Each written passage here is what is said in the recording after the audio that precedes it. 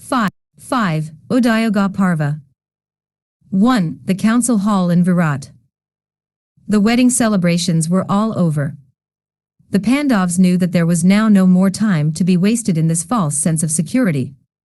They knew that they had to discuss their future plans with their friends who had come to wish them happiness. The assembly hall was now filled with the lions of Bharatvarsh. It was morning.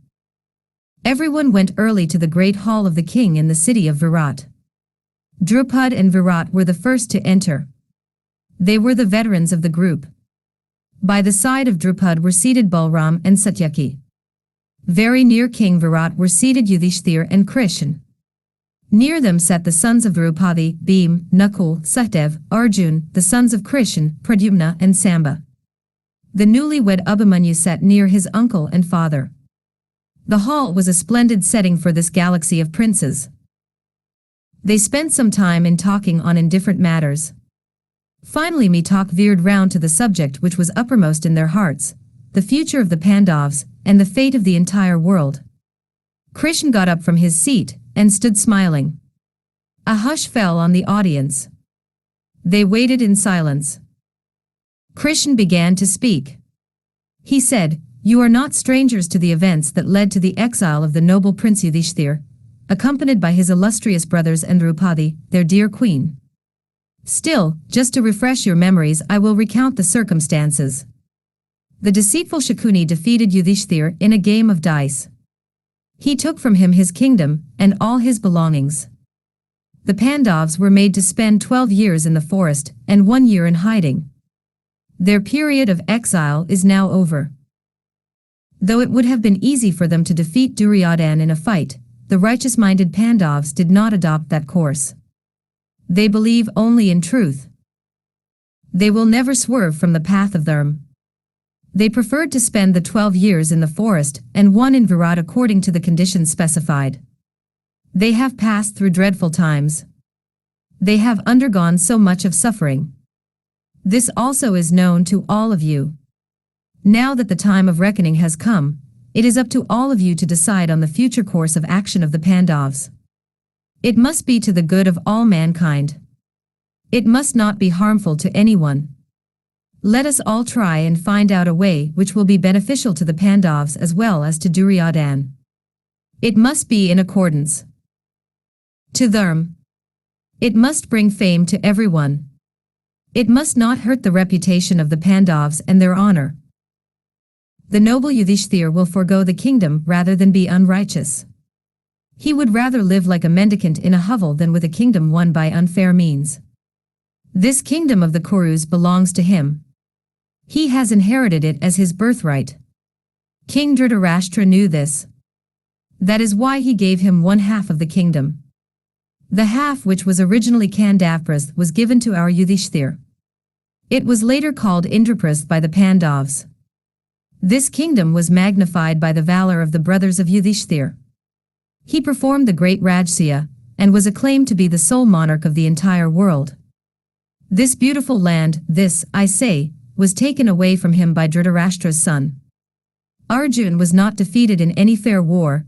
None of the sons of Dhritarashtra used his strength of arms in conquering the kingdom of Yudhishthir. The Pandavs were not given a fair chance at all. But this saint among men did not complain. He has never complained. Even when they were young children in the court of Hastinapur, they had been ill-treated by the Kaurav children.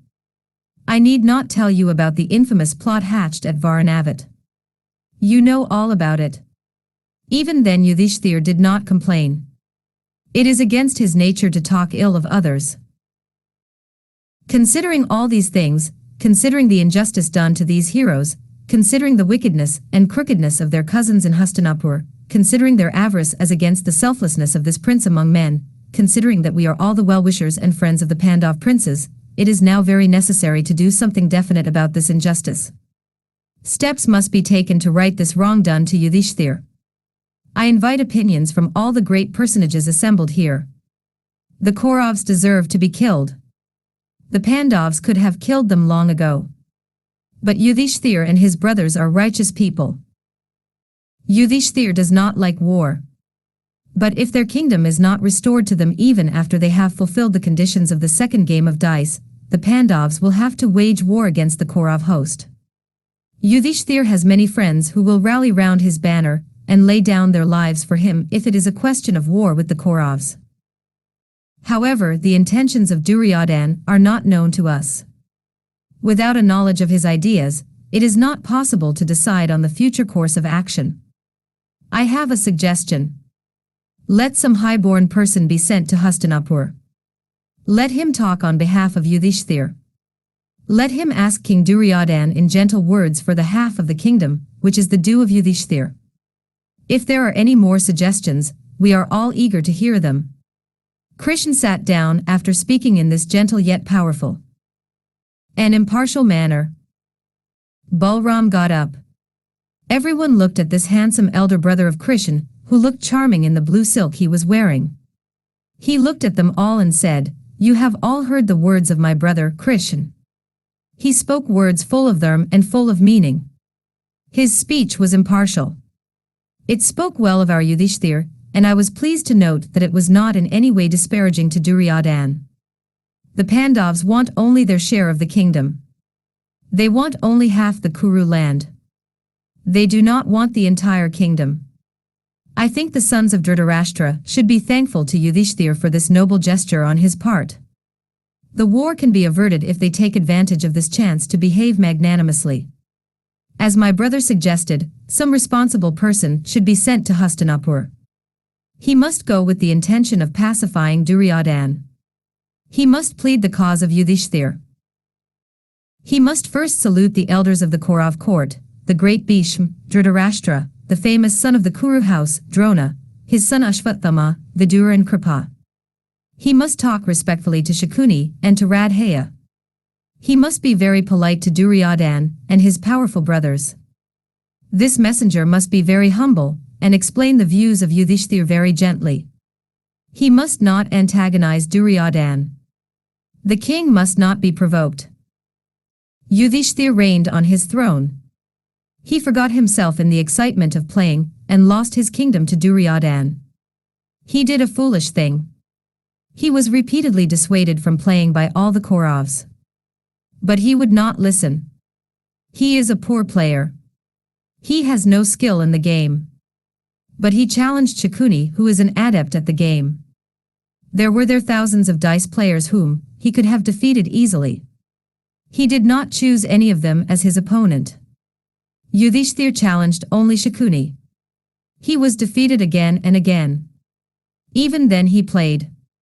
For this foolishness of the king of Indraprastha, it is no use blaming Shakuni or Duryodhan. Since such is the state of things, let the messenger use humble words to coax Dhritarashtra and Duryodhan to part with half the kingdom. It will not be wise or judicious to antagonize Duryodhan. War must be averted. This can be done only in a diplomatic manner, and that needs a very diplomatic and clever envoy. This speech of Balram was certainly provoking to all the friends of Yudhishthir.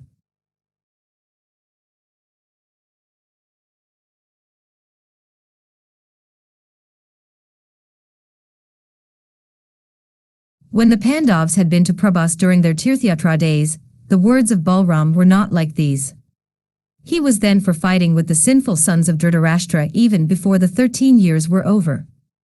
It was obvious to Yudhishthir that he had a talk with Duryodhan after that. Duryodhan must have given his own version of the game of dice to Balram. He must have misrepresented the facts to him. Balram was very fond of Duryodhan, and he was only too willing to believe all that he had been told. It was known to the whole world that Shakuni taunted Yudhishthir to a game, and it was Shakuni who would not let him go without playing. Once the game began, of course, Yudhishthir lost his head. But this misrepresentation of facts was just the sort of thing to be expected of the Kauravs. Duryodhan knew that Balram had a soft corner for him. It was easy for him to convince Balram that the Kauravs were not to blame as far as the loss of the kingdom was concerned. Credulous Balram thought that Duryodhan was not in the least responsible for that. Yudhishthir did not speak a word. Balram was talking.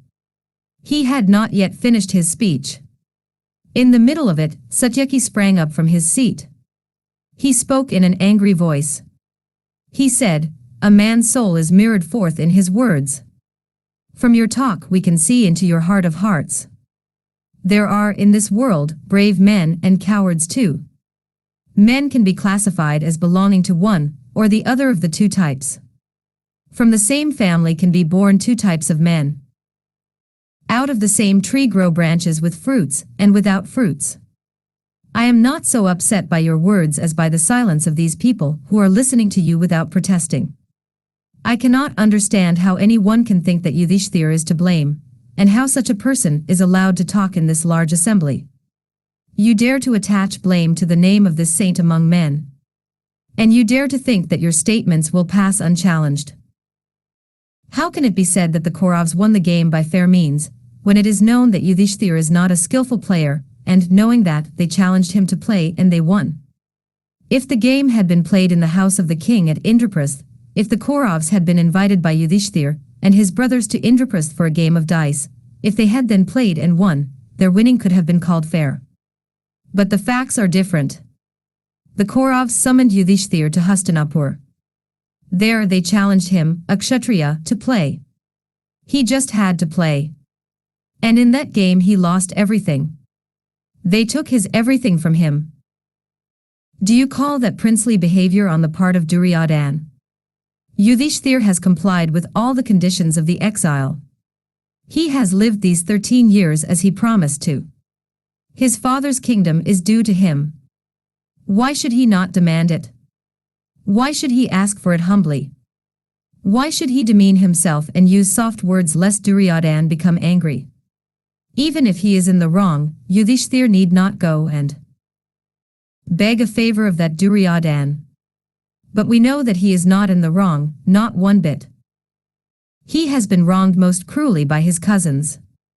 Think of the righteousness of your dear beloved Duryodhan. He knows full well that the period of their exile is over, and yet he sends a messenger with the words, "Arjun has been seen by us. So you must go back to the forest for another 12 years. Do you call that righteous? At the time of the beginning of the exile of the Pandavs, he was requested by Vidur not to be so cruel. He asked him to return their kingdom to them. But your dear pupil was adamant. He is the most avaricious person on the face of this earth. I have a feeling that these messages and messengers will all be able to achieve nothing. It is just a waste of time. I know Duryodhan. Let me be the messenger to Hastinapur. I will fight with that man. I will wound him with my sharp arrows. I will drag him by force to the presence of Yudhishthir and toss him at his feet. If they refuse to prostrate before Yudhishthir, I will send all of them to the abode of death. They will not be able to face the angry Satyaki when he makes up his mind to destroy them. Really, is there anyone who can withstand the great Arjun or Krishn or me? Who can stand up against Bheem?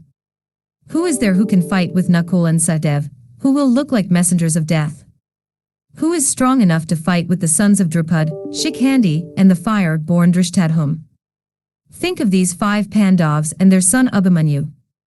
They will have with them Gada, Pradyumna, Samba, and myself. Who can fight against this team of thunderbolts? We will all of us kill the sons of Dhritarashtra, and we will kill Radhaya and Shakuni and the whole sinful crowd. We will perform the coronation of Yudhishthir. The Kauravs are terrible sinners who are bent on destroying the Pandavs. No sin will come to us if we kill them. I know what is in the mind of Yudhishthir. He knows that Duryodhan will not return the kingdom to him. Either the sons of Dhritarashtra must return the kingdom immediately to Yudhishthir, or they must be killed in the war and made to sleep on the field of battle. This your suggestion that Yudhishthir must beg Duryodhan for what belongs to him is insulting to the greatness of our king, and to the valor of all of us who are ready to fight for him. This impassioned speech of Satyaki won the approval of all of them. Yudhishthir looked with affection at Satyaki, whose blood boiled so easily at the insult directed towards himself. Krishn smiled at him and at Arjun. Satyaki's bosom was still heaving. His eyes were still red like copper. He glared at Balram and bit his lips. His lips were still throbbing with wrath. Drupad got up. He said, "What Satyaki says is the truth. Duryodhan will never return the kingdom without a war being fought. That is certain. The old king Dhritarashtra is lost in his son. Bhishma and Drona will surely be foolish enough to side with Duryodhan. Radhaya and Shakuni are, of course, on his side. The words of Balram are not pleasing to me. Soft words should not be used when we talk to Duryodhan. He is steeped in sin. I feel gentleness is the wrong thing to be employed. When we handle cows and bullocks we must be harsh. If we are gentle in our talk, Duryodhan will think that we are afraid. He will never be able to understand the motives which prompt us to be gentle. He will think that the Pandavs are weak and hence unwilling to fight with him. We will send an ambassador to the court of Duryodhan, of course. But the most important thing is not that. The more important thing is to send messengers to the kings who are our friends. A great event is waiting in the womb of time. It will be born any moment. We must prepare ourselves for it. Let Yudhishthir send word to all his friends, Salya, Drishtaketa and Jayatsna. Let the Kakaya brothers be approached for support. We must hurry. Duryodhan will also be sending messengers to these. Good people always agree to help the person who comes to them first. We must forestall Duryodhan. We must approach Bhagadat and so many other great warriors. We must make sure of their support. As for the envoy to Hastinapur, I will send my family priest. He is a good man born of a noble family. Let him be advised as to how he should approach the Kauravs, Duryodhan, Bhishma, Dhritarashtra and Drona. I have a feeling that this will be the most sensible thing to do.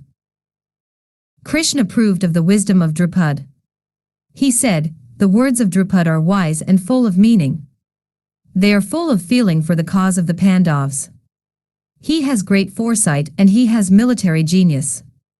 It is good that he has given a frank opinion about the possible behavior of Duryodhan.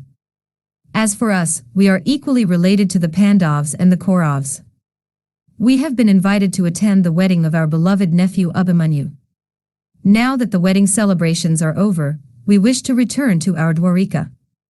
The good King Virat has honored us. We feel very happy. We are all his disciples and he is our preceptor. That is how I feel when I look at him." The old war veteran Drupad has now taken charge of the entire situation. I feel that a great load has been lifted off my mind. The words of Drupad will certainly be respected by Bhishma, Drona, Kripa and Dhritarashtra. He will send his family priest to Hastinapur with proper instructions. I am certain about that. Let us all hope that this enmity between the Kauravs and the Pandavs will be brought to an end by the intervention of Drupad. If that does happen, a great calamity, a great destruction, can be averted. If, however, blinded by power, the proud and obstinate Duryodhan refuses to see reason, then Yudhishthir, send for us, all of us. We will then see this foolish Duryodhan and all his associates meet with their fate at the hands of Arjun and the wrathful Bheem. Virat honored the guests from Dwareeka and bade them adieu. Then began the preparations for war. Yudhishthir and Virat were busy sending messengers to the different parts of Bharatvarsh, asking for help and support in the war that threatened to break out any moment now. Many of the kings hurried to the cities of Virat and Upaplavya with their armies. Duryodhan heard from his spies about the arrival of several kings in Matsya to help Yudhishthir. He began his preparations too. His friends were many. The earth was covered by the marching troops, some in the direction of Matsya, and some in the direction of Hastinapur. 2. Arjun and Duryodhan in Dwareeka. Drupad sent his own priest to the court of Hastinapur. This Brahmin was a high-born person. He would not cringe in the presence of royalty. He was used to living with kings. He knew how to conduct himself in a dignified manner. Drupad gave him the instructions which were necessary. He said, "You are a wise man. I have every confidence in you. You know all the circumstances. You know all about the injustice done to our Yudhishthir. You know too, all about the Kauravs. Dhritarashtra knows how unfair has been the treatment meted out to the 5 Pandavs. Still, though he has been advised again and again by Vidur, he listens only to his son's words. Shakuni, of course, is the evil genius of the young Duryodhan. Having gone thus far in their journey towards death, the Kauravs will not be willing to give up their kingdom to Yudhishthir. You must, therefore, address your words to Dhritarashtra. He may, perhaps, allow himself to be led in the right path. Vidur will also add his words of advice to yours. Your words may not influence Dhritarashtra, but they may, to a certain extent, work on the minds of the righteous-minded Bheeshm, Drona and Kripa. I will now tell you my purpose in sending you to Hastinapur. When your words work on the minds of the others, they will be upset. They will feel ashamed of their supporting Duryodhan. When his fighters are upset by the wrong action they are forced to do, Duryodhan will have to spend some time in winning their hearts back and their allegiance too. This respite is essential for the Pandavs. They can easily concentrate on the assembling of armies, which will help them. We can then win to our side powerful princes who may join Duryodhan if they are approached earlier by him. Dhritarashtra may be convinced by your arguments. I have my own doubts. But still, the miracle may happen, and he may be overcome with pity for the sons of his dead brother if their sufferings are placed before him vividly. You must use your discretion. Do not let your talk have any pleading in it. Just state the facts. The elders may feel ashamed of their course of action if you stress on the contrast between their actions and those of their forefathers. Their minds must be confused. They must reconsider their behavior. That is my aim. The time, which Duryodhan will have to spend in convincing them, and in bringing them back to his way of thinking, will be very precious to us. We can achieve a lot during this respite granted to us. I think this is the best thing to be done under the circumstances. I depend on you to do everything according to the rules of dharma and fair play. The ambassador had been sent to Hastinapur. In the meantime, the Pandavs with Drupad and Virat were busy sending messengers to all the powerful kings asking them to side with the Pandavs in the war, if there should be a war. Arjun went to Dwareeka to ask for the help of Krishn. The spies of Duryodhan told him about this journey of Arjun to Dwareeka. Duryodhan was advised by Shakuni to forestall Arjun. Duryodhan accordingly left on the fastest steeds he could collect. He arrived in Dwareeka just before Arjun. Arjun came some time later. They both met in the lobby adjoining the apartments of Krishn. Duryodhan was happy that he had come first. He smiled at Arjun and said, "We both seem to have had the same hope in our minds when we tried to reach Dwareeka quickly. Evidently, I am more fortunate than you. I have come sooner than you.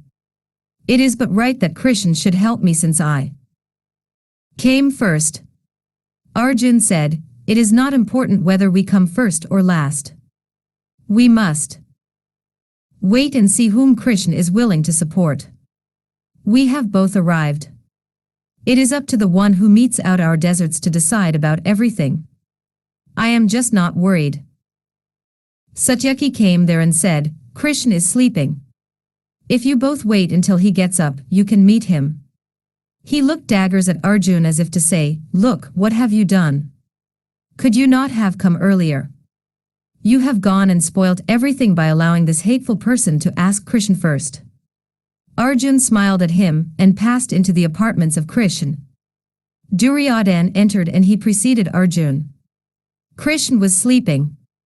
Duryodhan walked proudly to the cot and sat on a beautifully made seat, which was placed at the head of the cot. Arjun, who had followed Duryodhan, went to the foot of the bed and stood at the feet of Krishn with his hands folded and his eyes closed. His mind was serene. He was in the presence of Krishn. How could disturbing thoughts come to his mind? Krishn woke up from his sleep. His eyes rested on Arjun. He got up after smiling at Arjun. He became aware of the presence of someone else. He twisted his body and looked in the direction of the head of the cot. He saw Duryodhan. He received them both with words full of affection. He wanted to know the reason for their coming. Duryodhan spoke in his fine, powerful voice. He said, "Krishn, you know how it is with us, cousins. We will most probably fight for this ancient throne of the Pauravas. We are busy collecting allies and armies. I have come to you to request you to help us in the war by taking up our side." He paused. Krishn bent his questioning eyes on Arjun. He nodded his head as if to say, "Yes, my lord, I have come too, to ask you to help us." Duryodhan continued. He said, "Krishn, you are as much our friend as you are to the Pandavs. Your relationship to the Pandavs and to the Kauravs is the same. I came to you first, Krishn. It is but right that you should give preference to the first comer. You are the greatest of the great. It will not be nice if you do not follow the path of them. You must grant me the privilege since I have come first to you."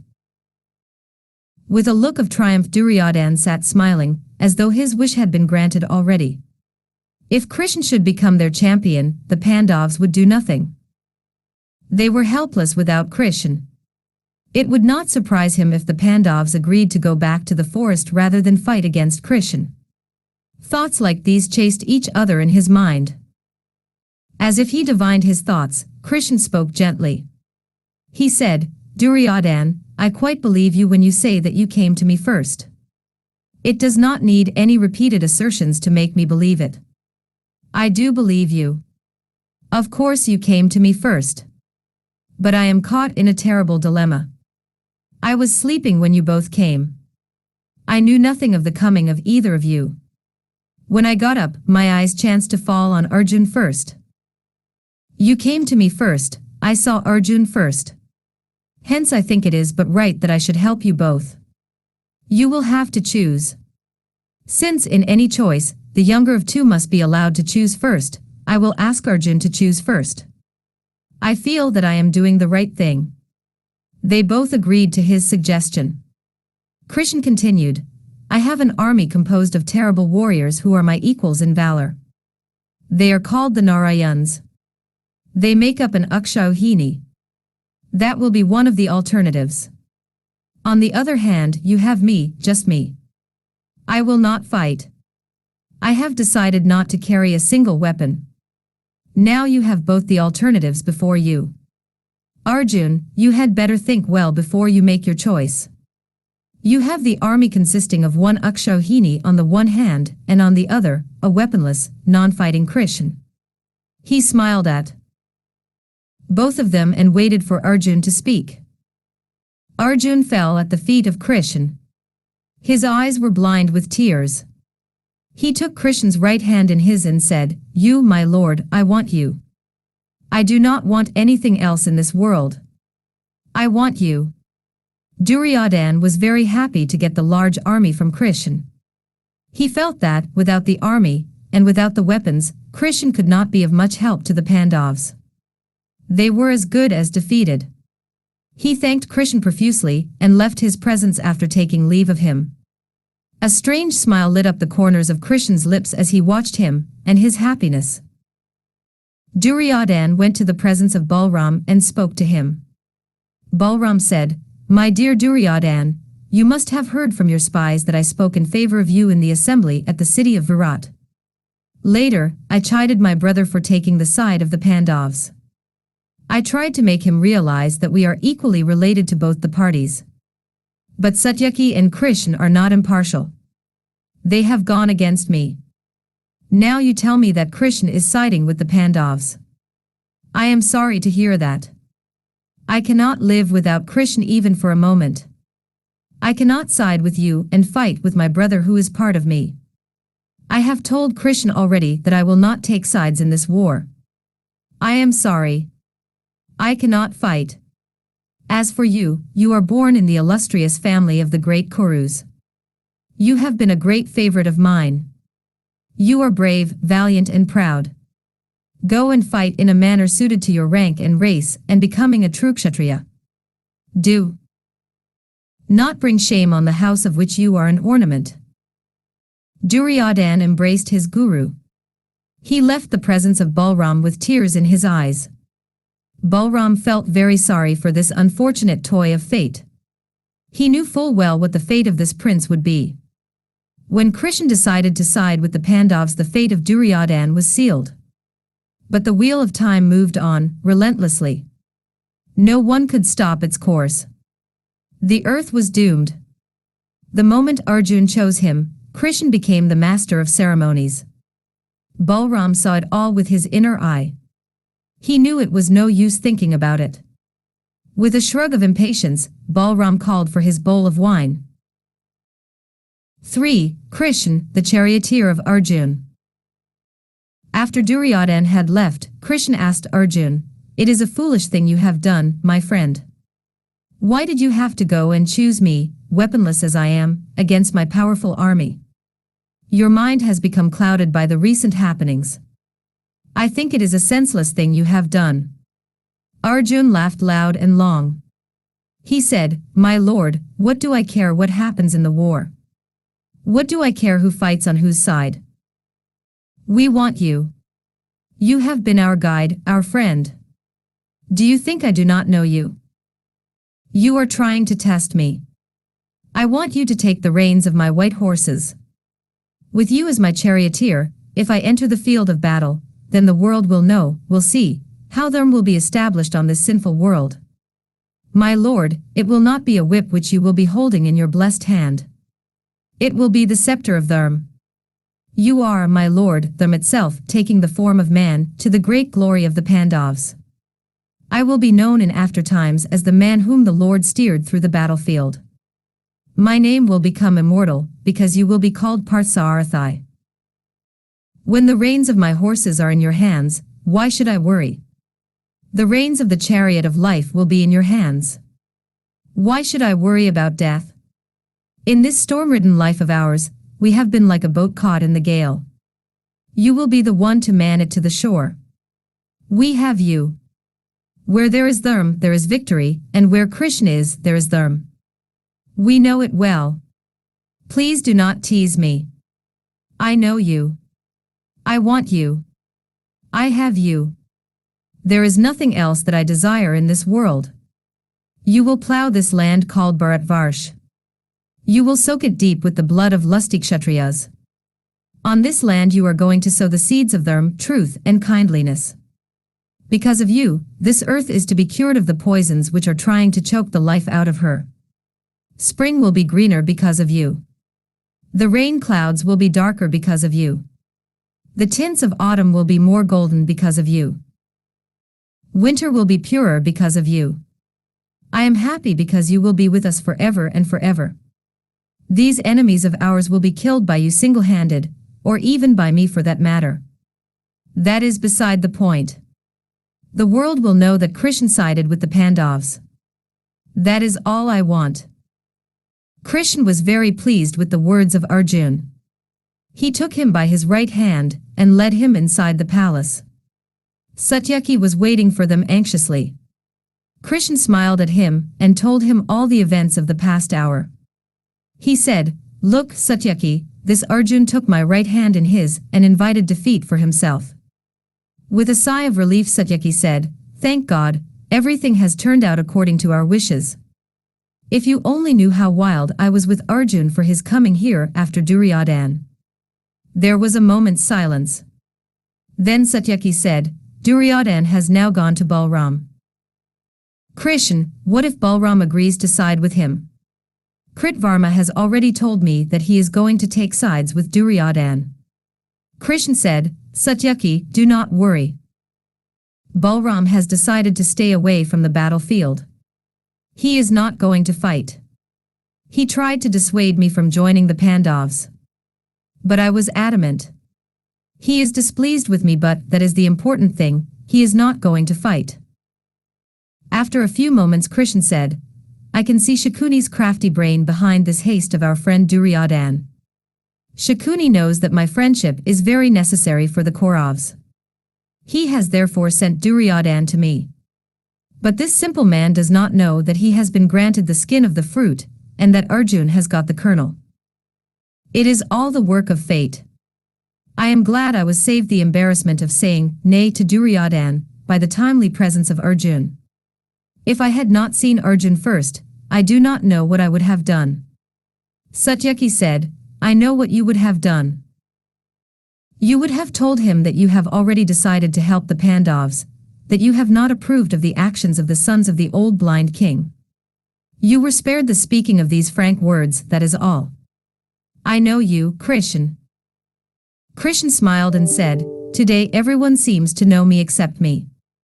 Arjun says I know you, and now you say I know you. And earlier in the day my lord Balram and I were discussing the war. He said, I know you, Krishn. You are bent on seeing this war fought. You have decided on the death of Duryodhan and Radhaya. I do not want to fight against you. I cannot have it. I do not care what happens to the Pandavs or the Kauravs for that matter. I am only sorry for Duryodhan. He is a good boy. It is that awful father of his who has brought him to this state. He has many noble qualities. But all that is not going to be remembered by the world of men. They will remember only this game of dice and the exile of the Pandavs. I wish someone like me had gone to Hastinapur to make him give up the kingdom to Yudhishthir. The wrong person has been sent. Anyway, the dice is cast once again. This time, it is loaded against the Kauravs. Shakuni once wielded the treacherous dice. This time, the loaded dice will be wielded by you, Krishn. It is as treacherous as that wielded by Shakuni. The fates of poor Duryodhan and Radhaya are known to me. You are going to play a game with these Kshatriyas as your pawns. I know what is going to happen. I know you, Krishn. Let us not discuss it any more. I am going to stay away from this war. Satyaki, Balram is not happy at all. But I do not agree with him. It is not right to stand by and watch an injustice being done. There are times when active interference is necessary. The sons of the sinful Dhritarashtra must not be allowed to continue like this. The time of reckoning has come. They have got to suffer for their sins. I am not sorry for them. It is true what Balram says.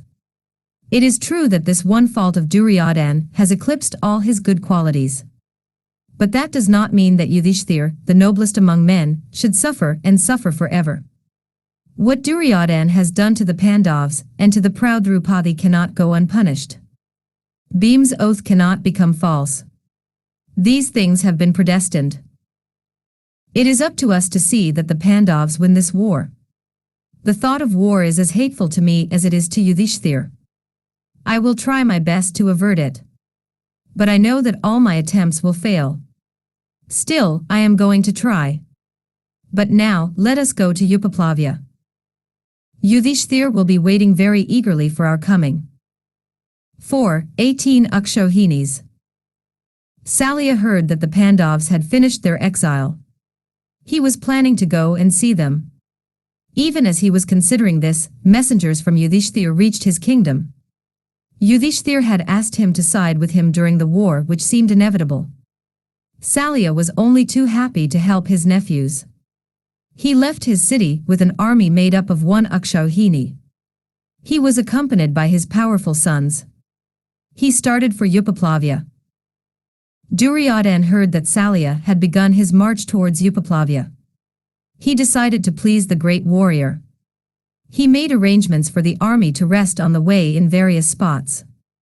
He erected camps for their comfort, camps which were supplied with refreshments and entertainments which were sure to please the king of Madra. Duryodhan was very thoughtful about the comforts of Salya, who was entertained as though he was Indra. Salya was very pleased and flattered. He thought that all these arrangements were made by Yudhishthir. He sent for the servants who had made the arrangements and said, "Where are the agents of my nephew Yudhishthir who have taken so much trouble? I would like to meet them and reward them for this. Please ask them to appear before me so that I may show my great appreciation."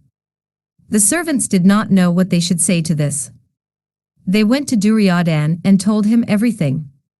He saw that Salya was so very pleased that he would give even his life to show his appreciation.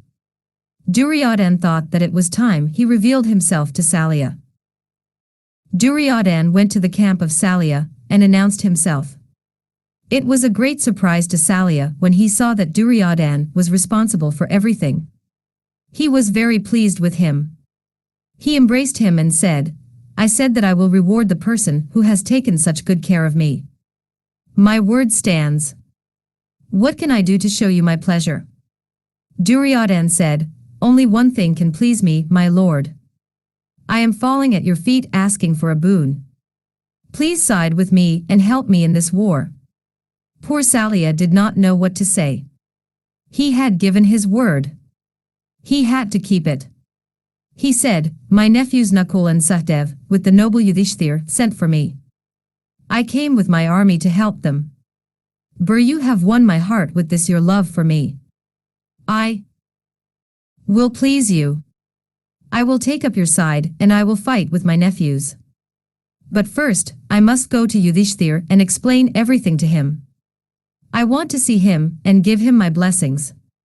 He has passed through many hardships. I must go and greet him." It was not possible for King Duryodhan to prevent this. He said, "Certainly. It is but right that you should go. But please come back soon and please do not forget your promise." Salya said, "I will not forget. You can go back to your city. I will see my dear nephews and then I will come to you." Salya went to Upaplavya and met the Pandavs. Yudhishthir came to him and prostrated before him. Then came the other brothers. Salya embraced them all and said, "I am happy to find you all safe and well after the terrible 13 years. I am glad to see the proud Draupadi safe and well." They sat together and spoke about the recent events. Salya gently broke to them the news about his promise to Duryodhan. Yudhishthir was greatly disappointed. But he was very fair-minded. He said, "I quite understand your granting this boon to Duryodhan in the fullness of your heart. It befits a noble man like you. You can certainly go back to the Kaurav camp. It is unfortunate that we have to fight our own uncle because of this war." Yudhishthir's eyes became filled with tears. Salya was very unhappy of his own rash promise, which now made him fight with the sons of his dead sister. His heart was heavy. He said, "I wish this had not happened. You know how much I love you all. I am now bound to do a thing which I have not the heart to do." Yudhishthir said, "There is one thing you can do to help us. You need not leave Duryodhan and come to us. That is not what I have in mind. I am also asking a favor of you. As my uncle you must grant me that." Salya said, "Certainly. I will try to make up for this unfortunate happening." Yudhishthir said, "When I think of the war, I am not worried about anyone except Radhaya. He has always been my Arjun's rival. When the fight between Arjun and Radhaya takes place, you will be asked to be his charioteer. You are the equal of Krishn in the art of driving a chariot in the battlefield. When the fateful duel is to be fought between Radhaya and Arjun, you must protect the life of my Arjun. If you are really fond of us, you must dampen the enthusiasm of Radhaya. That will have a lot of effect on his mental condition. He must be compared to Arjun and you must make out that Arjun is the better warrior. I know that this is a very improper thing that I am asking you to do, but you must do it. I am so afraid of Radhaya." Salya said, "Yudhishthir, I promise to do my best to help Arjun during the duel between the two rivals. I will deride Radhaya and make him lose his confidence. You can be sure of my help. The sufferings of the sons of Pandu and those of Draupadi must not go unavenged. Your days of suffering will soon be over. You will rule the earth, and I bless you wholeheartedly. You will win this war." Salya left the Pandavs and went to Hastinapur. His heart was heavy. He was fond of the Pandavs and it did not please him to fight against them. The allies had begun to arrive on either side. Many went to Upaplavya. The first to come was Satyaki with his 1 Akshauhini. The next was Drishtakato, the king of the Chetas, with 1 Akshauhini. The next arrival was Jayatsna, the son of Jarasandh, with 1 Akshauhini. The next to come were the 5 Kakaya brothers with 1 Akshauhini. Drupad came next. He had 1 Akshauhini with him. He was accompanied by his son Shikhandi, Drishtadyarna, and the sons of Draupadi. Virat brought 1 Akshauhini. His sons and brothers were with him. The king of Pandya and Nila, the king of Mahishmati, came with their armies. The assorted armies made up 1 Akshauhini. So altogether, the Pandavs could command 7 Akshauhinis. Their army covered the earth. It looked as though the sea had forgotten the boundary imposed on it and entered the land. Hastinapur was becoming filled by the armies of the allies of Duryodhan. Bhagadad, with 1 Akshauhini, was the first to arrive. Then came Salya with 1 Akshauhini. Purusravas, Kritvarma, Jaydrath, Sudakshina the king of Kamhoja, Vinda and Anuvinda, the Avanti brothers, each brought 1 Akshauhini. There were many others, whose armies totaled up to 3 Akshauhinis.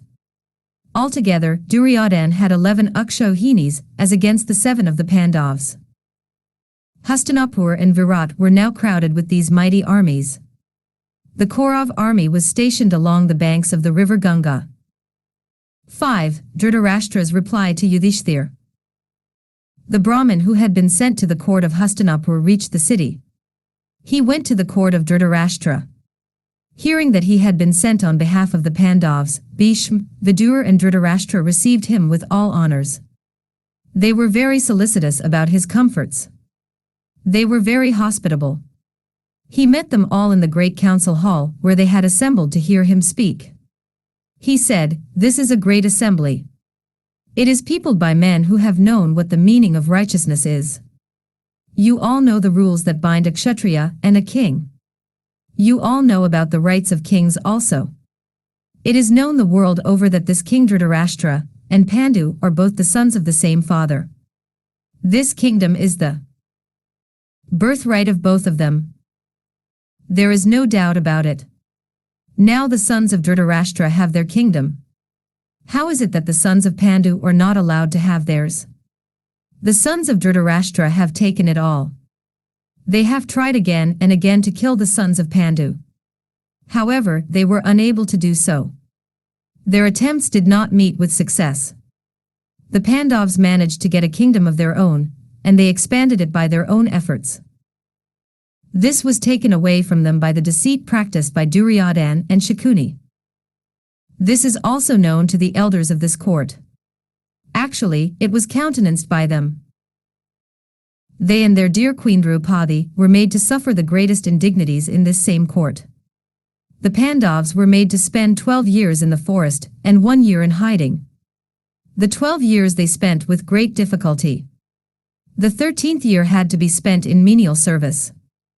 The Pandavs do not want to remember all this. They want their half of the kingdom. It is up to the righteous-minded elders of this court to coax Duryodhan to render unto Yudhishthir what is his. The noble Yudhishthir wants only his half of the kingdom. He does not want a war. He is not for the destruction of the entire race of Kshatriyas.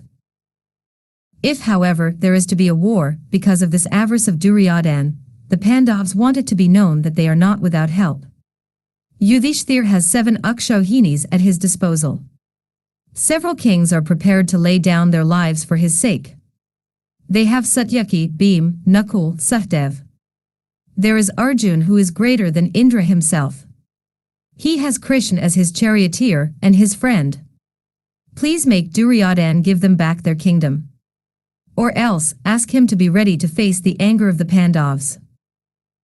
Bheeshm listened to the words of the ambassador. He said, "Indeed I am glad to hear that the Pandavs are well, that they have Krishn for their friend, that they have a number of kings to help them, that in spite of their power they are bent on the observance of them and the general good of the world. I am happy to know that Yudhishthir is very keen on peace. What your honored self has said so far is the truth. There is no doubt about it. You are a Brahmin and so your words are extra sharp and stinging. Your diplomacy has not been evident so far. However, all that you say is true. The Pandavs have been ill-treated by the Kauravs.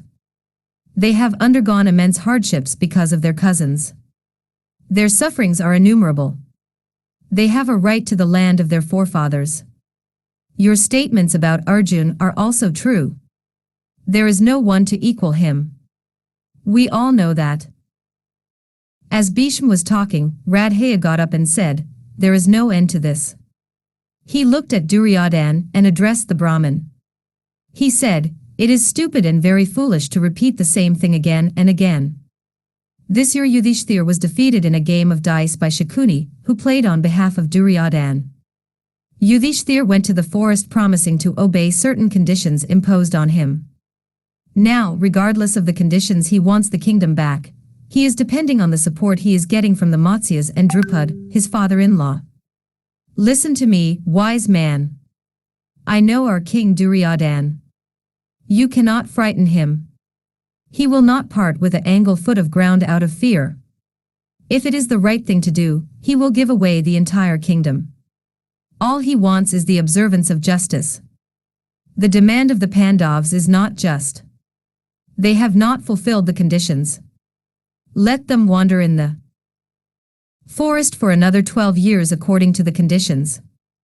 They can then come back and live as the subjects of Duryodhan, as his dependents. Ask Yudhishthir to be wise enough to give up this unjust demand for a kingdom which does not belong to him. If the Pandavs insist on a war, they will, later on, remember these my words." Bheeshm did not like these words of Radhaya. He became very angry. He said, "Radhaya, I am sick of your words. Remember what you did when Arjun fought with 6 great warriors all at once, very recently. I do not think you like to be reminded of your own behavior at that time. In the Virat kingdom, you saw how he defeated all of us. Did you conquer him? By no means. You had to run away to save your life. If we do not do as the Brahmin says, it is certain that we will all be killed in the battle. I know that Duryodhan and his team of evil mentors will be destroyed." Dhritarashtra found words to speak. He pacified Bheeshm and he spoke to Radhaya in harsh terms. He disapproved of his words and said, "Radhaya, I am sure the great Bheeshm is speaking words which will be good for all of us, for the Kauravs as well as for the Pandavs. It is not right, Radhaya, that you should speak like that to a well-wisher." Dhritarashtra turned to the messenger from Drupad. He said, "I request you to return to the Pandavs and tell them that I will be sending Sanjay with my message. I will have to consult my court before I can arrive at a decision. Please tell my son Yudhishthir that Sanjay will come to him soon." The Brahmin returned to Upaplavya. He told the Pandavs all about the talks in the court of Hastinapur. He gave a true account of the happenings. He described faithfully the army which had collected for the help of Duryodhan. He described its size and power. They all listened to his report. They were now waiting for the arrival of Sanjay. He would bring them the message from the king. Not many days had passed before he came. Sanjay was received with great love and respect by Yudhishthir. Mutual greetings were exchanged. The conventional questions and answers were over. Yudhishthir said, "Sanjay, I hope the elders of the court do not speak ill of us. I am still hoping that you are the bringer of pleasant news from Hastinapur. I do not know what you are going to say. I only hope Duryodhan and his friends remember us as we ought to be remembered. I am sure they have not forgotten Arjun and his prowess. I hope they know that he is a powerful opponent in war. They must also remember Bheem and the excellent manner in which he wields the mace. They must know about the conquests of Bheem during the days of the Rajsya. They must remember, of course, my brothers Nakul and Sahdev. I hope Duryodhan remembers the fight he had with the Gandharv by name Chitrasena during our exile. Duryodhan cannot forget Dwareeka in a hurry. He must remember how he owes his life to my good brothers who fought with the Gandharv and rescued my cousins." Yudhishthir paused for a moment. Tears sprang to his eyes. He said, "One deed, one good deed, Sanjay, is not enough to achieve happiness. This is evident since I can see that all my attempts to win the love of Duryodhan are all fruitless." Sanjay began to speak. He said, "In the court of Dhritarashtra, all around Duryodhan there are good people, and there are bad people. It will be sinful on the part of Dhritarashtra, if he bears any ill will towards you. You are so very righteous. He certainly does not approve of any injustice done to you. He grieves for it night and day. He has not forgotten either the prowess of his nephews in the art of fighting. He remembers Bheem and his mace. He has had several proofs of the greatness of Arjun. He has taken the trouble to make inquiries about your welfare during the 12 years of your exile. What the future holds for us cannot be gauged by anyone. Who would have thought that you, the monarch of the world, would have to spend 13 years in exile? The king depends entirely on your intelligence to find a way out of the imminent predicament. He knows that the sons of Pandav will never stray from the path of dharma, for the sake of their own pleasure. He therefore hopes that you, with your intelligence, will see to it that the sons of Dhritarashtra and Pandav do not fight with one another. The king has conferred with his court and sends you this message. Please listen carefully." Yudhishthir asked all the heroes to assemble. Krishn was there, Satyaki, Virat, Drupad, Drishtadhum, and the 4 brothers of Yudhishthir. Sanjay spoke the words of Dhritarashtra. "I send my best wishes to my sons Yudhishthir, Bheem, Arjun, Nakul and Sahdev. Also to my dear Krishn, Satyaki, Chaitanya, Virat and Drupad. I am sure Drishtadhum and Drupadi will also be present when these words are spoken. My dear Yudhishthir, I request you to be for peace. You are all full of all the good qualities. You are known for your love of steadiness, hatred of all crookedness and gentleness. You have been born in a great family. You will never do anything which will bring shame on the name of the family. A base deed should not be considered by you who is usually so high-minded. If after all these years of righteousness, you now do a shameful deed, it will spoil your good name like a drop of eye black will spoil a white cloth. I hope you will not willingly do a thing which will cause the destruction of the entire world. It is a sin. It will lead you to hell. You are set on destroying the world. Is it not a sin? Whether you win or lose is of minor importance. There is nothing like the sacrifice of one's life for the sake of the family. Indeed, only those will be blessed and their friends, and well-wishers too, who, instead of destroying their cousins, will, on the other hand, give up their lives for the sake of the family. If you insist on fighting with the Kauravs, you may be able to destroy them. But what do you get? You will be unhappy all your life since the death of one's relations does not give happiness. Yours will be living death if you live after the death of your cousins. Your army is powerful. You have many great heroes to fight on your side. You have Krishn to help you. You may be victorious. Again, the Kaurav army is also powerful. It is invincible. Bheeshm, Drona, Kripa, Ashvathama, Radhaya, and a host of other heroes have made up the army of the Kauravs. The army of the son of Dhritarashtra is indeed very powerful. You must think twice before you decide on war. Hence, Yudhishthir, I feel that there is nothing good that can come of victory or defeat. The sons of Kunti, who have been righteous all these years, must not taint their names and their reputation now by this act. I therefore fold my hands and stand in front of Krishn and Drupad and pray that this calamity may be averted. I have hopes that Krishn and Arjun will not disregard these words of mine. I am talking for the welfare of the world. Krishn and Arjun will die rather than think of disobeying me. I join my uncle Bheeshm in asking you to think of war no more. Please think in terms of confirmed peace between the sons of Pandu and Dhritarashtra. Yudhishthir was amazed and distressed by the words of his uncle. He became quite angry. He said, "But this is unfair. My honored uncle is trying to accuse me of deliberate cruelty. Of course I want peace. I did not ask for war. I have been quite against this war with my cousins. I sent word through my priest that I am not for war, I want peace. Who will wish for war when it is possible to avert it by compromise? Having lived in this world for so many years, do you think I have not garnered enough wisdom to realize the greatness of peace? Which cursed fool will want to fight if he can get what he wants without having to fight for it? The sons of Kunti have been known to follow the path of Dharma.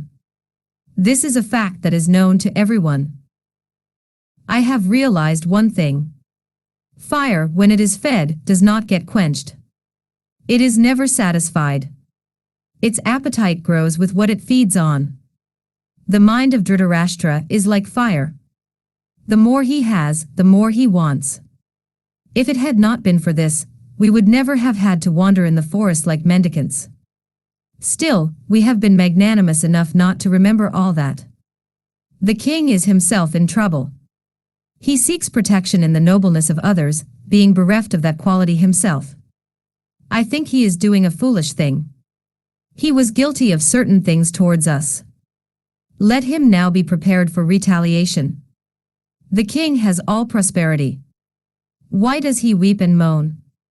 He would encourage the sins and selfishness of his son, and his crooked ways. He aided and abetted his meanness. He thought of only one thing, the pleasure of his son. Duryodhan would not listen to the words of his uncle Vidur. Vidur is their best friend. But Duryodhan, and his father too, treated him as though he were their arch-enemy. Dhritarashtra, intent only on pleasing his son, willingly allowed all that injustice in his court. He is so fond of his Duryodhan that he disregarded the words of Vidur, the wisest and the most farsighted of the Kauravs. The king's only wish in this world is to satisfy his son. This son of his is steeped in sin. He is proud, arrogant and haughty. He does not know how to behave towards elders. His tongue is foul. His language does not befit a son of the most ancient family on the earth. He is vile. For such a son, this king of yours, this Dhritarashtra, knowingly and very willingly abandoned all Dharma. On that day when the game of dice was being played, Vidur spoke to the king, and asked him to stop the game. But the king paid no heed to his words. All the words he spoke were these, who won? At every throw of the dice, the old man could speak only these words. He was as excited as his sons at the loss of my kingdom. Duryodhan, at least, is open and frank in his hatred for the Pandavs. We know where we stand with him. But this uncle of mine is different. He has the heart of his son, but not his courage. Duryodhan at least says that he will not return the kingdom to me, and that we will have to fight for it. But this king is more crooked than Shakuni. He tries to make out that I want war, and that he is for peace. On the day when the game of dice was played, I saw that the king paid no heed to the words of Vidur. I knew then that the destruction of the sons of the king was very near. Sanjay, consider the court of the Kauravs. Think of the lawgivers there. The court is presided over by the sinful, selfish Duryodhan. Shakuni, Dasashun, and Radhaya, the Sutputra, are the lawgivers. I cannot see how it can flourish when the kingdom is being ill-treated by these people. Dhritarashtra wants the entire earth. He wants his sovereignty to be undisputed. How can that be possible? When he has taken the kingdom by cheating, and when he clings to it like a child which clings to a toy which it has snatched from the hands of another, how can he possess it for long without the rightful owner asking for it? We are good people, we are righteous people. But remember, Yudhishthir is not a fool. Ask your king to think of everything that has happened to us these many years because of him and his sons. Tell your king that the thought of war is as hateful to me as it is to him, though the reasons for his hating the war are different from mine. Tell him that I am asking only for fairness. Tell him that my kingdom, my Indraprasth, must be returned to me. Let Duryodhan return it to me, and there will be no war. Sanjay said, you have not heard the message completely. I have some more words to be said. The king says, consider the life of man on this earth. It is short. Why should you let it end in infamy? A life of shame is as good as a perished life. Perhaps the Kauravas may not give up their kingdom. Unless there is a war, they will cling to your kingdom. Even then it will be better if you spend the rest of your life by begging for alms in the kingdom of the Vrishnis and the Andhakas. That will be better for you than getting sovereignty over the entire world. Life on this earth is very short, it is full of suffering and sin and unhappiness. Hence, it is very necessary to keep one's life untainted by sin.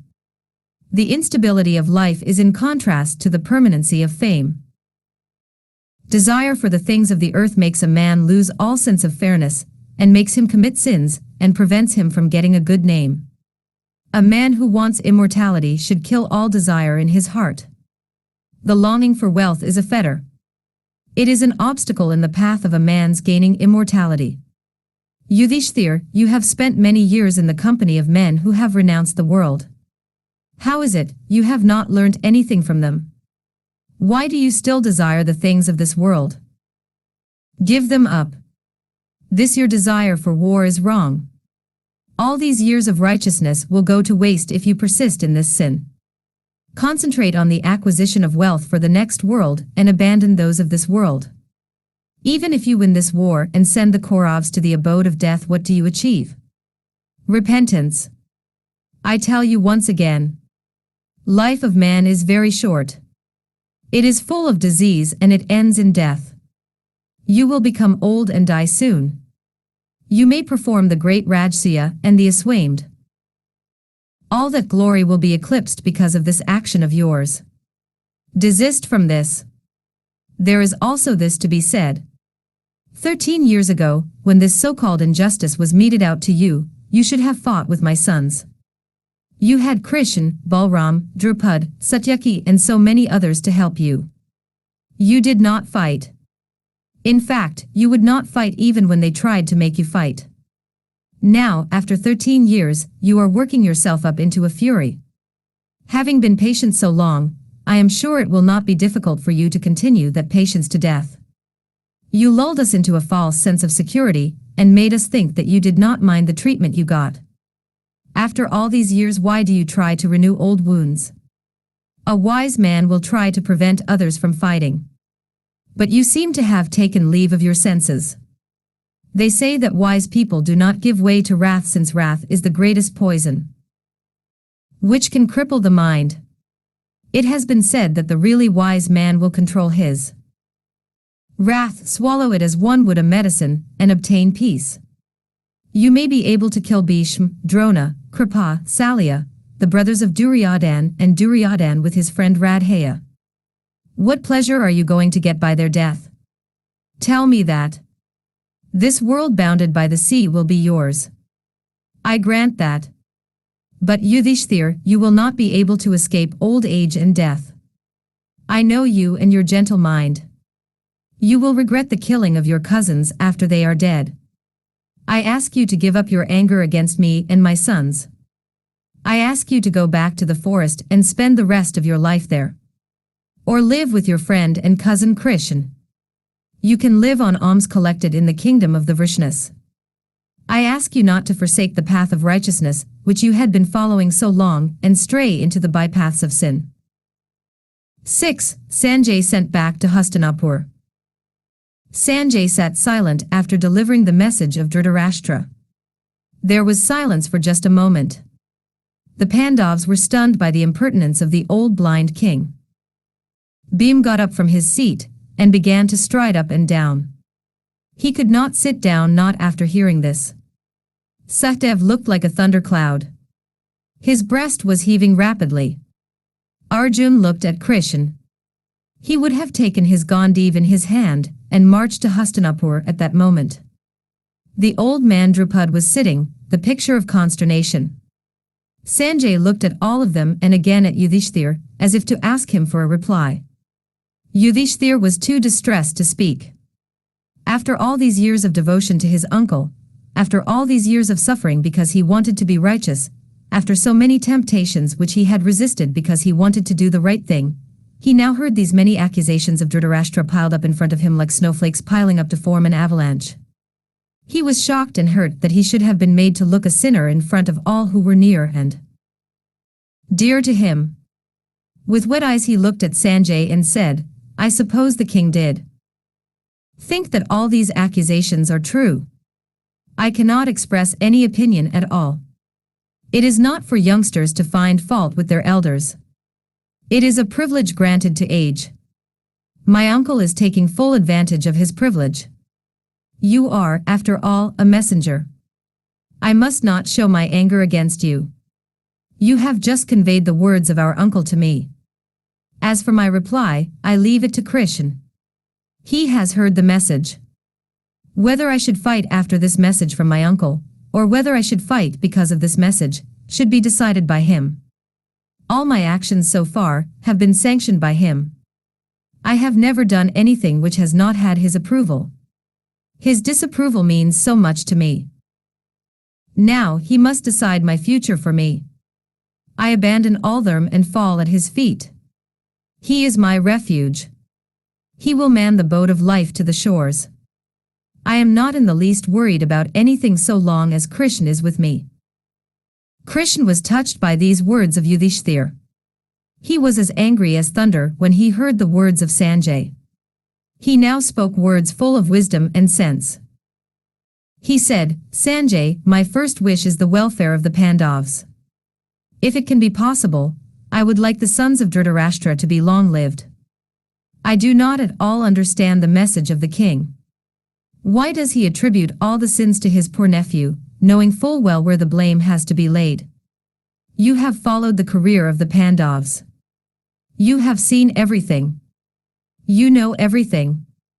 You know how much patience Yudhishthir has exercised all these years. He did it because he was righteous. And out of the blue comes this message from your king. Yudhishthir could have killed the Kaurav princes long ago. We asked him to. But he thought that it would not be right. And for that, the king blames him. Has the king lost his sense because of his extreme worry about his sons? You know about the dharma of a kshatriya. A kshatriya should punish the breaker of law. Kshatriyas should punish thieves and those who covet the wealth of others. This is the duty of a kshatriya. And according to that, Yudhishthir should punish the sons of Dhritarashtra. This king of yours has no right to talk about them to Yudhishthir, the image of them. It is impertinence. It is an insult to our king. Your king is as much a thief as his sons, since he encouraged the robbery and enjoyed the fruits of the robbery all these years. Even now, we are not enamored of the idea of fighting. We do not want to destroy the immense army of Duryodhan. We want peace. If our king Yudhishthir gets his kingdom back, all our preparations for war will be at once cancelled. You must go back to your king and tell him all that happened here. Tell the people in the court of the king that the insult they offered to Draupadi is reason enough to kill all of them without hesitation. Tell Radhaya that the words he spoke to Draupadi, when she was standing in the Kaurav court, are not forgotten by Arjun. They are keeping him awake at nights. Tell your younger prince, the arrogant Dasashun, that the Pandavs remember the words he spoke when they left Hastinapur dressed in tree bark and deer skin. He called Bheem cow. Bheem remembers it. He is thirsty for the blood of that man.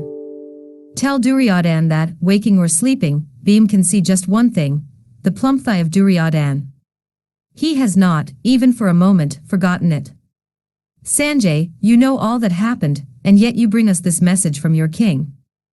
Nakul has not forgotten Uluka, and neither has our Sukhdev forgotten the crafty Shakuni, and his crooked smile when he told Yudhishthir, you still have Draupadi. It is too well known to the world, or else I would begin at the beginning and recount the atrocities perpetrated by your king and his sons. Still, we are for peace. Your king is crying out for peace since he is afraid for his sons. We are crying out for peace, not because we are afraid for us, but because we are also afraid for the sons of Dhritarashtra. We do not want the whole world to die because of the obstinate pride of one man. We do not like to see so many people die because one man is too obdurate and his father too avaricious. We want the world to live. We want the wives of all the kings to live happily. We do not want to see them in tears. That is why we want peace. Please go and tell your king that I will come to Hastinapur. I will try and see if I can convince that foolish Duryodhan that he should do the right thing by the Pandavs. I have my own doubts about the success of my mission. But I will try. I do not like the talk of your king. I want to show them the error of their ways. I will come and talk to all of them.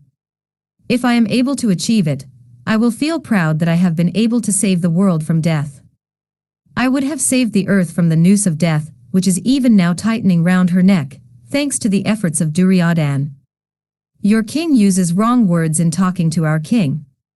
Please tell him that if that foolish young man Duryodhan does not make up his mind to return the kingdom of Yudhishthir to Yudhishthir, Yudhishthir and his brothers will answer the words of your king with their arrows. There is a tree growing in Hastinapur. This tree is called Duryodhan. Its trunk is Radhaya, and its branches are Shakuni.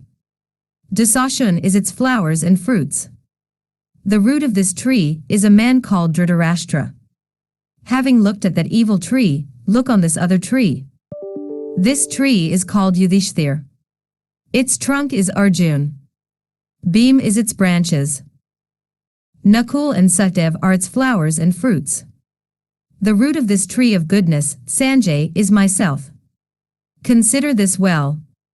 Think reasonably and decide which tree will live through the storm called the war, and which will be thrown on the ground. You can now go back to the king, and give our reply to his message of peace. The Pandavs are ready to lay down their arms. I will take up that responsibility. But only if Indraprastha is returned to Yudhishthir. Sanjay took leave of the Pandavs. He said, Yudhishthir, you must realize the embarrassing position in which I have been placed by my king. You and your brothers and your dear Krishn must look on me with affection. I am just the vehicle of the king's thoughts. I do not voice his sentiments nor do I approve of them. I wish you well. Please let me know what message I have to carry from you. Yudhishthir said, Sanjay, you have ever been dear to us. Even when we were children you were as fond of us as our dear uncle Vidur. You were present during the game of dice. You know all about the indignities we had to suffer. I am not in the least angry with you. The golden bowl, which is made to hold poison, is still a golden bowl. It does not change its nature along with what it contains. You have been a good friend of the Pandavs. Please convey my best wishes to those at Hastinapur. Convey my greetings to everyone there. Tell them all individually that I wish them well. Then, tell Duryodhan what I am going to tell you now. Duryodhan, this your desire which is always making music in your heart, this desire to be master of the entire kingdom of the Kurus, is a vain desire. As for us, we do not want to do anything unpleasant. In fact, we want everything to be pleasant. You are a great king. Be really a great king. Give back to me my Indraprastha. Or fight with me. I wish to rule my kingdom again. I hope you will be sensible enough to listen to my words. Arjun did not like this soft message. He said, ask your Duryodhan to release Indraprastha from her bondage. Yudhishthir is her lawful owner. If, however, he is foolish enough to refuse, our course is clear. He will have to face Arjun, Bheem, Nakul and his powerful brother Sahdev. We have on our side, Krishn, Satyaki, Drishtadhum, Shikhandi and Yudhishthir whose patience has now reached its tether end. Let your king note this. For his making Yudhishthir sleep on the ground for 12 years, we will make him and his friends sleep on the battlefield. This our king, Yudhishthir, has controlled his anger for the last so many years. If he gives vent to it, Duryodhan will be burnt by its intensity. Let him take care of himself. Like fire burning a forest to ashes, Yudhishthir will destroy the entire host of the Kauravs with his wrath. Duryodhan wants war. Let him have it. I will see the mighty Bheem. With his mace uplifted, walking on the field of battle. Your Duryodhan will see him. Kill all the sons of Dhritarashtra. There will be no difference between him and Yama, the other person who wields a mace. Let Duryodhan remember the sons of the Pandavas. Particularly Abhimanyu the son of Arjun, and the nephew of Krishn. He is a child, but not when he fights. Here we have Virat and Drupad who are invincible. Perhaps Duryodhan does not remember his old associates, Shikhandi and Drishtadhum. They remember him, though. Drishtadhum will be our commander-in-chief, let your king take note of that.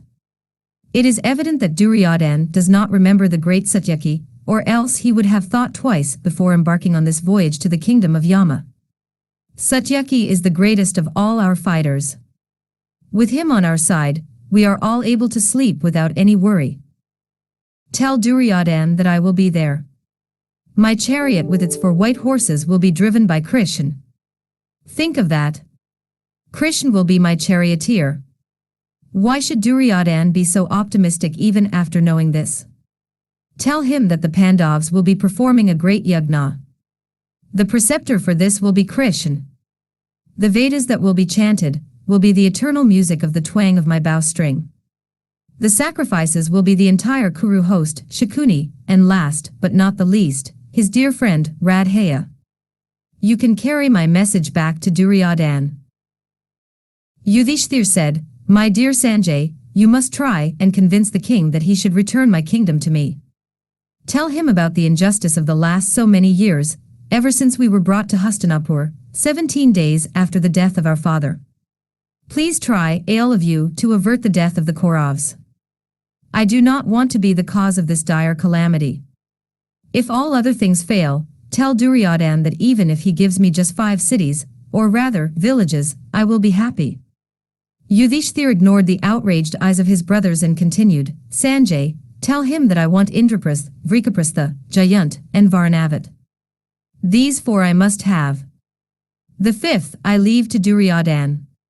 He can give me any other city. Try and see if you can avert the dreadful war at least by this. I do not want to see them dead. I want to live in peace with my cousins. Sanjay took leave of all of them. He was taken to the army camp, and he saw the army of the Pandavas. He then returned to Hastinapur. 7. Vidur-Neeti. Sanjay went immediately to the palace of Dhritarashtra, and announced himself. The king welcomed him eagerly. Sanjay said, Yudhishthir prostrates himself before you and inquires after your welfare, and that of your sons and friends. His brothers and Krishn are quite well. I was so happy in the fine atmosphere of peace and righteousness I found there. It was like the clean sweet breath of the mountains.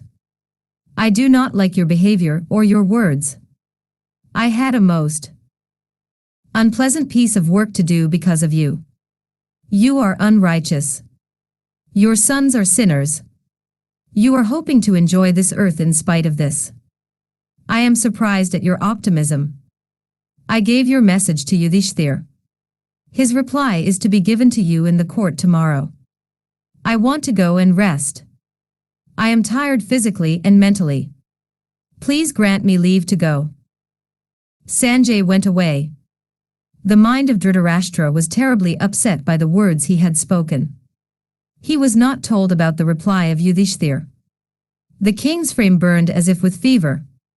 He tried to sleep. He could not. In despair he sent for Vidur. Vidur came to him quickly and asked him why he had been sent for. The condition of the king was indeed pitiable. He said, Vidur, Sanjay has returned from Upaplavya. He spoke harsh words to me and went away. He would not give me even a hint of Yudhishthir's reply. I have tried to sleep. I cannot sleep. You are my only friend. You have loved me with all my faults. You must console me and make me sleep. I cannot sleep. Vidur said, My lord, 5 kinds of people are unable to sleep. A man who lusts after the wife of another cannot sleep. A thief cannot sleep. A man who has lost all his wealth cannot sleep, or one who thinks all his wealth will be lost. An unsuccessful man cannot sleep. A weak man oppressed by a strong man cannot sleep. I hope none of these descriptions fits you. Surely, avarice and greed are not qualities to be found in you. Dhritarashtra was not unused to sarcasm in the words of Vidur. He smarted under the insight of his brother. He said, "Please tell me how I can sleep." Vidur smiled at him with pity blended with scorn. He said, "You have not been able to sleep for the last so many years, my lord. From the moment the Pandavs, led by the rishis of Satasringa, came to Hastinapur, you have not been able to sleep. Why, your sleeplessness goes further back. I remember the day when your son Duryodhan was born. You called me to your presence and asked me, 'I hear that a son has already been born to my brother Pandu. He is older than this my son. Do you think there will be trouble about the heir to the throne because of this?' Since that day, jealousy has lodged in your heart, and has driven out sleep. For the last so many years, I have been trying in vain to install into you some righteousness. You are a very sinful person. You have been responsible for the sufferings of the Pandavs and the imminent destruction of the Kauravs. How can a sinful person like you get sleep? Yudhishthir has always paid you the respect due to a father.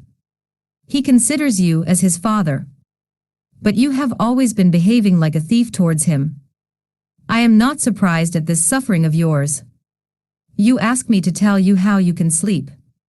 At this very moment, if you decide to return Yudhishthir's kingdom to him, you can sleep like an innocent child. Please listen to me. You are not wise. You are foolish." Dhritarashtra said, "Tell me, my dear brother, what are the qualities one finds in a wise man and in a foolish man?" Vidur said, "I will tell you what a wise man should be like. A man should aspire for the higher things, ideals, in life. The assets of such a man are self-knowledge, exertion, forbearance and steadiness in virtue. Such a man is wise. Neither anger, nor joy, nor pride, nor false modesty, nor vanity, can distract him from his purpose.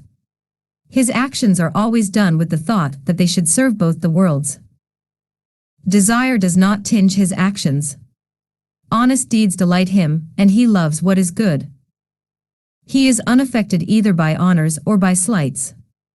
Like a lake in the course of the river Ganga, he is calm, cool, and unagitated. On the other hand, the qualities of a fool are also easy to enumerate. Scripture is a closed book as far as he is concerned. He is vain, he is proud, and when he wants to have something, he will never hesitate to employ unfair means. He has a knack of desiring what he has no right to desire. Those who are powerful make him envious. Let me tell you about a peculiar attribute of sin. One man commits a sin and several reap the fruits resulting from his sin.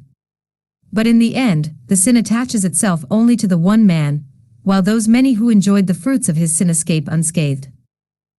A wise king should discriminate the two with the help of the one. He must control the three by means of the four. He has to conquer the five, know the six, abstain from the seven, and be happy.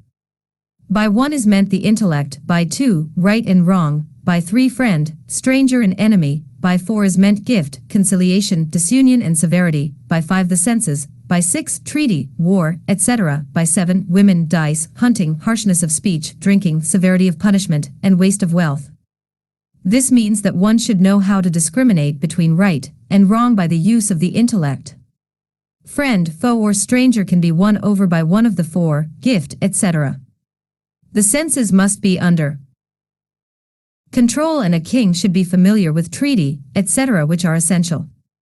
The seven have naturally to be avoided if a king aspires to be wise. Poison kills but one man, so does a weapon. But wicked counsels destroy an entire kingdom with kings and subjects. The highest good is righteousness. The one supreme peace is forgiveness. Supreme contentment is knowledge. Supreme happiness is benevolence. A king can easily become great by doing just two things: refraining from harsh speech and disregarding those that are wicked. Three crimes are considered to be terrible: theft of another's property, outrage of another man's wives, and breach with friends. Three things destroy the soul: lust, anger and covetousness.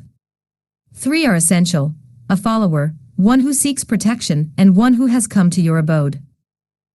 These should be protected. A king, although powerful, should never confer with these 4, men of small sense, men that procrastinate, men who are indolent and men who flatter. 5 things have to be worshipped: father, mother, fire, the preceptor and the soul. 6 faults should be avoided by a king who wishes to be great: sleep, drowsiness, fear, anger, indolence and procrastination. These 6 should not be forsaken: truth, charity, diligence, benevolence, forgiveness and patience. A king should renounce the 7 faults. 8 things glorify a king: wisdom, high birth, self-restraint, learning, prowess, moderation in speech, gifts given with discrimination, and gratitude. This human body is a house with 9 doors, 3 pillars, and 5 witnesses. It is presided over by the soul. The king who knows this is wise.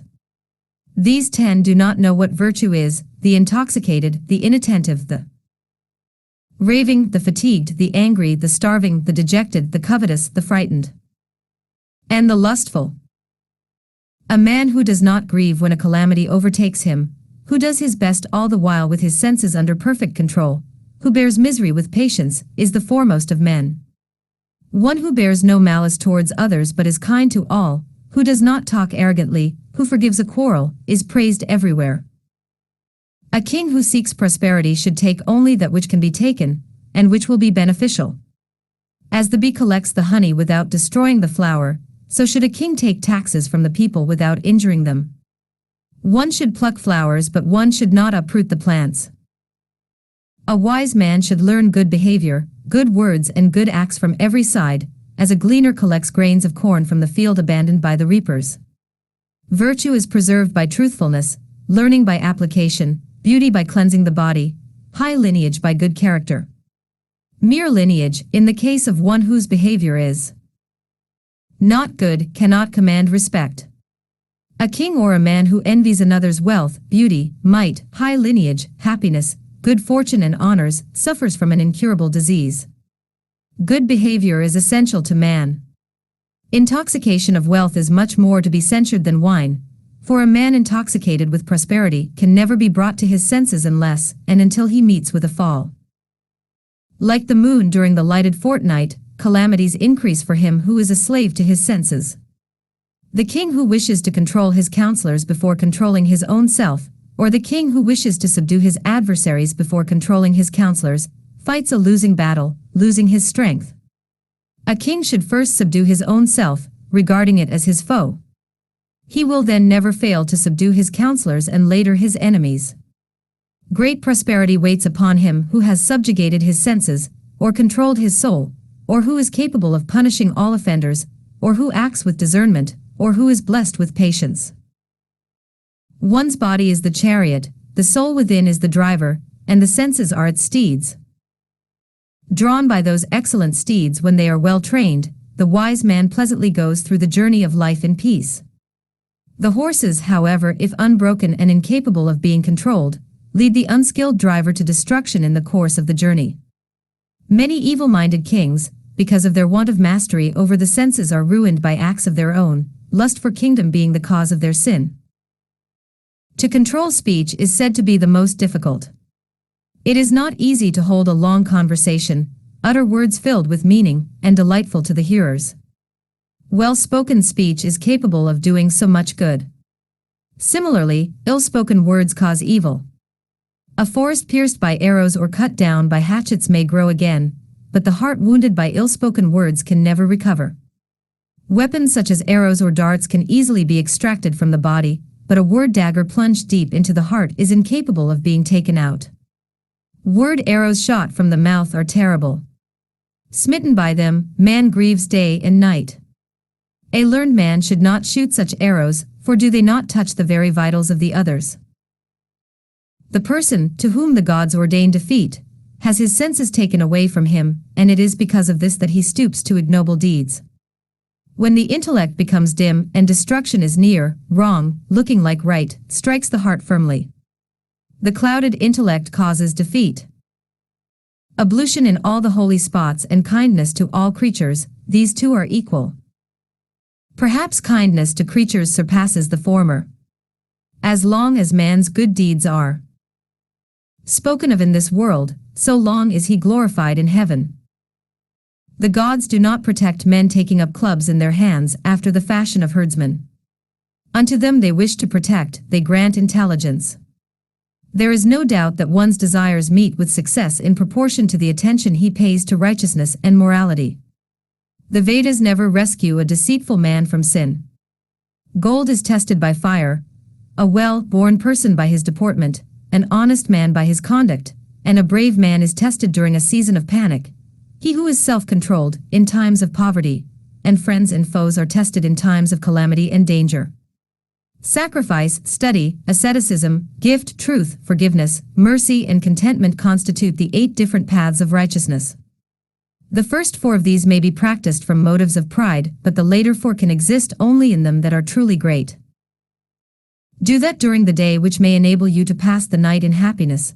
Do that during the 8 months of the year which may enable you to pass the rainy seasons happily. Do that during youth which may ensure a happy old age. Do that during your whole life here which will enable you to live happily hereafter.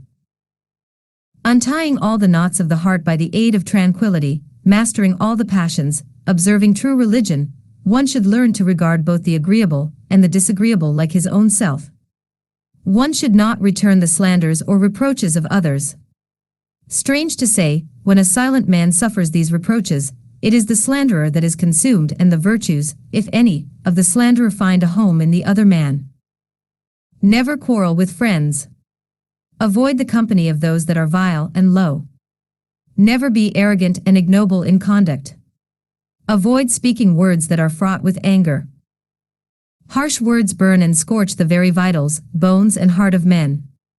And so, he that is virtuous should avoid harsh and angry words.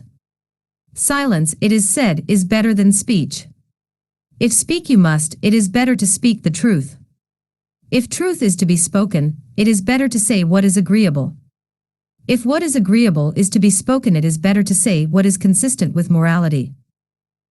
Asceticism, self-restraint, knowledge, sacrifices, pure marriages and gifts of food, these are the hallmarks of a high family.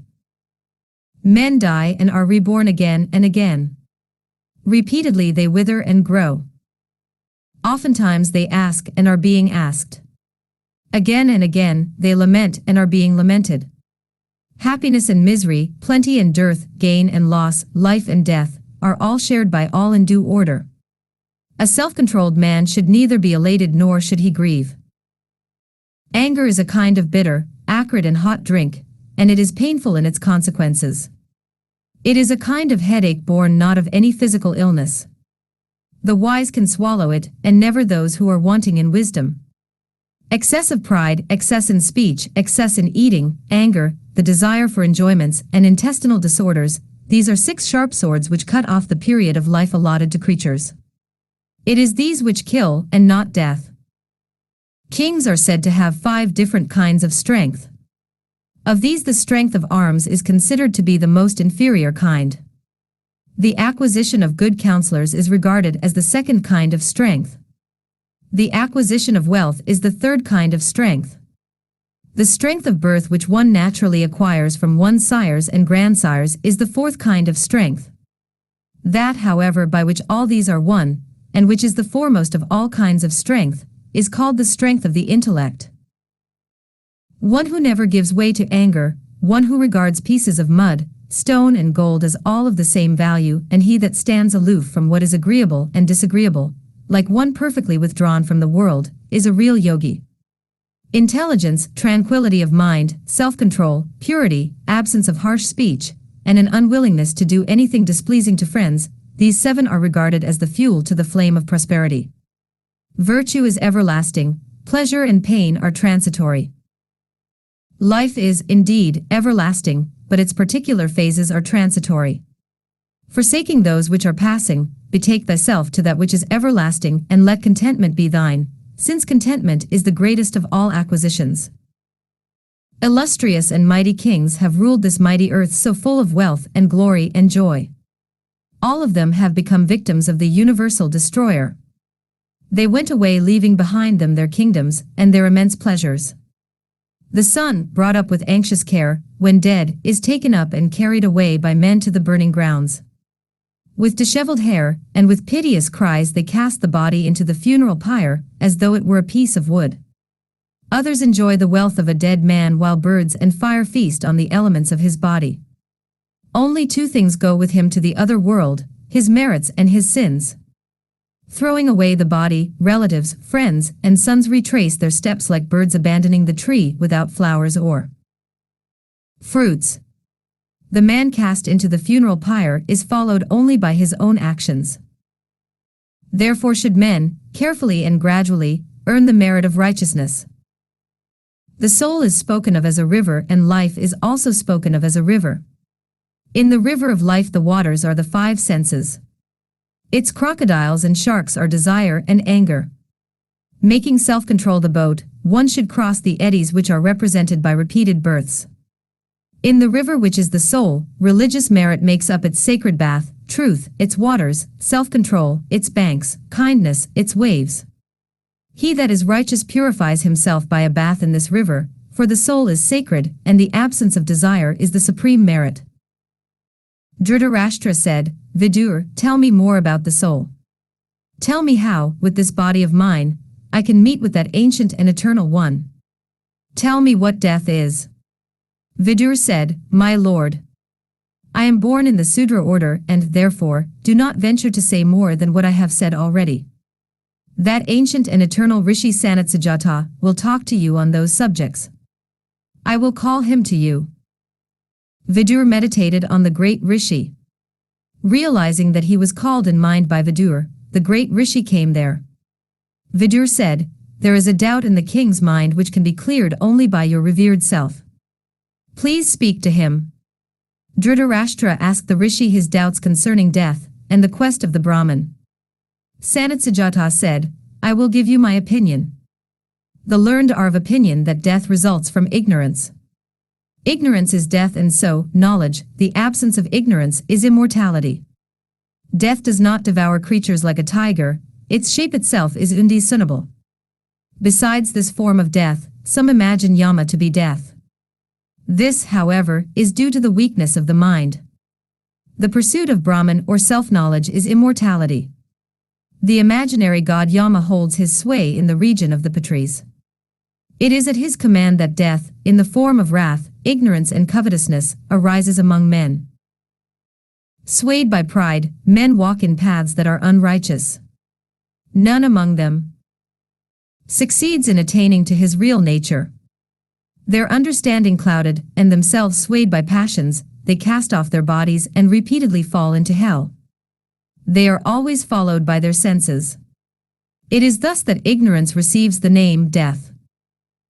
These men that desire the fruits of their work proceed to heaven when the time comes, casting off their bodies. Hence they cannot avoid death. Because, when the merits of work are exhausted, they fall and rebirth is inevitable. Embodied creatures, from inability to attain the knowledge of Brahman and from their connection with earthly enjoyments, are obliged to go through a round of rebirths, up and down and around. The natural inclination of man towards pursuits that are unreal is alone the cause of the senses being misled. The soul that is constantly affected by the pursuit of objects that are unreal worships only earthly enjoyments that surround it. The desire for enjoyment first strikes a man. Lust and wrath soon follow behind. These three lead foolish men to death.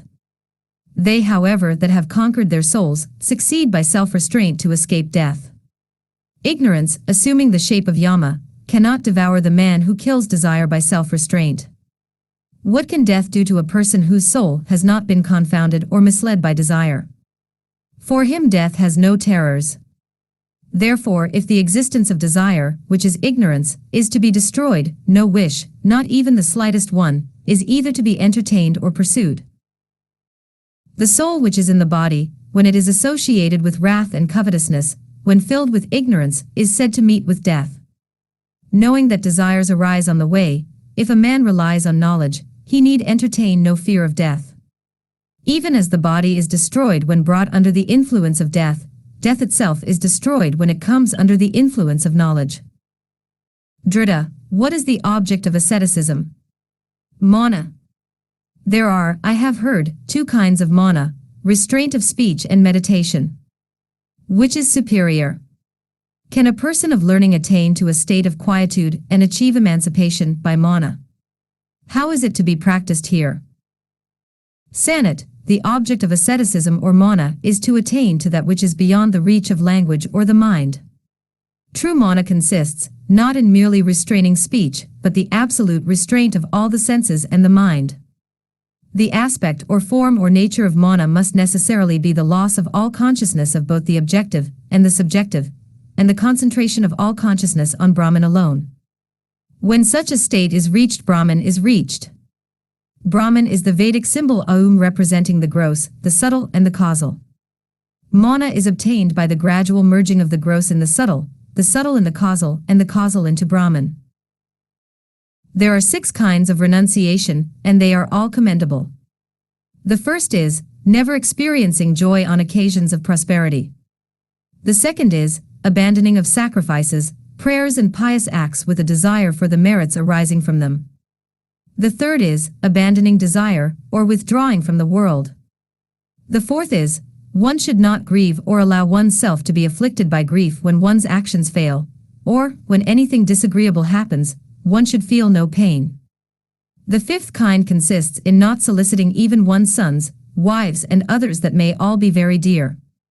The sixth is giving away to a deserving person. Brahman is not to be attained soon. After the senses have been restrained, and after the will has been merged in the pure intellect, the state that succeeds is one of utter absence of worldly thought. The knowledge leading to the attainment of Brahman is attainable only by the practice of brahmacharya. By brahmacharya is meant the search for truth. Though residing in the mind, and though inherent in the mind, the knowledge of Brahman is still unmanifest. It is by the aid of pure intellect and brahmacharya that it is made manifest. Those who desire to attain Brahman state subdue all desires, and endued with righteousness, succeed in dissociating the soul from the body like a blade projecting from a clod of earth. Such a man is purified in body, is truly wise. For by brahmacharya he becomes like a child, free from all passions, and triumphs over death at last. Men obtain by work only worlds that are perishable.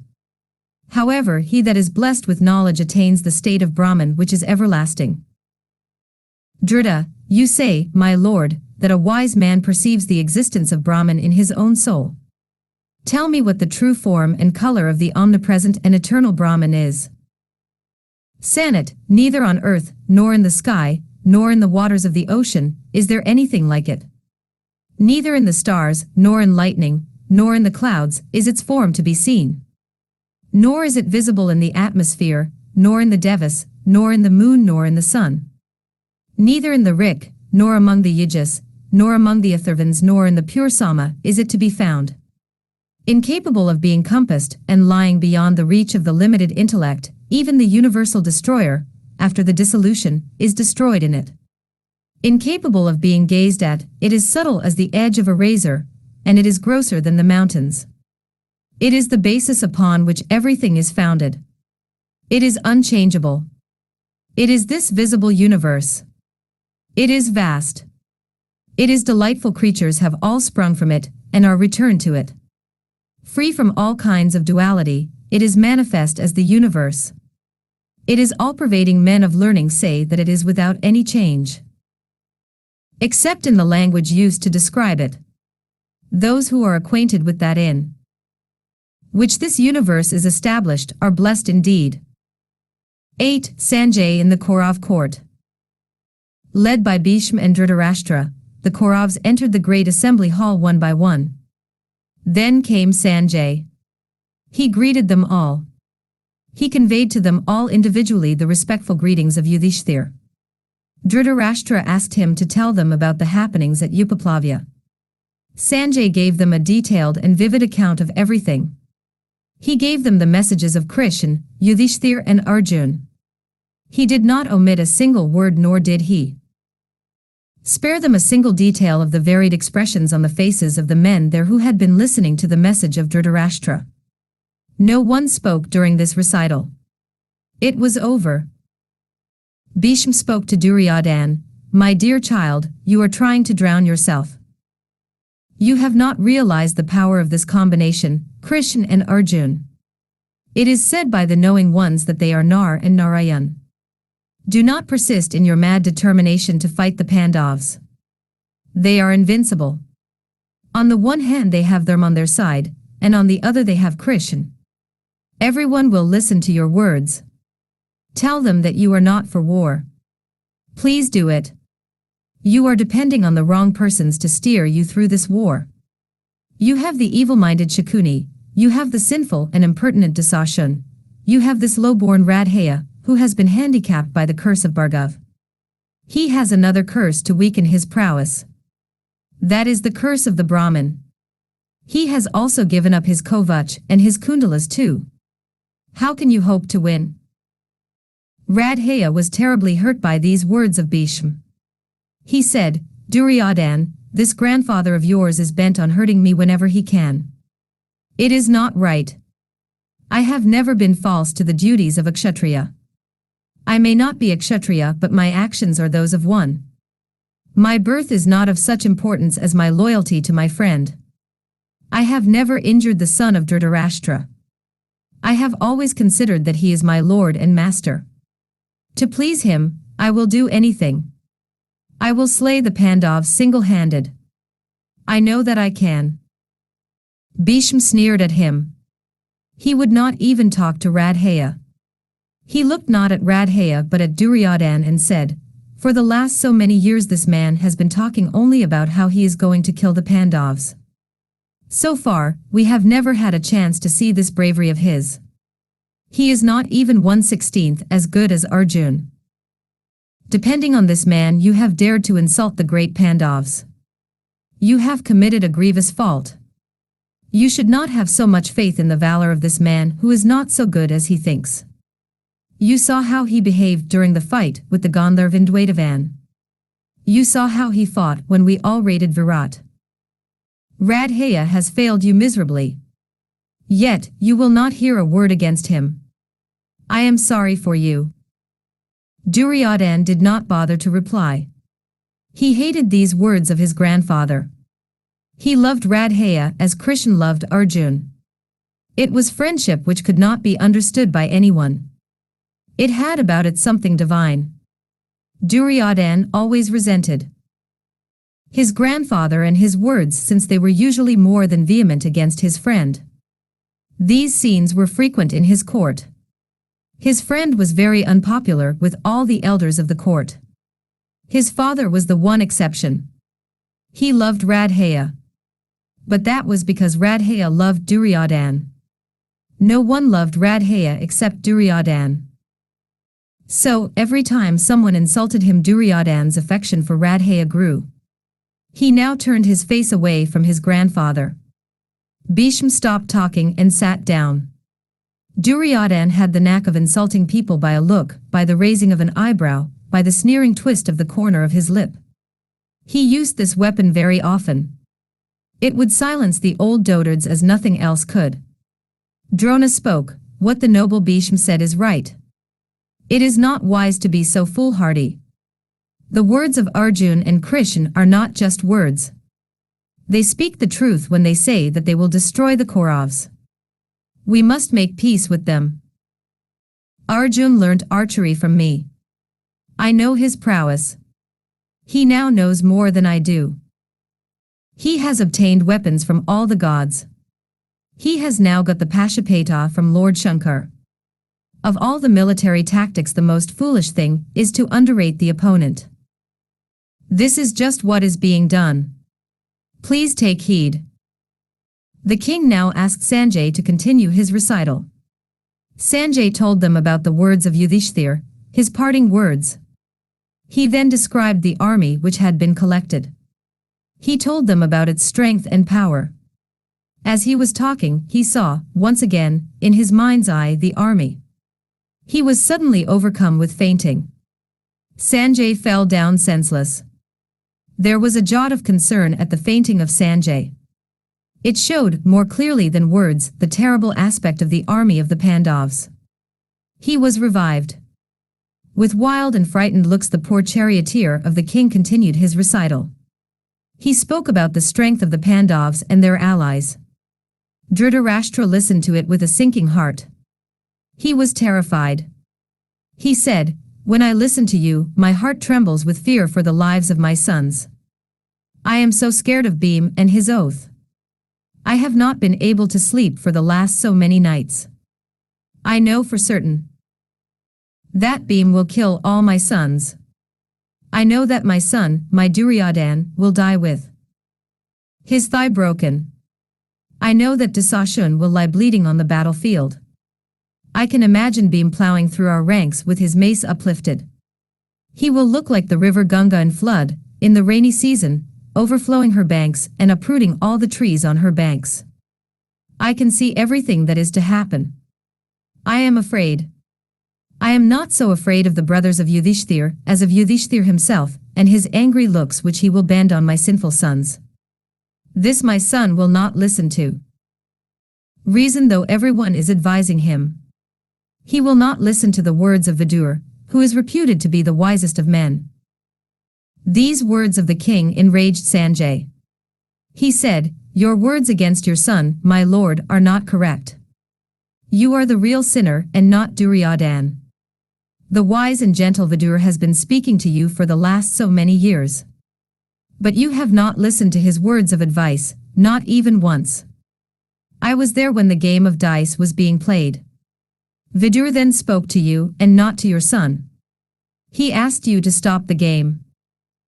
A father, my lord, is the best friend a man can have. Your son, the unfortunate Duryodhan, has been denied that privilege. A father who betrays the interests of his son in his eagerness to please himself and his own desires is not a father. When the game was going on, Vidur was appealing to your goodness. But that fell on deaf ears. Your ears were then keyed to receive only one sound, the rattle of the dice on the floor. You were able to speak only one sentence, who won. You could hear only one set of sentences, the account of the losses of Yudhishthir. You were sitting in the great hall, smiling to yourself all the while. You have always been ill-willed as far as the children of your brother are concerned. Even when they went to the forest, you were not sorry. You remember you sent for me then, my lord. You began to be worried, not because the Pandavs were made to suffer, but because they had sworn to kill your sons. Your sons are going to be killed. There is no doubt about it. But that is not because of their sins. They will be killed because of your sins. You have no right to blame that child, Duryodhan, for your foolishness. He has friends who love him. He has 11 Akshauhinis to help him. He has won the affection of so many kings by his good nature. They are prepared to die for him. As for you, you have not a single friend. No one loves you. You have brought ruin on the house of the Kaurus. God has given you this dreadful affliction, blindness. But you have brought on yourself a greater affliction, an inner blindness. You are not able to see anything as it ought to be seen. Your sons are fortunate. They will all die on the battlefield. Their sins will be redeemed. They will reach the heavens meant for those who die on the field of battle. Their deaths will be so great that their sins will not be remembered by the world. The world will forget the meanness and selfishness of Duryodhan because of the noble death he will meet with when he is killed by Bheem. Bravery is always appreciated. This Radhaya is a great man. He has always been righteous. He is the greatest of all givers. There is no one like him. He is now ready to give up his life for Duryodhan. He will be remembered by men in after times as the noblest of the men who died on the battlefield. But you, my lord, you will be denied the death which will be a merciful release. You will live to see the death of your beloved son Duryodhan and all his brother. I am very sorry for you. In the annals of time your name will be the most hated. You will not escape censure from posterity. You have done everything to deserve it. You have brought ruin upon yourself. There is no hope for you. 9. Give us 5 villages. Duryodhan felt sorry for his father. He intervened and said, "My dear father, do not be frightened. I know full well that the army of the Pandavs is quite large and powerful. I have heard every detail from our spies. 13 years back, when the Pandavs had reached the forest called Kamayaka, Krishn went to them with a great army. Satyaki was with him. Drishtakata, Drishtadhum, and Drupad went with him. They were all for killing us. They had assembled very near Indraprastha. They said that they were ready to fight us. At that time, we were not popular. All the kings of Bharatvarsh sided with Yudhishthir. They saw Yudhishthir dressed in tree barks and deer skin. It was so soon after the Rajsuya. The kings were horrified at the fate of the monarch. It was known to us that we were very unpopular at that time. All the kings hated us. They were ready to fight for our dear cousins. I was really afraid that there would be a war. I thought that Yudhishthir would wage war on us at once. If he did, I felt that we would be defeated. The world was with him. I did not have a single friend except Radhaya. I went to the elders of the court. I asked them what we should do if the war did come to be fought. Then Bheeshm, Drona, and Kripa pacified me. Drona said, "Do not be afraid. They will not be able to defeat us. We can, one of us even, withstand the onslaught of all of them. We can fight with them with our arrows and bows which are famed the world over."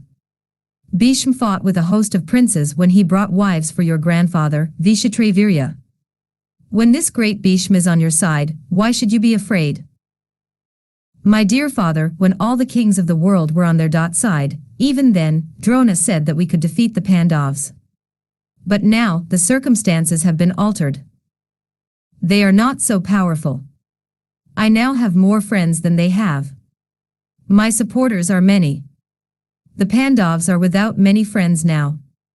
Their warriors are bound to them by family ties, and not by bonds of affection. My army is definitely stronger and more powerful. As for your fears about Bheem, they are unfounded too. I am the better fighter. During all these years I have been steadily practicing. When we were all students under Balram, he said, "Duryodhan is my equal.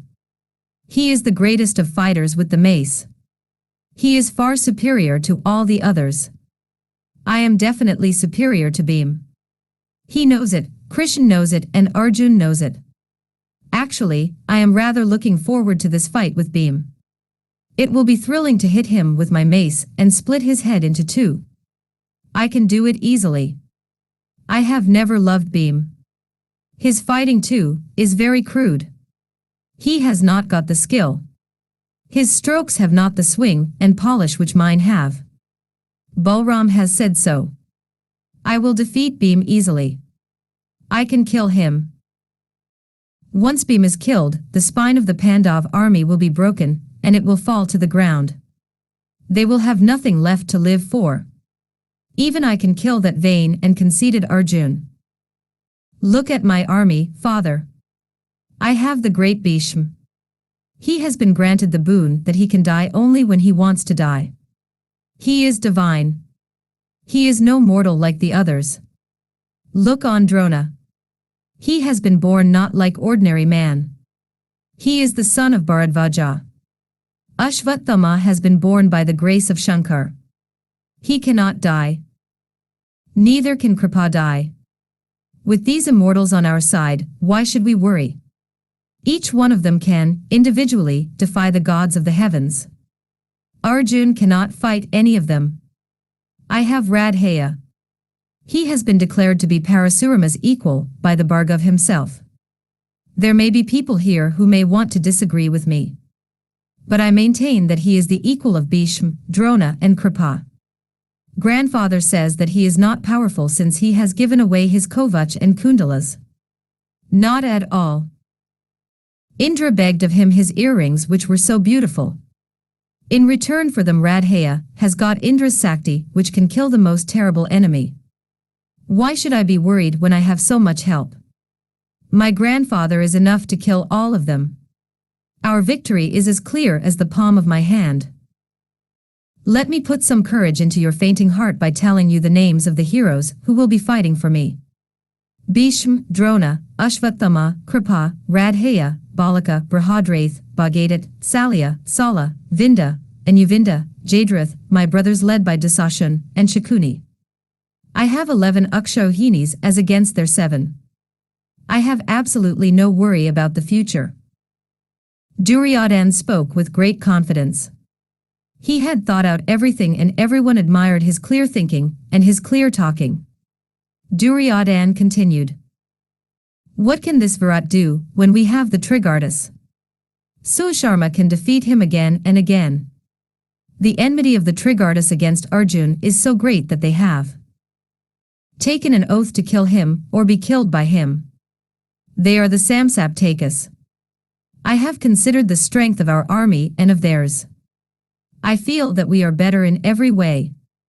You can rest in peace, father. I will win. The king turned towards Sanjay. He said, one more question, Sanjay. How do they feel about the war? Do they sound as hopeful as my son? Are they planning out things as we are doing? Sanjay laughed slightly. He said, planning? Of course they are planning for the war. They are quite prepared for a war. They are not looking forward to it as your son is. No. They want to avert it if they can. I was asked by Yudhishthir to try my level best and prevent the war from being fought. Do you know what he said? He said, Sanjay, tell Duryodhan this, if all other things fail. We have borne so many things because of you. You insulted our dear Queen Draupadi. That is the reason, more than anything else, which has angered us. Still, we do not want war. I want my kingdom back. If you refuse to give it back, then, even then, in my desire for the general good, I am prepared to give up my claim. Give me 5 cities. I want Indraprastha, Vrikaprastha, Jayant and Varanavat. The 5th I leave to your wish. I want wealth since I have always wanted to give away money to Brahmins. I want just these 5 cities, or rather 5 villages. I do not want to see the death of my dear relatives. Why should we destroy each other? Let brothers live. Let no fathers and sons be parted from one another. Let the Pandavs and the Kauravs live together in happiness. For the sake of the general good, I am prepared to forego my kingdom. But I must have the assurance that you will give me these 5 cities. I want peace. I do not want to be the cause of the death of 18 Akshauhinis and all the heroes of our land. Duryodhan, Yudhishthir is a good man. He told me, we have no secrets from anyone. You are at liberty to examine our army. Ask them any questions you want to. I have no objection. Please go back and tell Bheeshm and Dhritarashtra to advise their Duryodhan against war. I went through the ranks. I mentioned to them who I was and asked them about the plans of the Pandavs. They told me everything. They have a feeling that most probably Drishtadhum will be the commander of the army. It has to be decided in the council. As for the opponents each has chosen, Bheeshm has become the share of the great Shikhandi in the war. The eldest of the Pandavs has decided to kill Salya. Duryodhan and his brothers have become the dew of Bhim.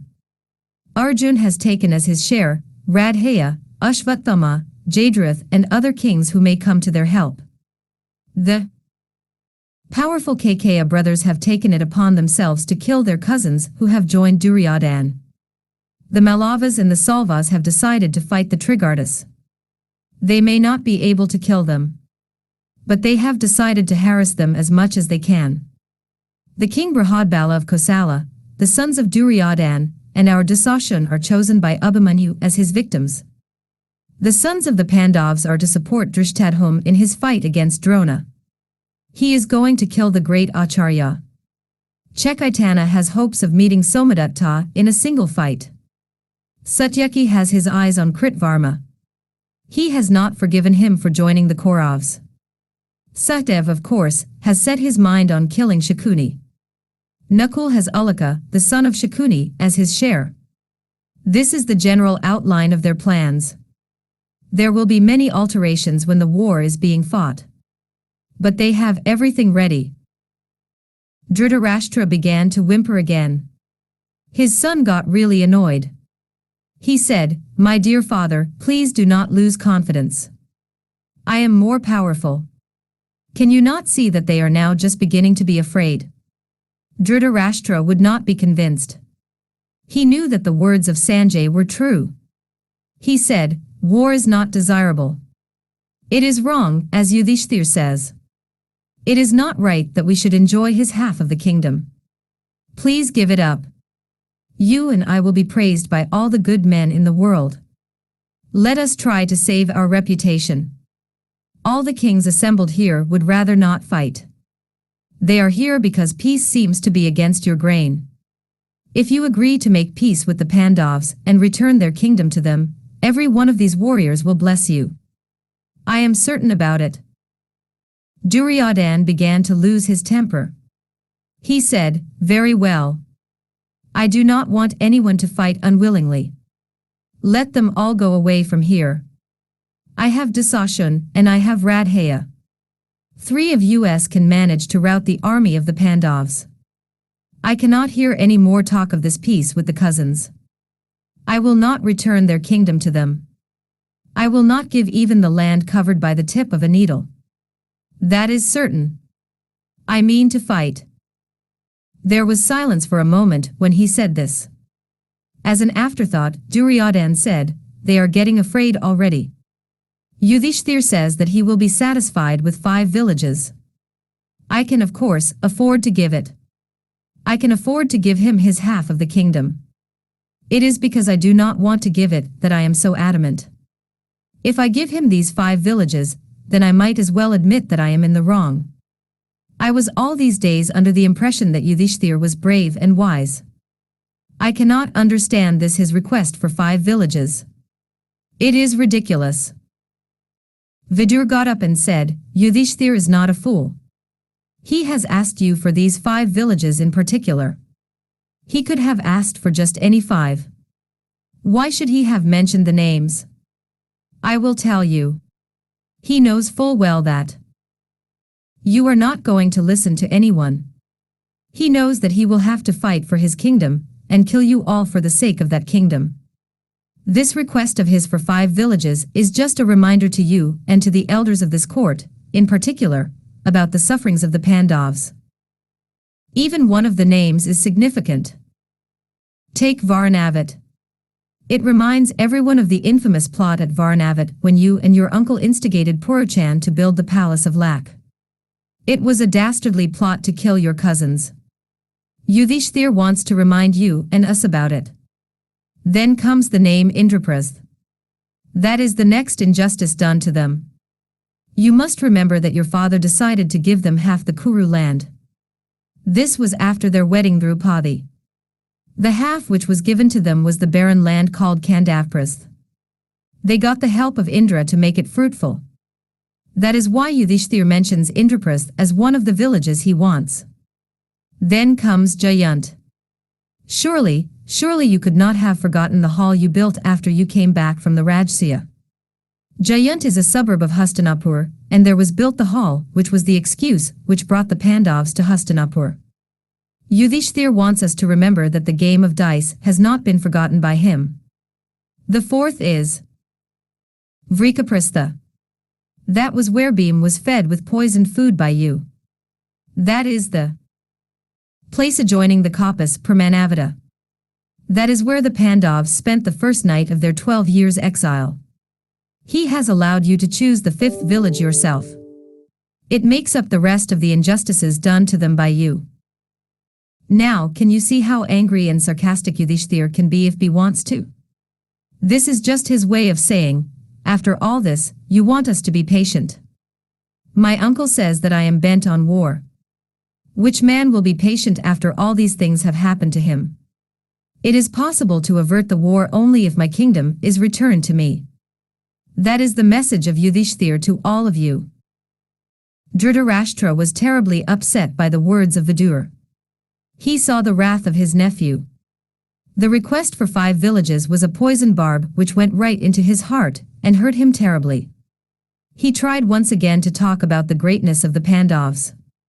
He said, Agni, the Lord of Fire, was satisfied by Arjun during the burning of the Pandav forest. He will now try to return this kindness of Arjun. He is sure to help Arjun during the war. The gods Indra, Vayu, Yama, and the Aswins will certainly help their sons. The gods will help them in their fight against Bheeshm and Drona and all of you. Varun has given his bow and quivers to Arjun. The Pandavs are so powerful that it will not be possible to defy them. When Bhim met the great Hanuman in the mountain Gandhamadan, Hanuman agreed to sit on the banner of Arjun. That shows that divine help is on the side of the Pandavs. Let us not defy them. Let us call for peace. Duryodhan's patience had reached its limit. He became furious with his father. He said, My dear father, surely you are spending sleepless nights without any reason for it. Why should you be sure that the gods will help the Pandavs? You are so wise. Do you not know the definition of God? The sage Vyas and the great Narad have told us that the gods are those who are beyond desire and envy and greed. They are beyond the emotions of this world. They have no attachments and they have no enmities. They are indifferent to the affairs on this world of men. The gods, surely, do not fight as we do because of avarice and greed. They are busy with affairs worthy of themselves. This world and her troubles are too far beneath them to be noticed by them. I do not believe that your ideas are right. If Indra, Yama, the Aswins and Vayu are indeed interested in their children, surely they would have done something already. They would not have stood by when their children passed through all that suffering during the past 13 years. They are not to be feared since they are charmed by them and nothing else. I have been a good king. The gods know it. All my subjects speak well of me. There are no extremes in my land. The rains fall at the proper times. All are happy in my reign. I am speaking about my righteousness. Not that I want to brag. A real man must not talk about himself. But I have to speak like this since it is essential that you should be convinced. I have ruled my kingdom well. I have not overstepped the rights of a king. Ask of my subjects. Ask of my friends. They will tell you the same thing. The gods cannot accuse me of evil since I have been a righteous ruler. Please rest assured that we will win the war. No god can come and disturb us and our peace of mind. Duryodhan got up abruptly and walked out of the court. He was not pleased with the words of the elders. Radhaya walked with him. All the others left the court one by one as soon as the prince left. The hall was empty except for Dhritarashtra and his charioteer. It was pathetic to see the old king, alone, without any hope of his sons living through the war. It was hard for him to face the consequences of his sins. 10. Krishn leaves for Hastinapur. After the departure of Sanjay, Yudhishthir remembered Krishn's offer to go to Hastinapur on a peace mission. He called for a council of all his brothers and friends. He spoke to Krishn. He said, Krishn, the time has come when we are forced to make a decision. You are the only person to whom we turn at times of trouble. You are the one who must make our decisions for us. You are our very life. It is up to you to do what is good for us. For our sake you must go to Hastinapur and speak to our uncle and his son. You heard the message of our uncle. It was couched in words which sounded very gentle at the beginning, and became unbearable later on. The king has no thought of right and wrong. With his intelligence clouded by his love for Duryodhan, the old king refuses to face truth. Knowing the state of affairs, he has the audacity to ascribe sin to me. He speaks cruel words. His avarice is incurable. After the game of dice we went to the forest thinking that the king would adhere to his share of the bargain. But now he refuses to give me back my kingdom, and he persists in this injustice. He should have behaved like a father towards us. Instead, he is behaving like a thief. Can anything be more terrible than this? I do not want war. I am sorry I have been born a Kshatriya. If I had been a Sudra, I could have worked for a living. If a Vaishya, I could have been a buyer and seller of goods. If a Brahmin, I could have begged for alms. But a Kshatriya can only give. He must never receive alms. I have got to fight and destroy this entire world because of the avarice of my uncle. I have to see the death of all those who are near and dear to me because of my uncle. I will get infamy if I desist from fighting. Between two Kshatriyas who hate each other, peace is not possible. Hatred is the only reply for hatred. And yet, Krishn, I am trying for the impossible. I am hoping that your journey will achieve this impossible dream of mine, friendship between me and Duryodhan. You must go and try your best to make them agree to my proposal of peace. I am hoping that you will be able to do it. Krishn said, Yudhishthir, I will certainly try to do what is best for both the parties. If I am able to avert the war, glory will be mine. Mine will be the joy of having saved the world from destruction. I will try to release all the kings of the world from the noose of death, which they are wearing like garlands round their necks. I will try my best. Yudhishthir said, I am afraid to send you to them. You are our most precious possession. I know that the sinful Duryodhan may try to harm you. I know him. If I should lose you, I cannot live a moment longer. Krishn smiled and said, You are right. I know that Duryodhan will try to hurt me. I know the sinful nature of the uncle of Duryodhan too. If they do any mischief, then I will not wait for the war to destroy them. I will kill every one of them and save you the bother. Do not worry about me. But I have a feeling that my embassy is going to be fruitless. I listened to the words of Sanjay. Even after having heard it, you are trying to be friendly towards them. I do not think it befits a Kshatriya to be so gentle and so compassionate. You are a Kshatriya. A Kshatriya should welcome victory or death on the field of battle.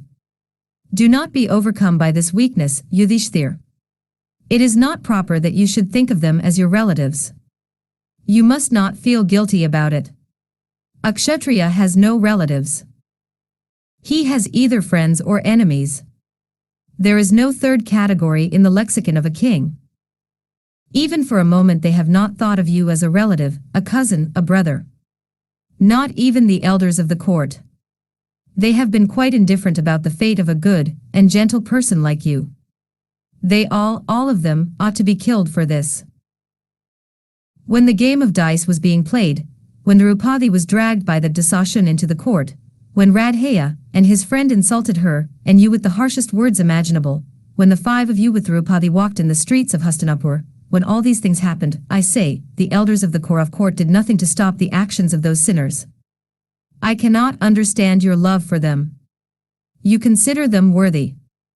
You consider them as your relatives, elders, as people worthy of respect from you. Who is the most worthy of respect? When Draupadi said, It is no Sava where there are no elders, they are no elders who do not speak what is righteous. Where there is no truth there is no righteousness, nor is it truth when it is wedded to obstinacy. When she said that, she spoke the truth. The court of Hastinapur is a nest of sin. It is high time we destroy it. Your grandfather does not remember that he is your grandfather. He is going to be the first man to fight with you. Why do you still suffer from this misplaced affection? Except for the name of the house to which you both belong, there is nothing, absolutely nothing, in common between you and Duryodhan. Why do you grieve? The whole crowd has to be annihilated like a poison tree with all its roots and branches. It is a nest of vipers. Destroy it.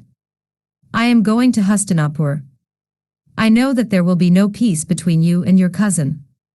My purpose in going to Hastinapur is this. I am going to explain to all the citizens of Hastinapur, and to the kings, and others who are there to help Duryodhan, the truth about everyone. I will show them your character as against that of the Kaurav monarch and his father. Let the world know what the truth is.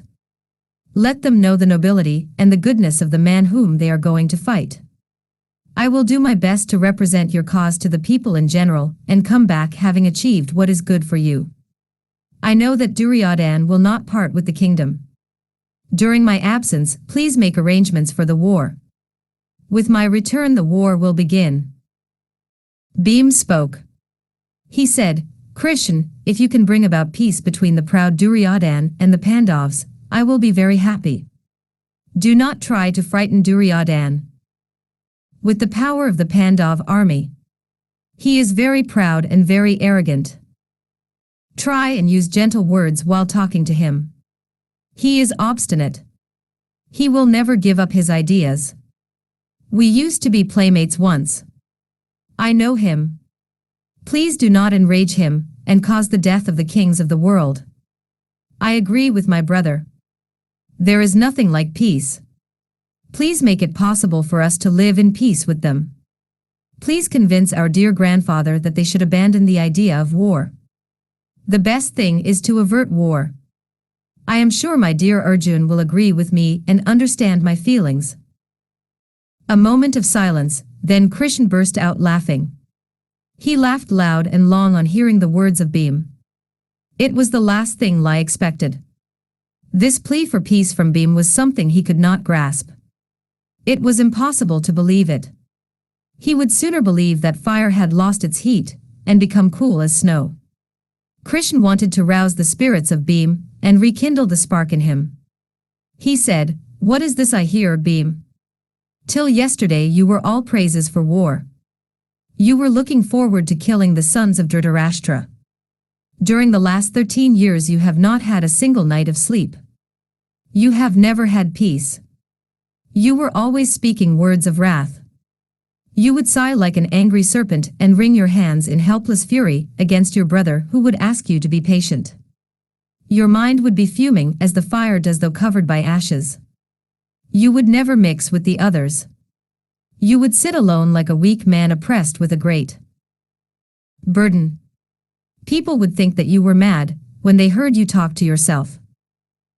With your eyebrows knitted, with your forehead wet with sweat, you would uproot freeze in sudden fury. You would weep angry tears alone. You would laugh like one possessed. You would suddenly shout, The lotus may bloom on the mountain top. The sun may alter his course and rise in the west. But I will not swerve from my oath. I will break the thigh of that sinner. So saying, you would lift your mace aloft and shake it in the air. How am I to believe that it is the same Bheem who now wants peace? You were eager for war. But now that war is near, your heart is fainting at the thought of it. You are losing courage. I see that the mind of man is susceptible to the slightest change. Your mind has become clouded, Bheem. The raft of the Pandavs threatens to sink, and with you will sink all of them. I am sorry to see this cowardice which has come over you. Krishn's words had the desired effect. He saw the eyes of Bheem getting red. He said, Bheem, remember your bravery of the past. Remember that you are a Kshatriya. Remember the sins of your cousins whom you have sworn to kill. Make your mind firm against these feelings of affection which try to be remembered. Stubborn your will with steel. Peace does not suit you. You cannot live in peace, Bheem, until you kill all of them. Come, rouse up your sleeping self. Bheem looked at him with angry eyes and said, Krishn, you have misunderstood me and my words entirely. You know fully well the agony I have been suffering for the last so many years. Yet you hurt me with these cruel words. Having known me for these many years you dare to call me a coward. There is no one to equal me in valor. When war breaks out you will see whether I am speaking the truth, or if I am just bragging. No one will be able to withstand me and my anger. I will kill all the enemies of the Pandavs. You do not seem to know me. Once the Kauravs get caught in my arm, nothing can rescue them. You can see me as I really am only when the war begins. I will look like the god of death when I cut through the enemy ranks with my mace uplifted. I am not afraid. My brow is not wet with sweat because I am afraid. My body is burning but not because of fear. I was overcome with pity for humanity, and so I thought that the world will be benefited if war is averted. This was the only reason for my talking for peace. Please do not call me a coward. I am not. Krishn took his hand in his and smiled at him. He said, "No, Bheem. I know that you are anything but a coward. I just wanted to rouse your spirits. I know that you are the strongest person on our side. We are depending on you to win this war. I wanted to know your real feelings. That is why I taunted you. I know the future. The Kauravs are not going to agree to this proposal of peace. There is going to be a war. I wanted to prepare your mind. I wanted to gladden your heart. That is why I spoke like this. Now I can go without worry." Bheem was pacified. Arjun said, "Krishn, Yudhishthir has told you everything. Your words appeal to me. I have the same feeling as you have. They will not be for peace. You must talk in such a way that the dignity of our king Yudhishthir is not injured. I know this too. Anything which you desire will happen. There is nothing that is impossible for you. You can make people do what you want them to do. Your will be done. I am not worried about the future. If you think that the war should be averted, you can certainly make them all think so, even Duryodhan. If you think that they ought to be killed and that the earth should be cleansed, you will arrange that too. You know what is best for the world and for the Pandavs. The future of the Pandavs is in your blessed hands. Do what you will with us. We are happy in the thought that you are with us." Krishn said, "Arjun, you are not quite right. I know that fate is more powerful than all the work of man. I cannot achieve something divine. I can only try to coax them to be good. You are wrong in thinking that I can do anything with them. They are not like clay in my hands. How can you expect good from that crowd? Duryodhan has deliberately chosen the path of evil that leads to damnation. They cannot be made to see reason. Duryodhan and his associates are doomed. I cannot work a miracle to save them. It is beyond my power. I am going because I do not want the world to attach any blame to the name of Yudhishthir, who is the most righteous of all men." Krishn's eyes were red and wet with the emotion in his heart. Nakul gave his opinion. He said, "You have heard the words of my brothers.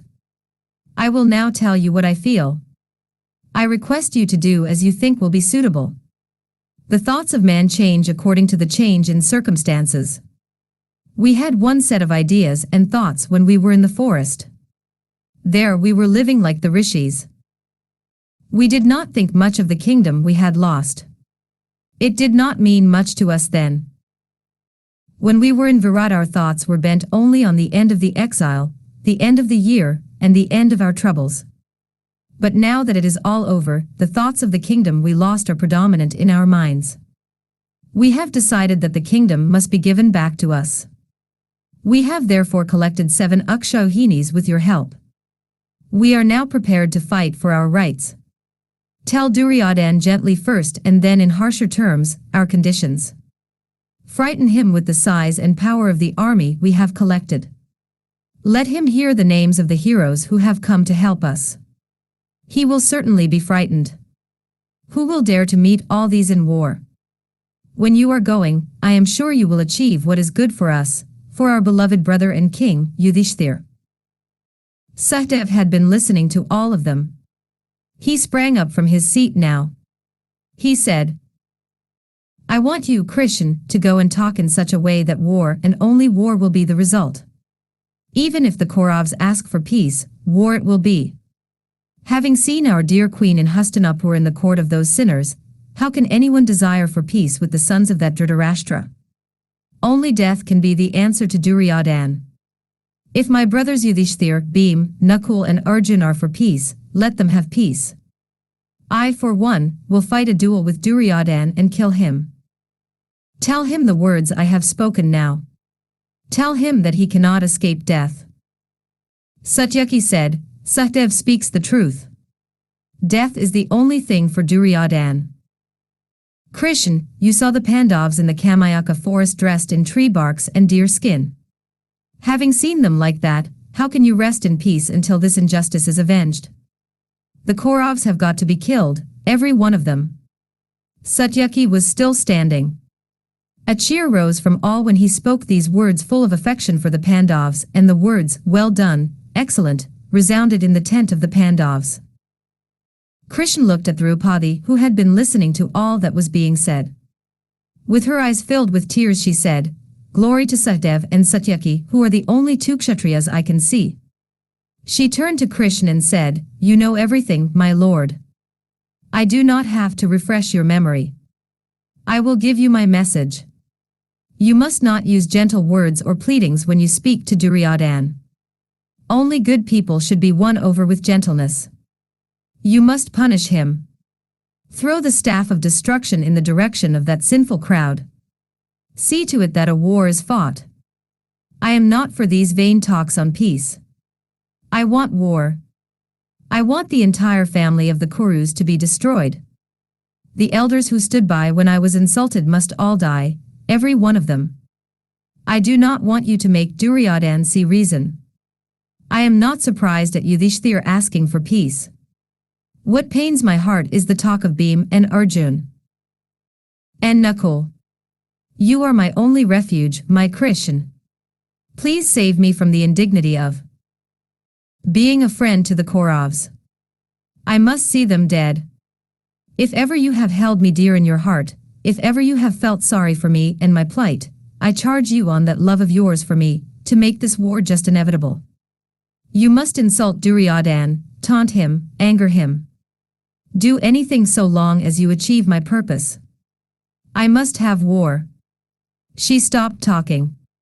Tears were choking her. Her hot tears moistened her clothes. She lifted her hair, her long perfumed hair, which looked like a huge big snake. She held it in her left hand and said, "Look at this hair of mine, Krishn. I have not dressed it since the day it has been sullied by the hand of Dusashan. Let all those who want peace with the Kauravs look at this eternal reminder of my shame. In the forest, this my lord Yudhishthir said that we must be patient for 13 years, that at the end of the 13 years he would be as angry as I pleased. This, I see, is his anger. I was living in hopes. I thought that I would find them to be men, at least at the end of the 13 years. But no. They are the same. I think I must agree with Duryodhan when he called them cowards. They are. Even Bheem. Krishn, this insult has been rankling in my heart for too long a time. I have had but one desire all these years.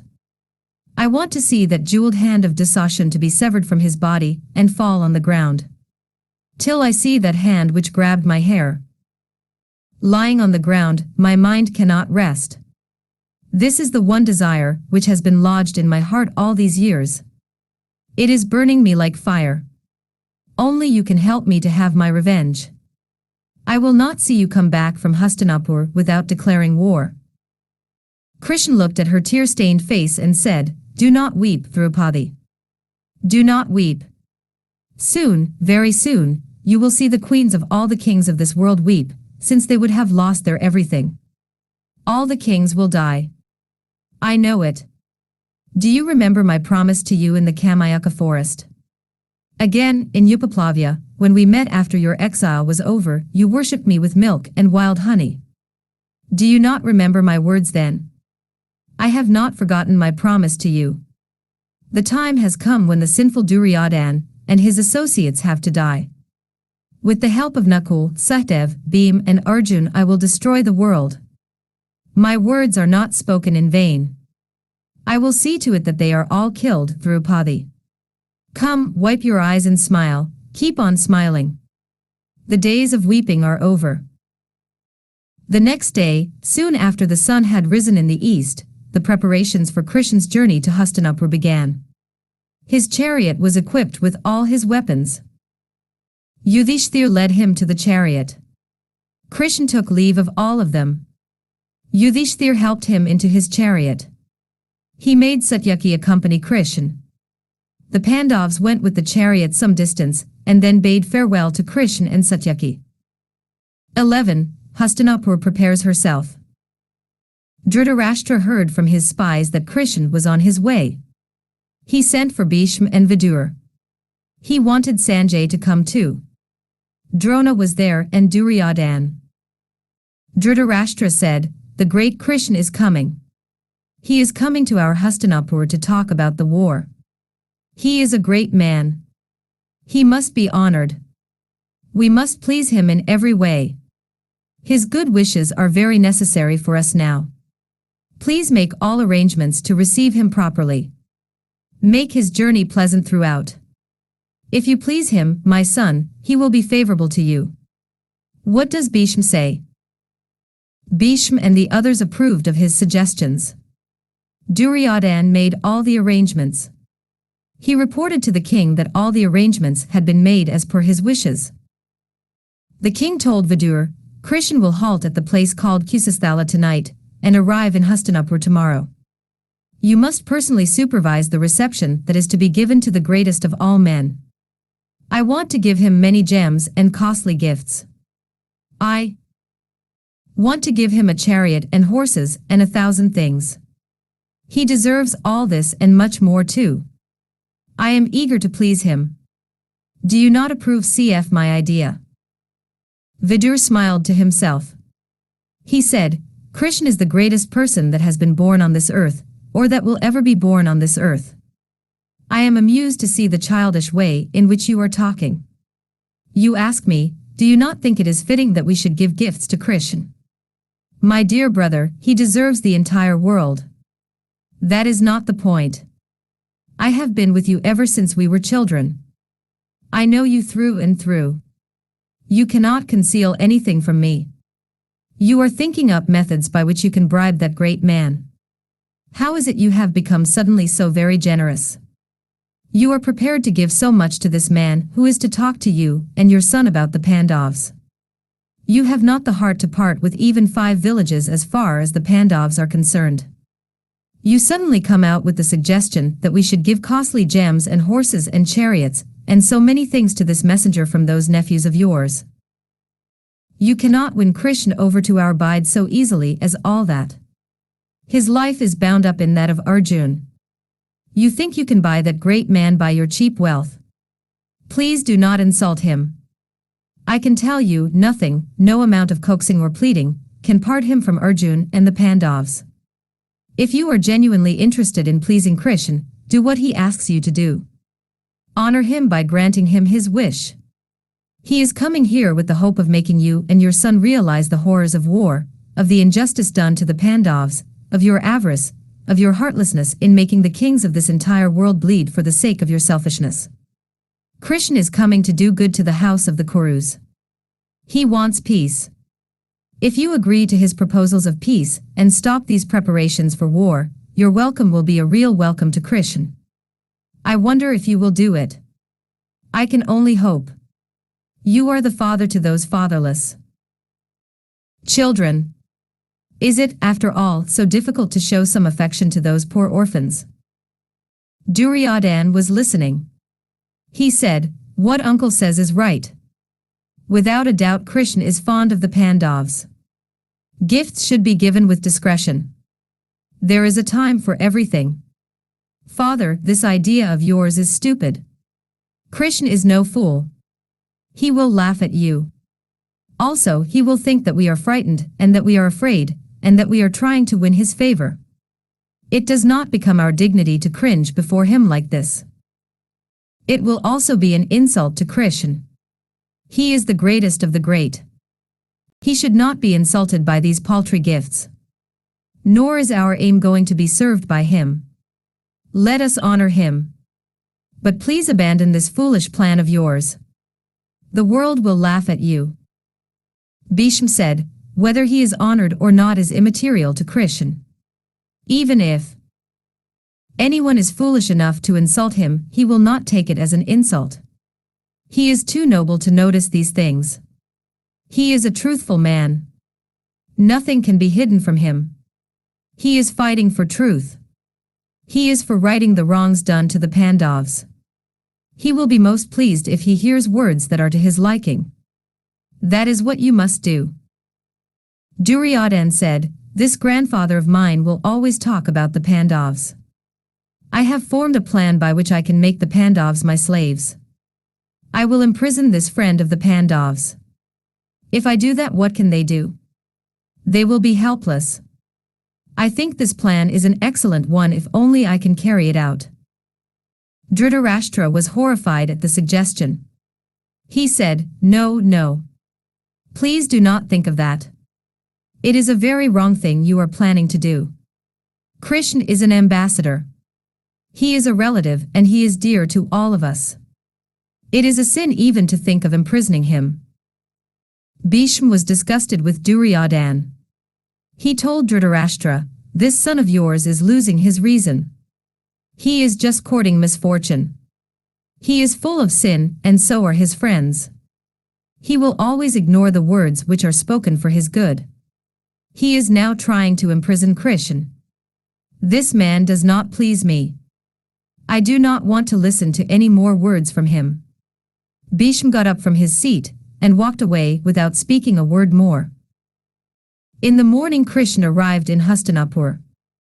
Dhritarashtra, accompanied by Bheeshm, Drona and Kripa, went out to receive him. Duryodhan was there with his brothers and Radhaya. The streets were decorated. All the citizens welcomed Krishn with smiling eyes and loving words. Krishn entered the palace of the king. Dhritarashtra had ordered a jeweled seat to be placed for him. After greeting the elders and the youngsters, Krishn sat on the jeweled seat with smiles illuminating his beautiful face. After the formal reception was over, Krishn left the palace and went to the house of Vidur. Vidur was immensely proud of the honor conferred on him. He received Krishn with tears of joy. He asked Krishn about the welfare of the sons of Kunti. He listened to the words of Krishn, who gave a vivid account of the happenings of the past few days. Kunti was staying with Vidur. Krishn went into the chambers of Kunti and met her. She greeted him with a voice choked with emotion. He was moved by her tears. She asked him about her sons. She said, "How is my child Yudhishthir? How is my dear Bheem? He is the favorite of Yudhishthir. He is so used to the comforts of the palace. How did he spend the last few years in the forest? How is Arjun? How did he manage to conceal his bravery all these years? How is my beloved Sahdev? He is so delicate and so sensitive. Though a man, he is still a child. How is my child, Nakul? How is that dark handsome son of mine whose skill in fighting is more beautiful and more graceful than that of Arjun? How is Draupadi? How did that daughter of fire bear the difficulties which have been forced on her?" Kunti could speak no more. Her grief became renewed on seeing Krishn. He pacified her with sweet words. He said, "Your sons have now become great. They have come out of their exile. They suffered the hardships of the exile with great fortitude. They will now reap the benefits of their long tapas. Please be happy from now." 12. Krishn and Vidur. Krishn went to the palace of Duryodhan. It was beautiful. It was like the palace of Indra. Krishn climbed the steps and entered the great hall. He saw Duryodhan seated on the throne. Shakuni, Dasashun and Radhaya were sitting by his side. They all stood up when Krishn entered. They received him cordially. There was placed for him a seat, which was fretted with precious stones and inlaid with ivory and gold. Krishn sat down on it with a pleased smile. Duryodhan was talking to Radhaya. He now spoke to Krishn. He said, "Krishn, I am feeling very hurt that you have not accepted our hospitality. We have made all arrangements for your stay and for your pleasant amusements. We have prepared excellent food for you. Why do you refuse all this and go to Vidur's house?" Krishn listened to his complaint. He said, "Why, Duryodhan, you have been entertaining me well. It is no matter if I do not eat in your house. I will eat with you when my work is finished." Duryodhan said, "That is beside the point. Whether your work is finished or not is immaterial. You are related to us. We have been so anxious to have you as our guest. It is wrong of you to have been indifferent to our hospitality. There is no enmity between you and me. You must not talk like this to us. We are quite fond of you." Krishn smiled gently and said, "I am afraid I have to be frank with you. I am not interested in your grand feast. I do not relish food in the house of a person who is not righteous. You have been hating the Pandavs without reason, for the last so many years. The Pandavs are dear to me. I am the soul of the Pandavs. He who is a slave to avarice and ill-treats them is considered by me to be the lowliest of men. You hate them. So the food which you offer me is the food of an enemy. It must not be eaten. The Pandavs mean my very life to me. Your food is not welcome to me. I will eat only the food given to me by Vidur. He is dear to me and the Pandavs are dear to him." Krishn got up and walked out. He walked into the street and proceeded towards the house of Vidur. Bheeshm and Kripa walked with him. They said, "Please enter the house we have equipped for you." Krishn said, "Please go back to your palaces. You have entertained me with your words. I am now going to the house of Vidur." They had to return. Krishn entered the house of Vidur, who received him with great affection. He pleased Krishn with his worship. Krishn ate his food there. He rested for some time. Night had fallen. After being refreshed by his rest, Krishn got up and sat with Vidur discussing the burning topic of the day. Vidur said, "Krishn, your coming is wrong. The foolish Duryodhan has become immune to good advice. He does not care to listen to anyone. If you talk to him he will not listen. In spite of the advice of all of us he has decided on war. He thinks that he can win the war with the help of Bheeshm, Drona, Kripa, Ashvathama, Radhaya and Jayadratha. Looking at the huge army he has collected, he thinks that victory is his. He is sure that Radhaya is enough to destroy his enemies. Your words and mine will be disregarded. It will be as useless as playing sweet music to deaf ears. They are all sinners. I do not like the thought of your sitting in the midst of them. Please do not waste your breath in talking to them about peace. I do not like to send you there to the court of Dhritarashtra. They will insult you, the greatest of men. How can I bear to see you insulted?" Krishn said, "You are fond of me and you are dear to me. I have no secrets from you. Please listen carefully while I tell you the reason for my coming. I know all that is to happen. I have come with the full knowledge of the probable way the talk will proceed. I have come to try and rescue these people from the death which is imminent. I will achieve great fame, if I am able to do it. Even if I am unable to achieve it, the fact that I tried to save a dying man will be enough for me. If a man thinks sinful thoughts and is not able to translate them into action, even if he has thought wrongly, the sin does not attach itself to him. And so, if this war can be averted, I think sin cannot be ascribed to Duryodhan and his father. This great danger has now come very near the house of the Kaurus. If a man, seeing ruin approach someone, still does not do something to avert it, he is not a man. Even if he has to be dragged by the hair, a doomed man must be saved from the danger that is threatening to engulf him. I am very keen on doing this service to humanity. I am hoping to convince Duryodhan. Yudhishthir has told me that he wants peace. He has asked me to try my best to avert the war. I am very fond of Yudhishthir. He is the greatest man that has been born on this earth. It is an honor to be loved by him. To oblige him I have come on this mission of peace. I know that it is sure to fail. But then, I want to have the feeling that I tried my best. There is also this to be said. I want to talk in the court in such a manner that people will see the man Yudhishthir as he really is. I want the world to know the kind of people whom Duryodhan has wronged. I want the kings who have rallied round the serpent banner to see what kind of man Duryodhan is, the man for whose sake they are prepared to lay down their lives. I want Bheeshm, Drona, and all the others to see what a sinful course they have adopted in fighting with the Pandavs. The war cannot be averted. But the world will know why the war is to be fought. That is the reason for my coming, Vidur. Krishn brought the subject to an end, and then they talked of many things. 13. Krishn, the Peacemaker. In the morning, Krishn was just finishing his routine duties, when Duryodhan and Radhaya, accompanied by all the Kauravs, came to the house of Vidur to take Krishn to the court. Dwareeka brought the chariot of Krishn. Krishn ascended the chariot accompanied by Vidur. Duryodhan and Radhaya followed him in the chariot of Duryodhan. Satyaki and Kritvarma followed these two. A guard of honor was waiting for Krishn. The reception given to him was very impressive. Many elephants and horses followed his chariot to the palace. All the people in the city had thronged to see the great Krishn. The procession reached the palace. The noise of the chariots brought all the kings to the gates of the palace. Krishn descended from his chariot. His two palms were held by Vidur and Satyaki. Krishn entered the great assembly hall.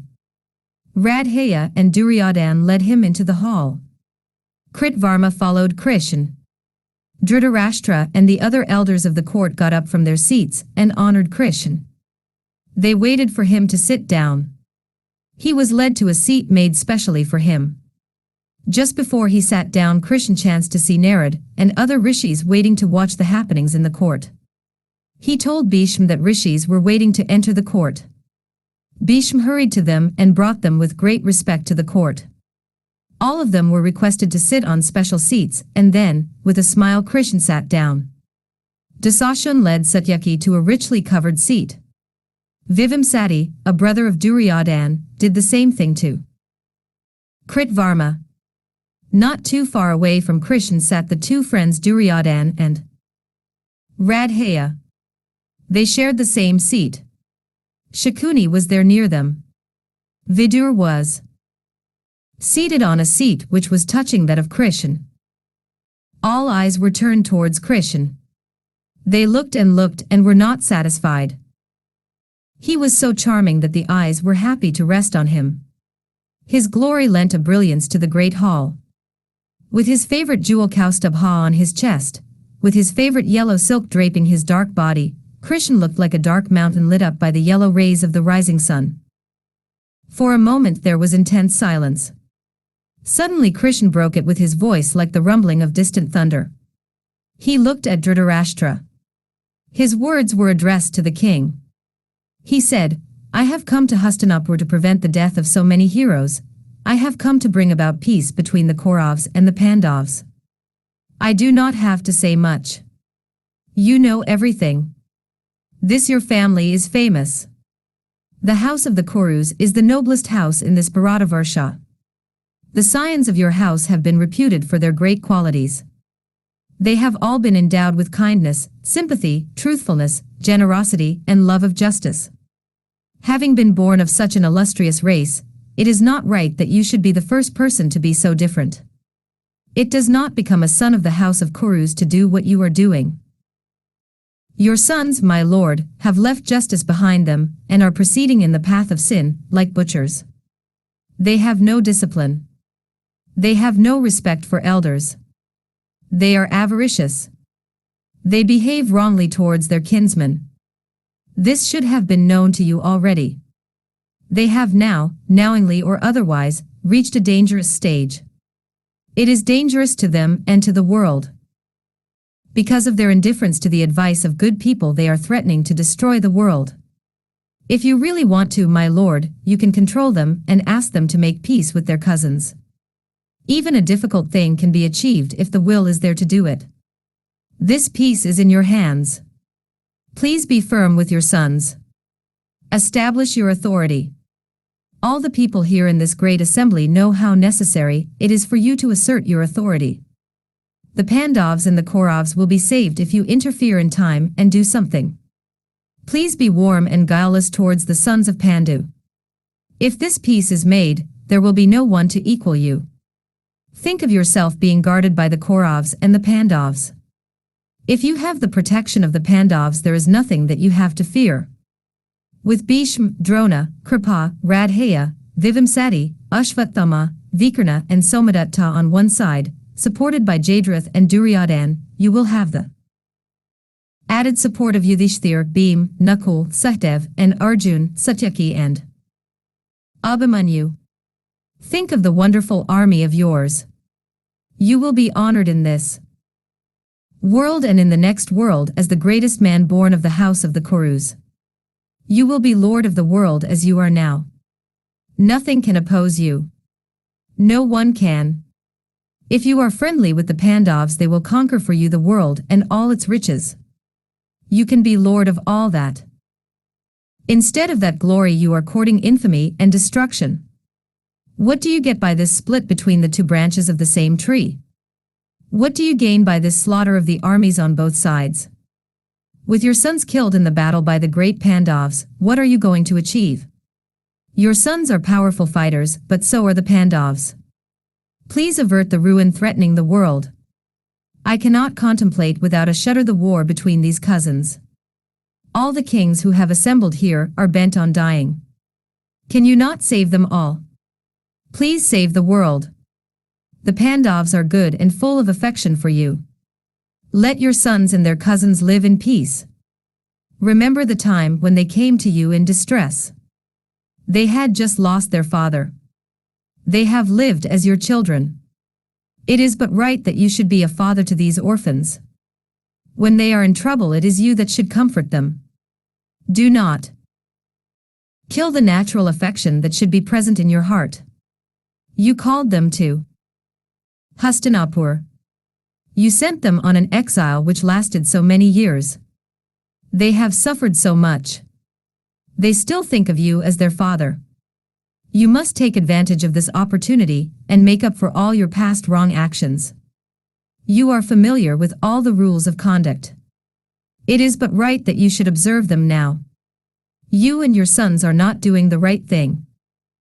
This assembly is not a proper Sava at all. Where justice is being throttled by injustice, where truth is being overwhelmed by untruth, where all this is happening, and the so-called elders allow it, and are just looking on at this continual injustice, it is not a Sava. It is a breeding place of sin. Please do consider my words carefully. Return to the Pandavs the kingdom that is theirs by right. You know very well the nature of Yudhishthir. He will never remember the wrongs of the past. He will be very obedient and affectionate. I am fond of you, my lord. I do not want you to suffer the death of your sons. If you have any desire for peace in after times, you must make peace with the Pandavs now. Everyone was listening as if spellbound. Krishn finished talking. And yet no one spoke. No one could think of anything to say after the words of Krishn. A few moments later the king began to speak. He said, Krishn, you have spoken to me about the necessity for peace. Can you not see that I am helpless? I am not the master here. My wishes will not be obeyed.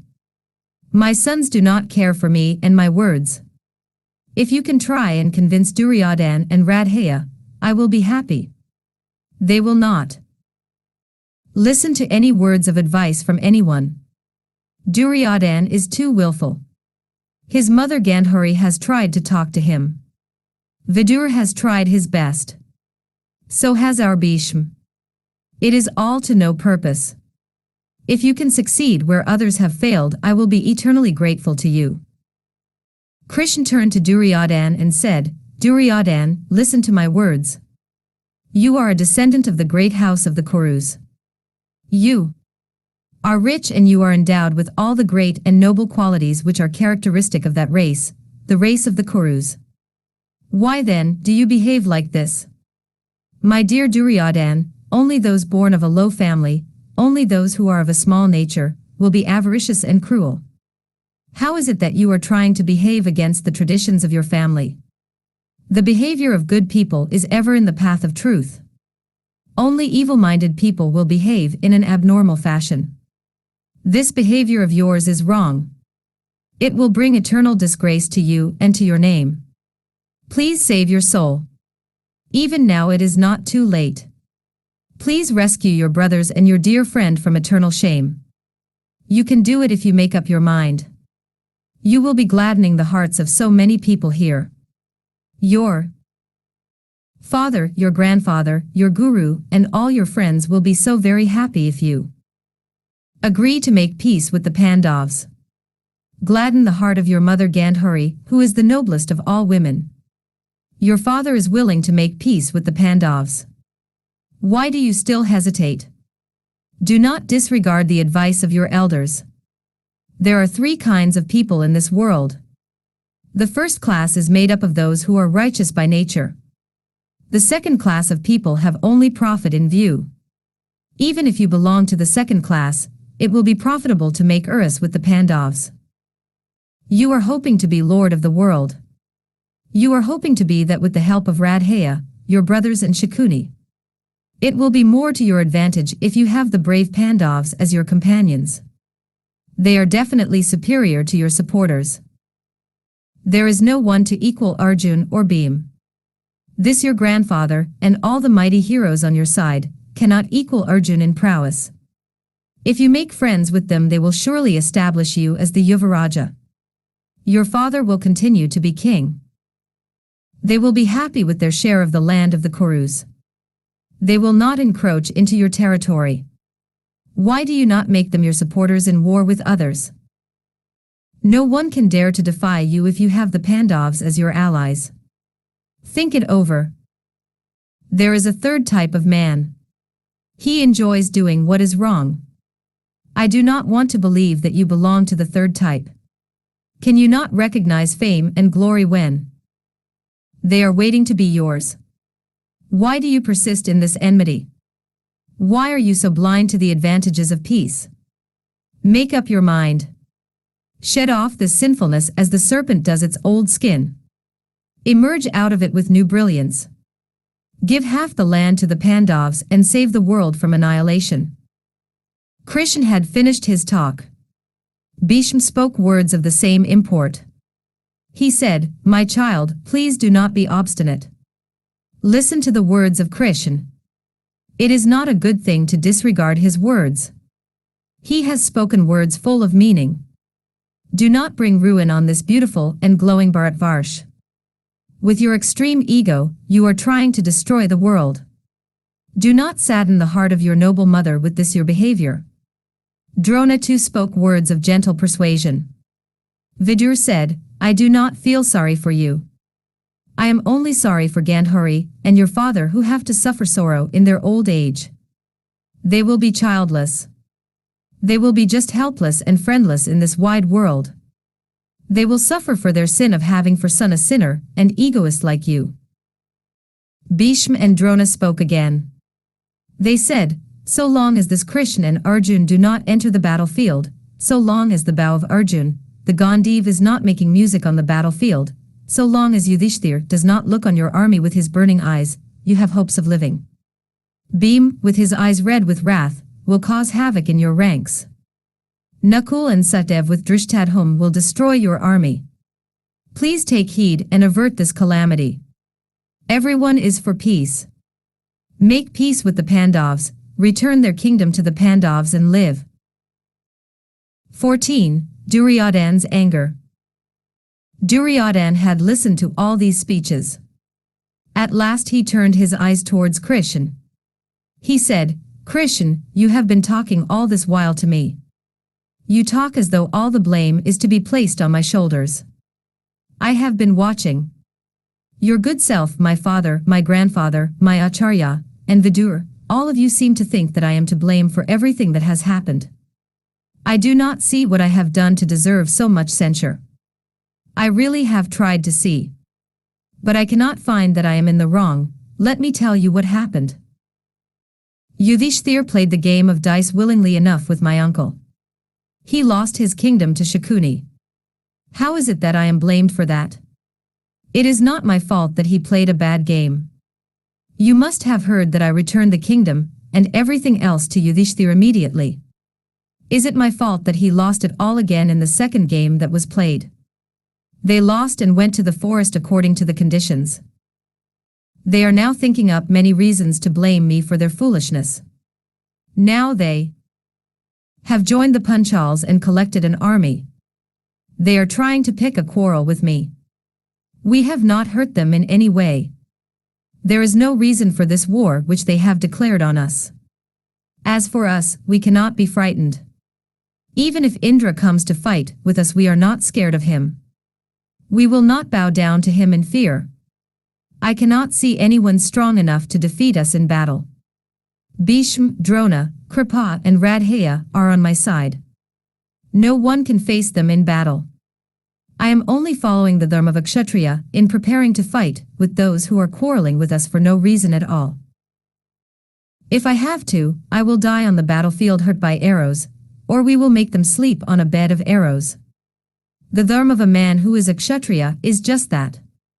If we are killed in the battle, we will reach heaven. If death embraces us in the battle, if we are able to die without bowing our head down in front of the enemies, why, that is more than enough. We will not be sorry to die. Which man, born of a Kshatriya woman, will give place for fear in his heart? Who will be frightened by the enemy and accept that he is afraid? Who will be false to his noble birth and bringing up, by bowing in front of the enemy with the hope of saving his life? The rule set down for a prince is this: he should always be upright. He should stand erect. He is a man only if he acts. A Kshatriya should never bend. He should prefer to break rather than bend. I have always lived like a king. I have bowed my head down, but that is only to my elders, who deserve respect. I have never bent my head down to anyone. Never. This is the rule for a Kshatriya, and this is the rule I have followed for myself, always. I will never swerve from my dharma. As for this kingdom called Indraprasth, my father gave it to them in the olden days. I know it. I admit it. But that will never be restored to them, not as long as I am alive. So long as my father, this King Dhritarashtra, is alive, the Pandavs and ourselves must leave our weapons in their sheaths and live as his dependents. When Indraprasth was given to Yudhishthir, I was a dependent. I was a child and I was not old enough to be consulted. It was given away to them either in ignorance or in fear. I do not know. But now that kingdom will never be returned to them, not as long as I am alive. Krishn, remember these words of mine. Note them carefully. Not even land which can be covered by the tip of a sharp needle will be surrendered to the Pandavs by us. Krishn laughed a strange laugh. It expressed contempt and a great pity for Duryodhan. It was tinged with anger and sorrow. It made the entire assembly tremble with an unknown fear. They had not heard this laughter of Krishn. They had seen his smile. They had seen him frown. They had seen his face grave and serious. They had seen so many different expressions on the mobile features of Krishn. But this strange laughter struck terror into the heart of everyone. Krishn got up suddenly from his jeweled seat. His eyes were crimson with fury. Still he smiled that strange smile and said, Duryodhan, you seem to desire a bed on the field of battle. So be it. You will get what you want. You have always got what you wanted. Be firm. In a few days you will see a great slaughter. You will meet your death which you seem to love so much. You and your dear advisors will all get what you desire. You say that you have not in the least offended the Pandavs.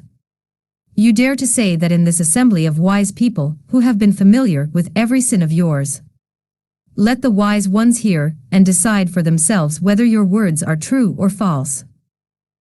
Burning with jealousy at the prosperity of the Pandavs, you and your uncle Shakuni played a game of dice with the noble-minded Yudhishthir.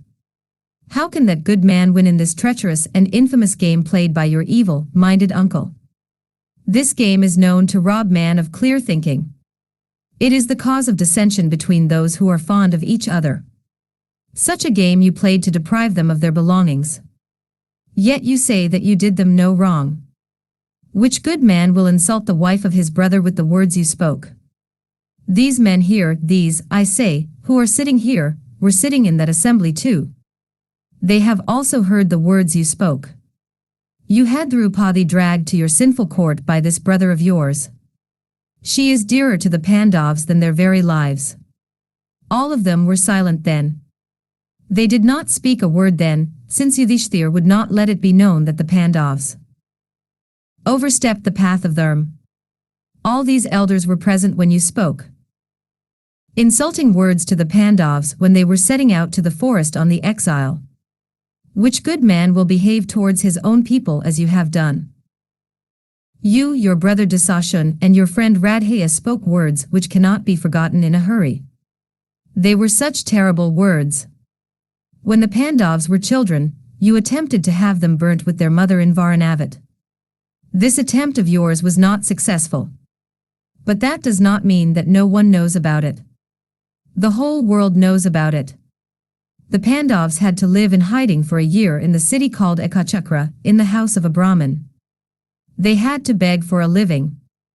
You have often tried to kill Bheem with poison, with serpents, and in 1,000 different ways. Your attempts have all failed. You have done all this and yet you say that you have not offended the Pandavs.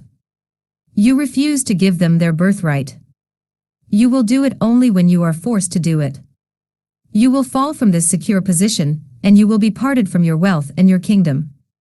You have behaved most heartlessly towards my men, and you have the audacity to tell me that you have not done anything. You have taken leave of your discerning power. Or else how is it you have chosen war when the advantages of peace are so many? I find that you are the most sinful man on the face of this earth. You disgust me. Duryodhan said, My dear brother, it looks as though these Kuru elders will bind you up hand and foot and hand you over to Krishn.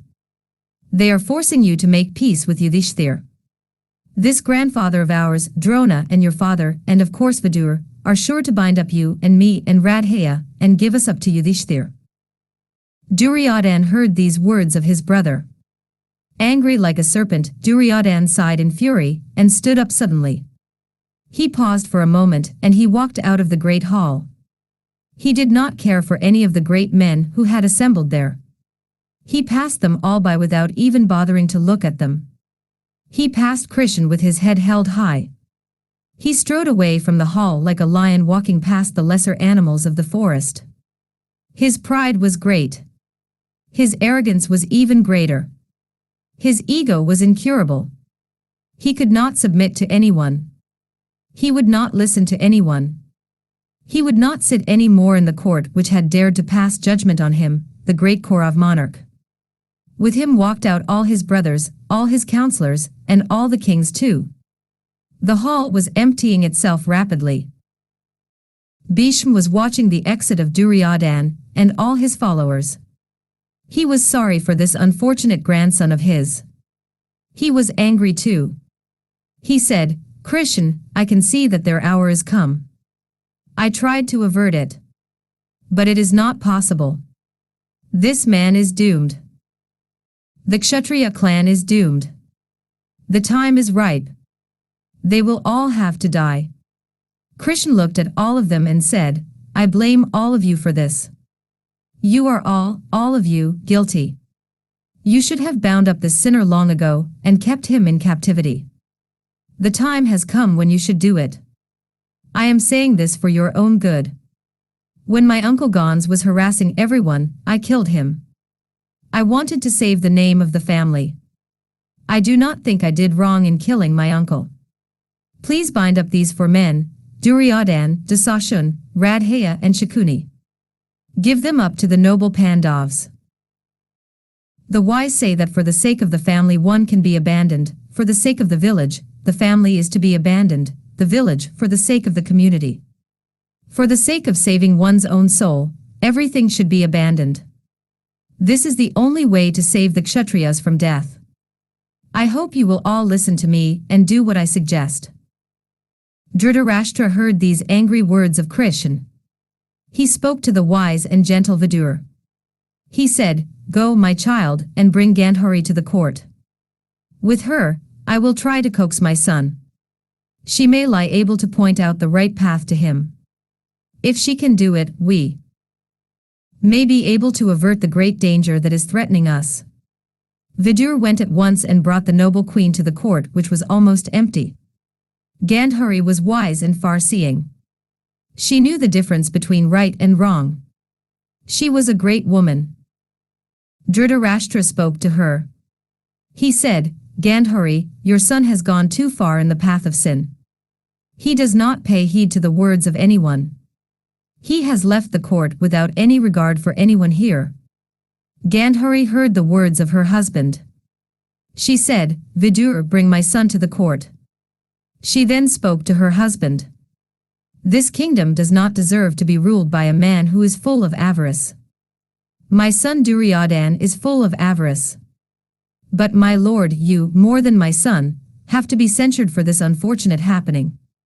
In the extreme love you have for your son, you have been unheeding to the rules of conduct. Knowingly and willingly you have accompanied him in the path of sin. He has been possessed by greed and pride. You cannot control him now. It is now too late. In spite of my warning words, you made him the ruler of the kingdom. You are now reaping the fruits of your own foolishness. You have not shown affection towards your kinsman. Which great king, so far, has shown differential treatment between two dear relatives? Only you. Duryodhan entered the court since he had been summoned by his mother. His eyes were still red and blazing with wrath. Gandhari spoke to him. She said, My dear son, listen to my words. I want you to be happy. It is not easy to be the king of a great land like the Kuru land. You must be fit for it. A man who has these qualities, avarice and pride, cannot rule a kingdom. A man should have all his senses under control if he is to rule a kingdom. You are ill-fitted to be a king. You have not conquered self. How can you conquer your enemies? You must consider your weaknesses as your foremost enemies. It is only after subduing them that you can think of subduing others. Come to me and sit by my side. I am your greatest friend. A friend is one who is really interested in the welfare of his friend. I am fond of you. I brought you into this world. When you were born there were several evil omens. But I thought that all that was of no importance, since I could not dream that a son born of me would ever think of sin. Evidently I was wrong. You seem to be the cause of a great calamity. Please stop it. Listen to the words of all of us. You think that Bheeshm, Drona, and your Radhaya will be able to defeat the Pandavs. Do not be foolish. Think of Krishn and Arjun. They are Nar and Narayan. They have Dharma on their side. Where there is Dharma, their victory is. They are here to kill all of you. Listen to my words and be happy. Dhritarashtra once again tried to join his wife's plea. Duryodhan was standing with a frown on his face. He was listening, and at the same time not listening to his mother. Now, without even a word, he turned his face away from all of them and walked out of the court. 15. Viswaroop. Duryodhan went straight to Radhaya, Shakuni, and Dasashun. He told them, They have now brought mother to the court. I was made to listen to the same words of advice. I am getting sick of this. I have been advised too much and too long.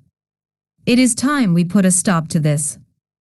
I do not want any more of these well-wishers and their words. Dasashun said, I am sure they are planning to bind up the four of us and deliver us to Yudhishthir. Father will now allow the others to do it. Duryodhan sighed with impatience. They conferred for a while.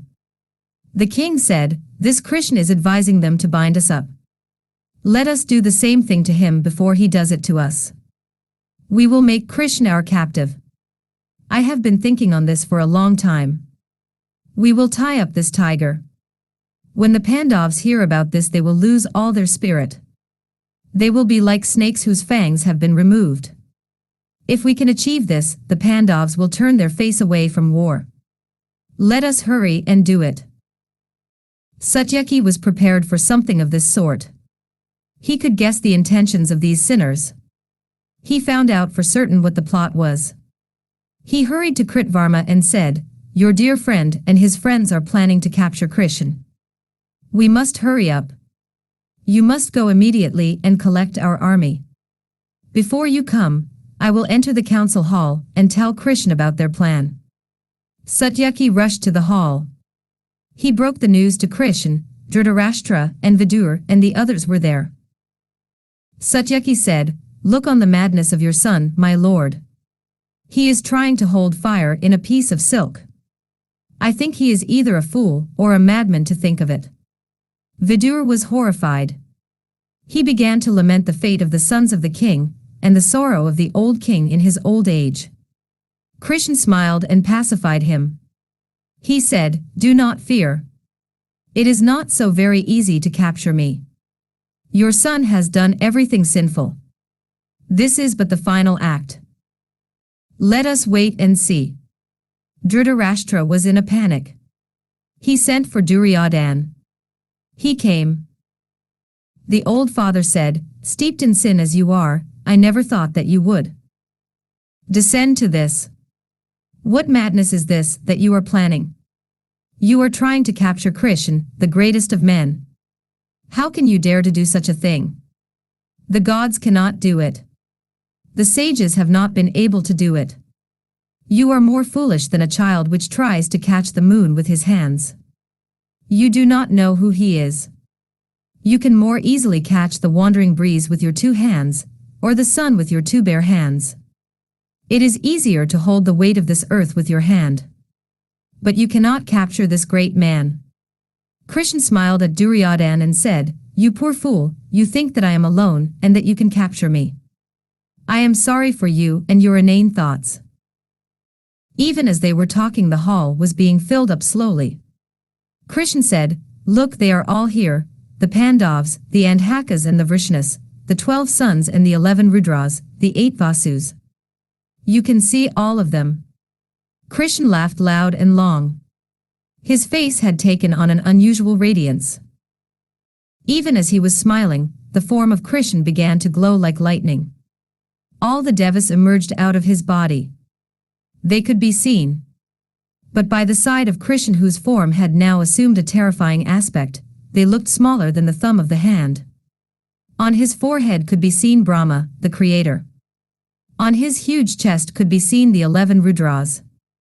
On his shoulders could be seen the lords of the 4 quarters, Indra, Varun, Kuber and Yama.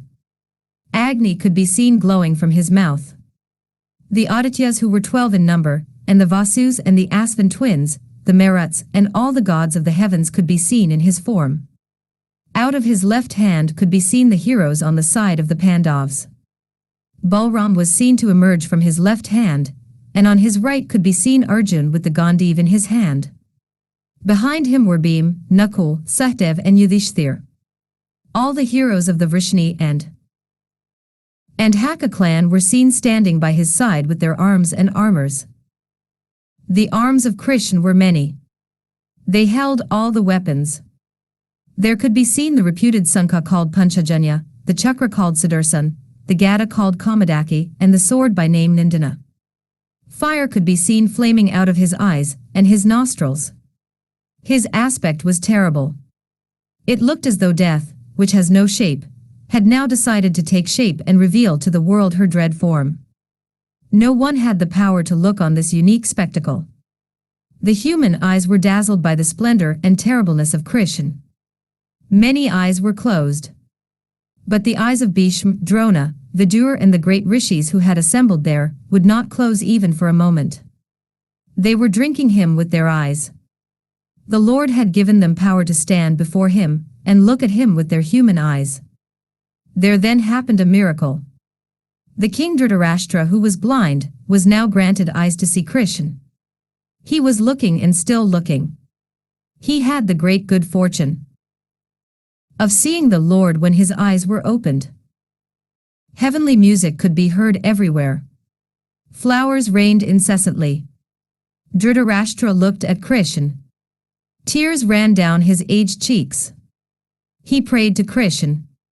He said, "You are the Lord of this earth. I have been able to see you. Having seen you, I do not want to see anything else. Please take away this sight from me. I do not want it. Krishn granted him his wish. The earth was shaken by an upheaval. There was a terrible earthquake. The oceans began to get dried up. People were terrified. Taking pity on the earth, Krishn resumed his original form. He took Satyaki and Vidur by their hands, and went out of the hall. He took leave of all the rishis who had assembled there. They went away too, after the departure of Krishn. The entire assembly of kings, and the others followed Krishn like smoke following in the wake of fire. Kritvarma had just brought the army to the palace gate. He brought the chariot to the front of the assembly hall. He saw Krishn coming out of it. Krishn would not speak a word to the many kings who followed him. He did not take leave of anyone. Kritvarma saw a great sadness in the eyes of Krishn. Krishn heard the voice of Dhritarashtra. Krishn, you have seen for yourself the power I have over my son. You came here with the hope of bringing about peace between these warring cousins. Please do not have any bad feelings about me. I do not hate the Pandavs. You saw how I have tried to convince my son. What can I do? Krishn heard his words. In the act of leaving, Krishn paused with one foot on the footboard of the chariot. He turned his head and said, I am speaking to all the elders of this great assembly. You have all seen how much I tried to avert this war. You saw what happened in the court today. You all saw how Duryodhan left the court flaunting his pride in my face. Now Dhritarashtra too declares that he is powerless. I take leave of you all. I am going back to Yudhishthir. Krishn's chariot moved fast. He was speeding towards the house of Vidur where he had to take leave of Kunti, his aunt. He reached the house soon. After greeting Kunti with his prostrations, Krishn told her about the happenings in the court. He said, this forest of kings will soon be burnt by the fire called the Pandavs. He was silent for a while. Then he said, I have to go back now. Let me take leave of you. Please give me your message to the Pandavs. I will tell them how I found you and how eager you are to see them. Kunti said, tell my sons that they are all Kshatriyas, that they are the sons of Kunti, that there were heavenly voices heard when they were born, that I expect them to behave as Kshatriyas. Tell Draupadi that I am proud to have her as my daughter. They are all protected by you, Krishn. I have no worry. Go in peace, my child. Krishn took leave of her and left for Upaplavya. As soon as Krishn left the hall, Duryodhan stormed at everyone and said, let the preparations for war begin at once, this very moment. I cannot eat or sleep until this war begins. The 11 Akshauhinis were asked to proceed towards the field called Kurukshetra, as early as possible. Dhritarashtra and Bheeshm with Drona, and Vidur tried once again to talk to him. But they could not move him. He decided to win or to die. 16. Surya is your father. Just before Krishn left for Upaplavya, he took Radhaya in his chariot along with Satyaki. He took him to a place far removed from the haunts of men. He left Satyaki in the chariot and walked some distance with Radhaya's hand linked in his. Suddenly he began to speak. Krishn said, Radhaya, you are a good man. You have ever been true to Dharma. Why do you support this sinful Duryodhan? You are well versed in the Vedas and the Vedanas. You have mastered all the holy books, and you know the very heart of righteousness. You know Dharma with its subtle shades which are so many. Why then do you do this sinful act? Radhaya smiled and said, you are right, my lord. A righteous man should not side with a sinner. But Duryodhan is different. I love him. I love him too much to judge him as others do. He has been my friend. The world has looked askance at me and my valor. It is because I am a Sutputra. But Duryodhan is the one man who is above all that. Never once has he remembered that I am a Sutputra. Krishn, you may know about it or you may not. But once in the city of Hastinapur, many years ago, I came in search of a living. There was a tournament going on there.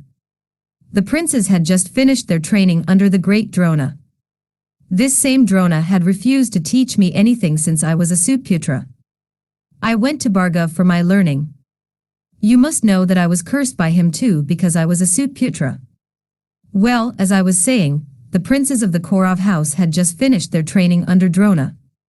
My visit coincided with a great display of the skill of all the princes. I was just standing by. I had no intention of announcing myself. But the smug conceit of Arjun was just intolerable. I just had to challenge him. I did, and I was not allowed to fight with him since I was a Suputra. When I was being insulted by your beloved Pandavs, it was this noble-minded Duryodhan who took up my side. He made me king of Anga. We clasped hands. I asked him what I could do in return for his regal gesture. Nothing, he said, I want just your heart. Krishn, my lord, years have gone by since this incident took place. But my heart has always been with this king. I can never pass my judgment on him. I have only two people who love me, and they are Duryodhan and Radha, my mother. I live just to please these two. I am not very enamored of this life of mine. But as long as I am alive, this heart belongs to these two, and only to these two. Krishn was silent for a moment. Then he looked at Radhaya and said, yes, the debt of gratitude is the most difficult to pay. Radhaya, I suppose you know about your birth. Do you know who you are? Do you know your mother? Radhaya smiled and shook his head. He said, not much, my lord. But I know that some highborn maiden must have borne me when she was a young girl. She must have lived in the palace of a king. I have a feeling she was a princess. I know too that her palace was on the banks of a river. This girl, evidently, was more fond of her reputation than her newly born child. She abandoned me. She placed me in a box and set me afloat on the river which hugged her palace walls. Why should I bother to find out who she is? She has not bothered about me. She has forgotten me. She must now be having some more children. I am sure they are more fortunate than I was. Radhaya paused for a few moments. His lips were curled up in a smile half sad and half sneering. Krishn was looking at him with a strange expression in his eyes. Radhaya resumed his talk. He said, but Krishn, really, I have no regrets. I have a lovely and loving mother. No one can be like her. She is proud of me. But why this talk of my birth and my mother now? That is all dead and buried in the distant past. Let us talk about the present. Krishn smiled at him. He looked at Radhaya with great affection and great pity.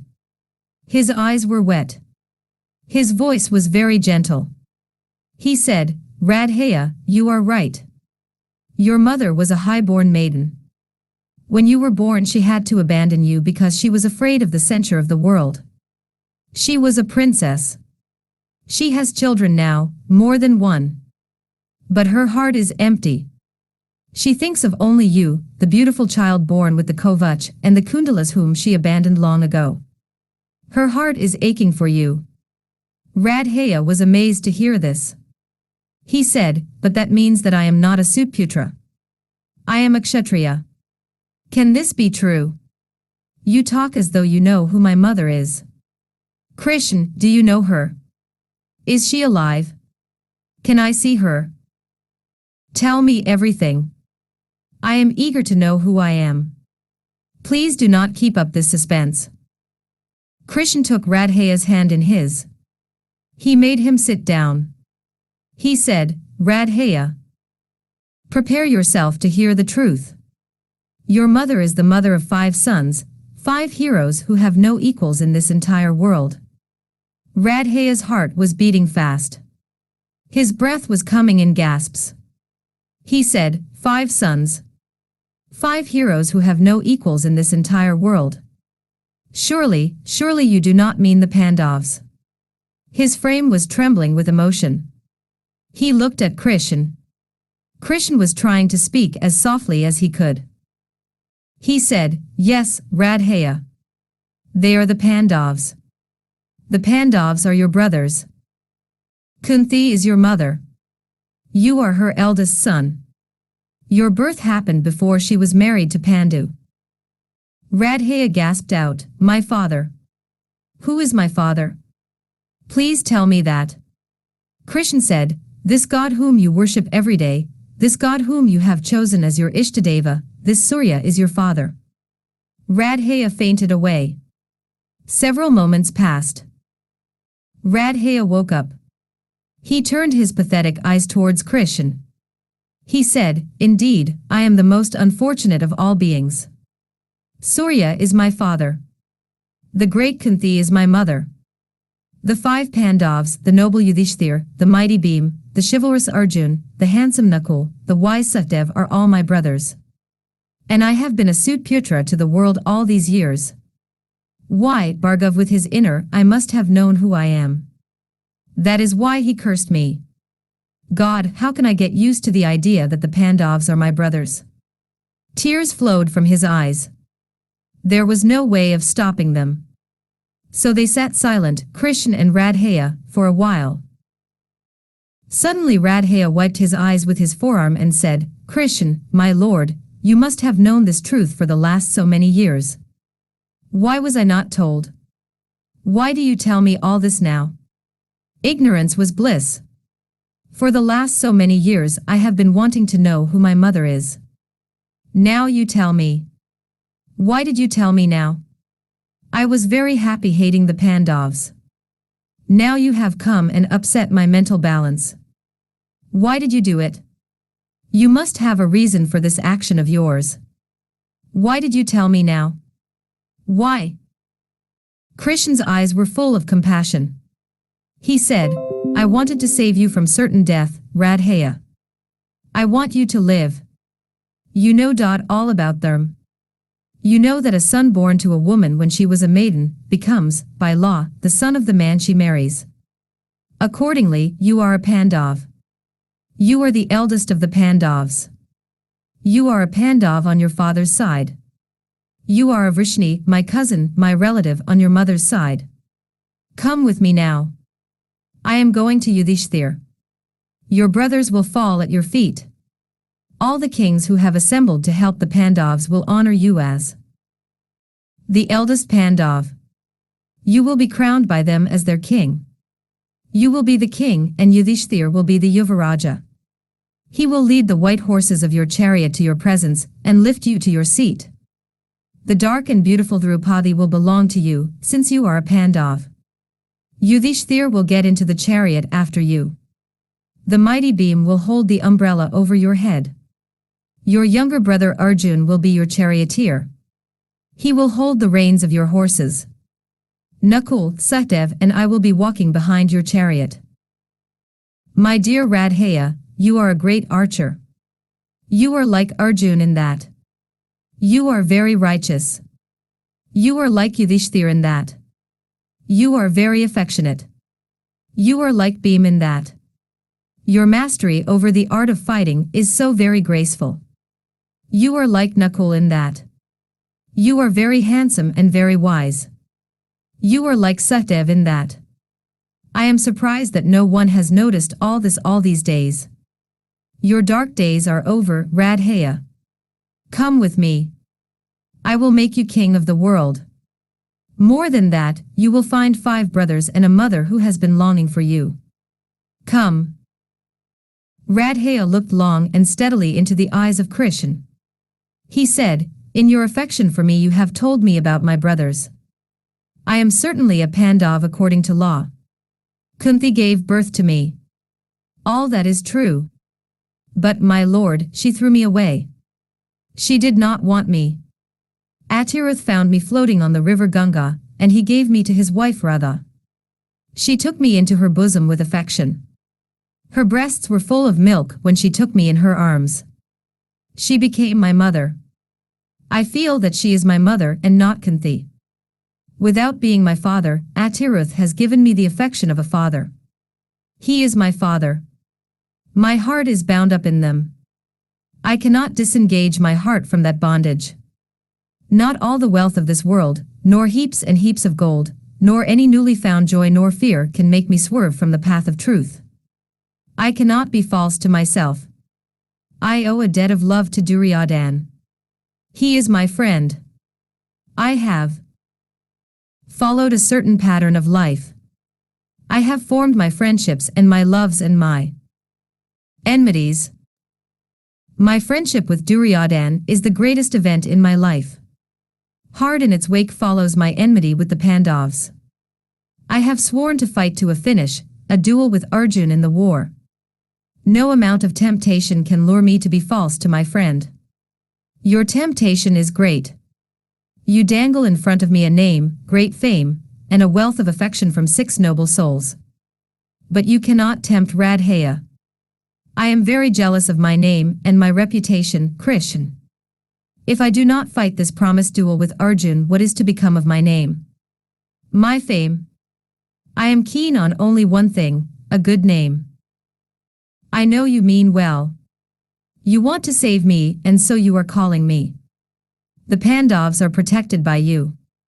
They cannot be defeated in the war. Krishn, I am with the doomed man Duryodhan. I will die for him.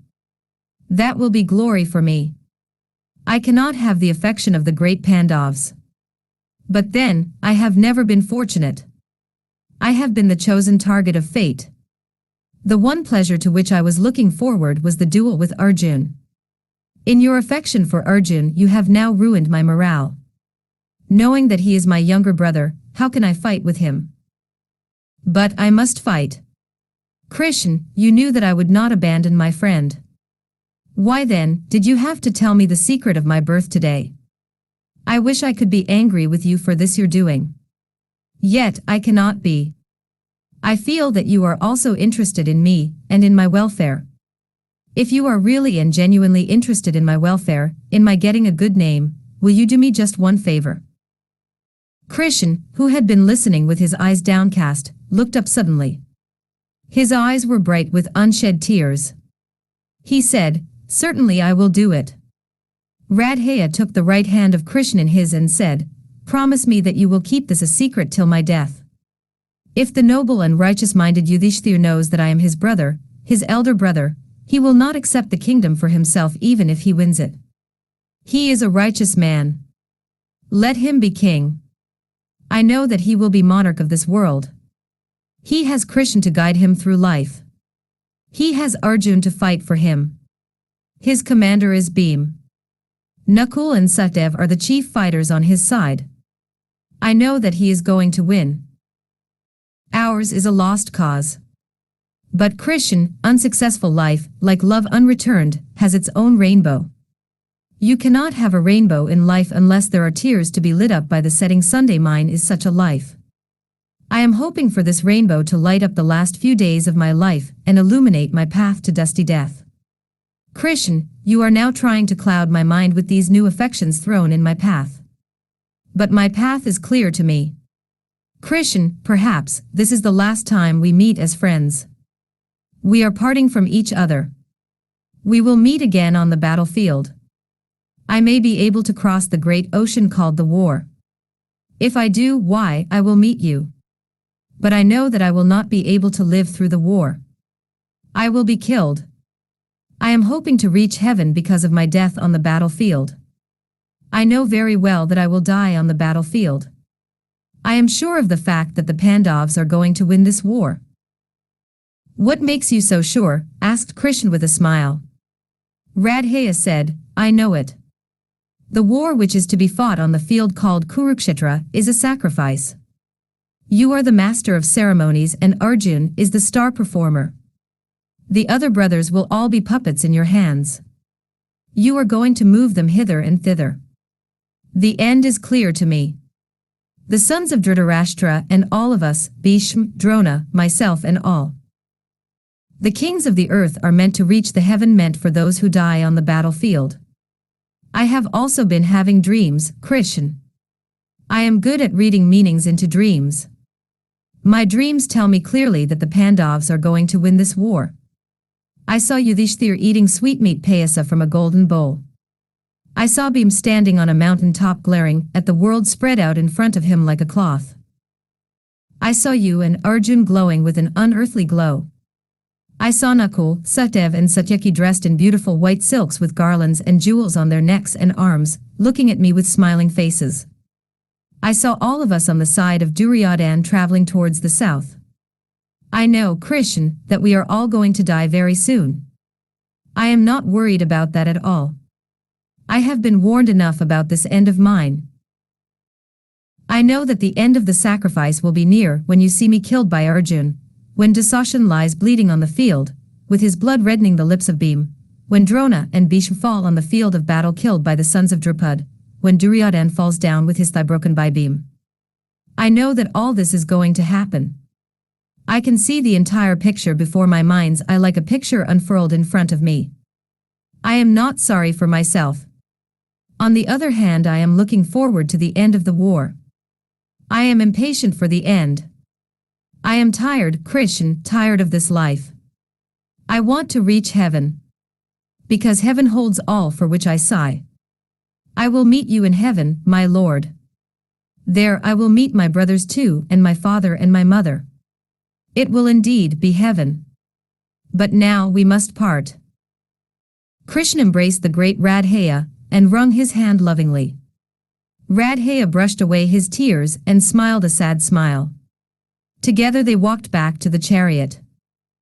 17. Krishn returns to Upaplavya. Krishn reached Upaplavya. He spent a few moments with the Pandavs and then went to his own apartments. He had to rest for a few hours. When the sun had set, he went to the Pandavs. Everyone was waiting for his report about the happenings at Hastinapur. Yudhishthir, after honoring him and making him comfortable, said, Krishn, we are waiting to hear about the happenings at the court of Dhritarashtra. From the expression on your face I can guess it. But I want you to tell us all the details of your embassy. Krishn said, I was at the court of Dhritarashtra. I tried so hard to persuade Duryodhan to be sensible. But all my attempts were futile. Yudhishthir, I have come back without achieving what I hoped to achieve. I am sorry. Your dream and mine have not been realized. You will have to fight, Yudhishthir. Please justify your name. It is necessary to be firm, now that war has become inevitable. Yudhishthir's face was downcast. A look of pain and despair crossed his face. A moment later he said, Tell me everything, Krishn, everything. Krishn said, Listen to me, all of you. I was taken to the great council hall. I saw all the Kuru elders waiting to hear me. I saw the sages Narad and all the others waiting to hear me speak. He told them everything that happened in the court of Dhritarashtra. He told them the words spoken by Dhritarashtra, Bheeshm and Drona and Vidur. He told them about his pleading with the king first and then with Duryodhan. He told them about the anger of Duryodhan and his exit from the court. He told them about the coming of Gandhari and her pleading with her son. He told them about the attempt to capture him and his Viswaroop. The kings were silently listening to the recital. When they heard about the attempt of Duryodhan to capture Krishn, they were furious. The eyes of Yudhishthir were crimson with wrath. He said, Did that man dare to do that to my lord? There is no hope for him. I have made up my mind. I am firm. My days of forgiveness are over. I have decided on war. It is not necessary to hear anything more. I am going to fight. It will be a war which has not been equaled so far by any other war. Krishn, the earth, you once said, is thirsty for the blood of these sinners, nay, these terrible beasts. I cannot wait. Let us begin the war at once, immediately, at this instant. I cannot wait a moment more. Bheem was thrilled to hear the words of his dear brother. He rushed to Yudhishthir and embraced him wildly. He threw his mace up into the air and shouted, War! War! Nothing can prevent the war anymore. No one can save the sons of the old king from my fury. Arjun, the blood of Radhaya will be reddening the sands of Kurukshetra very soon. Sahdev, I will see you kill that hated Shakuni. Krishn, I feel as though I have drunk the wine of the gods. I am so happy. Krishn smiled at the excitement of Bheem. He said, I left for Upaplavya. Duryodhan has already ordered his troops to proceed towards Kurukshetra. When man 19 prodded by the whip of fate, he hurries to his death as fast as he can. Duryodhan is planning to ask the great war veteran Bheeshm to be his commander-in-chief. I am sure you will have to fight the Kuru hero first. He is too well known to you. I do not have to tell you what a strong opponent we have even at the beginning. Bheeshm has defeated his guru, Bhargav himself, in the days of yore. Shikhandi and Arjun, prepare yourselves. War is on. Yudhishthir got up and addressed all the kings who had come to help him. He said, You have all heard the words of my lord. You have all seen my attempts at peace. I did not want this war. But it has been thrust upon me. I ask of you all to give me your help and steer me through these difficult days that are ahead of me. Krishn, you have at your disposal these 7 Akshauhinis. Drupad, Virat, Drishtadhum, Satyaki, Shikhandi, Chaitanya, and Bheem are all great warriors who can take charge of this army. You must assign to them their duties. One of them will have to be chosen as the commander. Sahdev, you are the wisest of us. First, I want your opinion as to who should be chosen as the commander of our army. Sahdev said, My lord, they are all fit to be commanders. Each is powerful. But in my opinion Virat, the lord of the Matsyas, seems to be best fitted for the position of commander. He can face the army led by Bheeshm. He is a veteran soldier. I think he is the most fitted. Yudhishthir turned to Nakul and asked for his views. Nikiya said, I feel that the most suitable person is our Drupad, the king of the Panchals. He has learnt archery from the great Angiraza. He has always been vying with our Acharya Drona. He has performed terrible penances. He is a great fighter. There is no doubt that he will be able to withstand the Kaurav army led by Bheeshm. Yes, Drupad is the best. After listening to his 2 young brothers, Yudhishthir turned his eyes towards Arjun. Arjun said, My lord, let Drishtadhum be our commander. This powerful son of Drupad, born of fire, with his unbreakable armor and his terrible bow, this man with a voice like the roar of a lion, this Drishtadhum, will be the most powerful opponent of Bheeshm.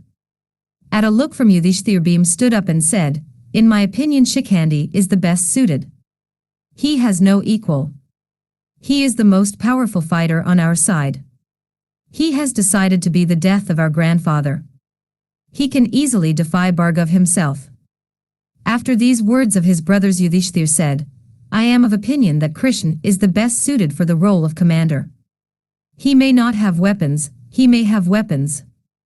That is not of any importance. He is younger than many of us. But he is the wisest. Our welfare is in his hands. It is but right that our army should be led by him. The night is fast slipping by. Let us come to a decision and try to get some sleep. Tomorrow will be a busy day for all of us. Come, let us decide. I am waiting for Krishn to give his opinion. I will do what he says.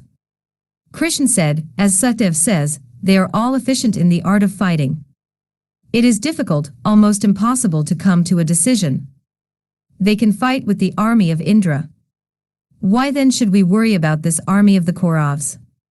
After pondering on the suggestions of your brothers, I feel that the suggestion of Arjun is the best. I consider that Drishtadhum, the son of Drupad, is the best man to command your army. Yudhishthir was pleased with the words of Krishn. He announced to the army that Drishtadhum was chosen to be their commander. Cheers rang from all the 4 quarters. They liked to be led by this lion among men. The 7 Akshauhinis were divided up amongst the heroes, Bheem, Nakul, Sahdev, Drishtadhum, Satyaki, the sons of Draupadi, and Abhimanyu. Early in the morning, after performing the sacred rites, Yudhishthir set out to the army camp to arrange about their future course of action. The heroes who had assembled were many. The Kakaya brothers Drishtakata, Srenaman, Vasudhana, Virat, Shikhandi, Drupad, Sudharm, Kunti-Bhoja, Drishtadhum, Anadrishti, Chekaitana, Satyaki, the Pandavs and their sons, Abhimanyu and Krishn. They reached the great field called Kurukshetra. They blew their conchs. The army was excited at the sound of so many conchs which were blown all together and one by one. It was a thrilling moment. The king went round the place and ordered the tents to be erected. Drishtadhum took charge of the entire arrangements. He had the place measured and made provisions for tents for all the heroes who had come to fight. Krishn and his cousin Satyaki made arrangements for a moat to be dug all around their camp. There were tents for each and every one of the kings. Chariots and weapons numbering up to millions had been placed there in a common place for the use of everyone. Each one of the chariots was equipped with 100 bows and thousands of arrows. Armors and finger guards were placed everywhere for use. The Pandavs had now only to wait for the war to begin. All the preparations were going on at furious speed. They had been ready for this long ago. But the return of Krishn precipitated their decision. 18. Bheeshm, the commander of the Kaurav army. As soon as Krishn left the court, Duryodhan told his friends and his brothers, Krishn is returning to Yudhishthir without being able to achieve what he came for. He is very angry with me. He is sure to incite the Pandavs to fight against me. Bheem and Arjun are already eager for war. Yudhishthir will listen to the words of Krishn and of course Bheem and Arjun. They have been ill-treated by me for the last so many years. They now have with them Virat and Drupad. They are friends with the Pandavs for two reasons. They are related to them, and they have also been harassed by me in the past.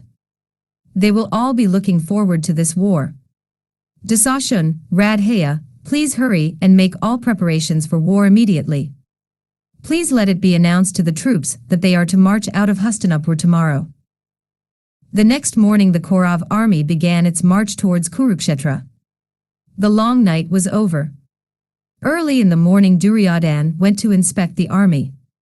He had so many friends who had come to his side to die for him. There were Kripa, Drona, Salya, Jaydrath, Sudakshina, Kritvarma, Ashvathama, Radhaya, Purisravas, Shakuni, Balika and Somadatta.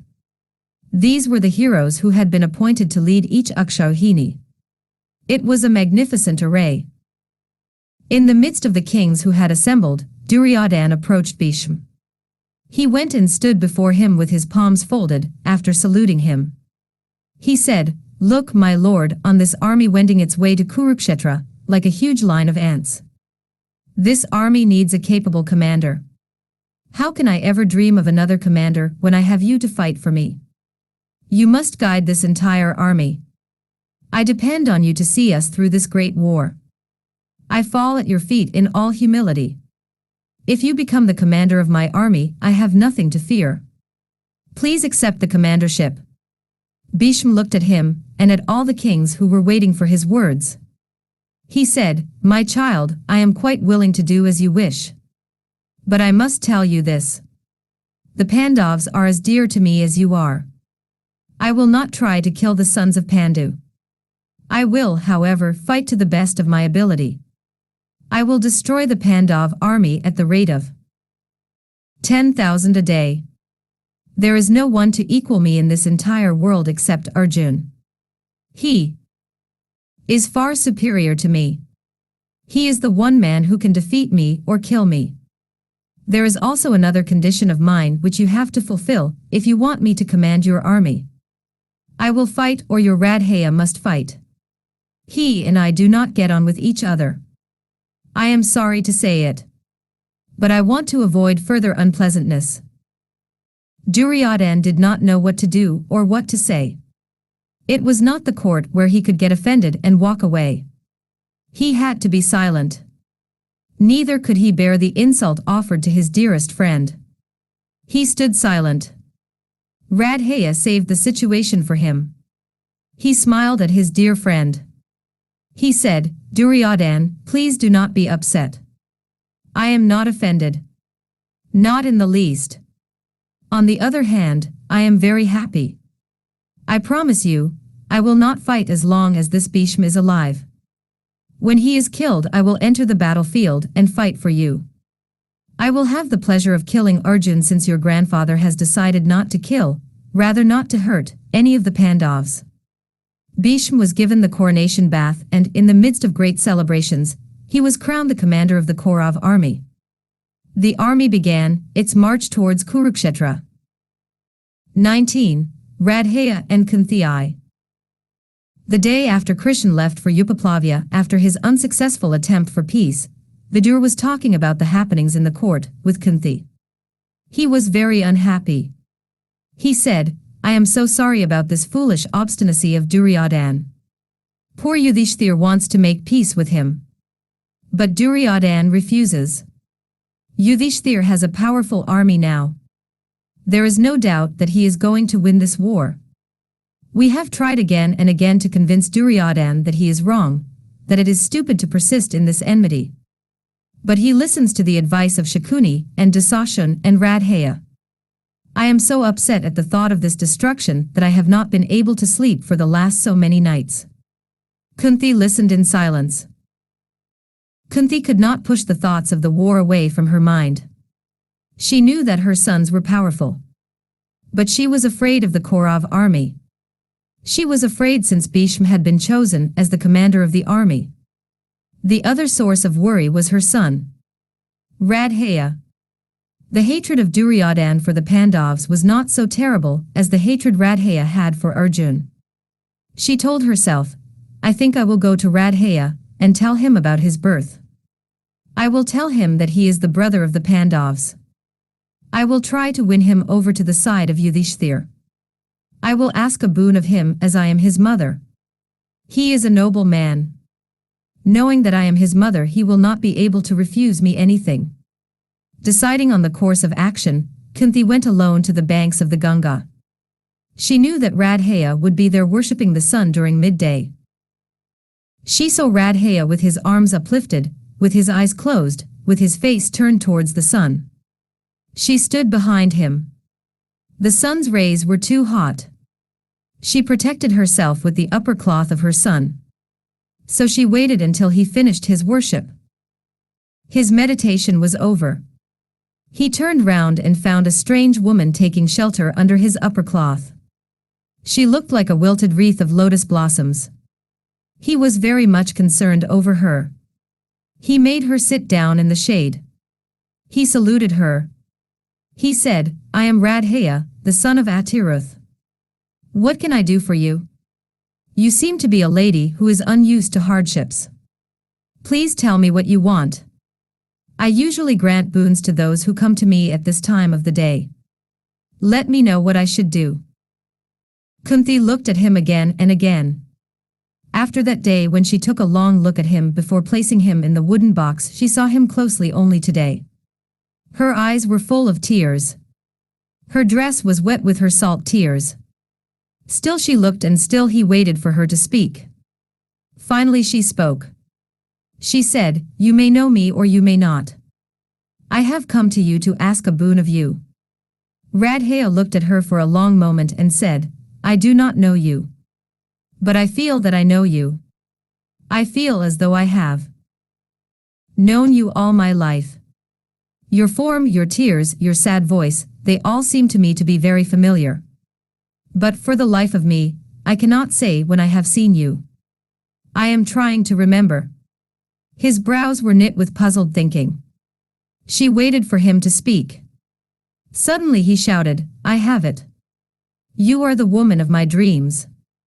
I know you. Kunti smiled gently at him and said, What are you saying?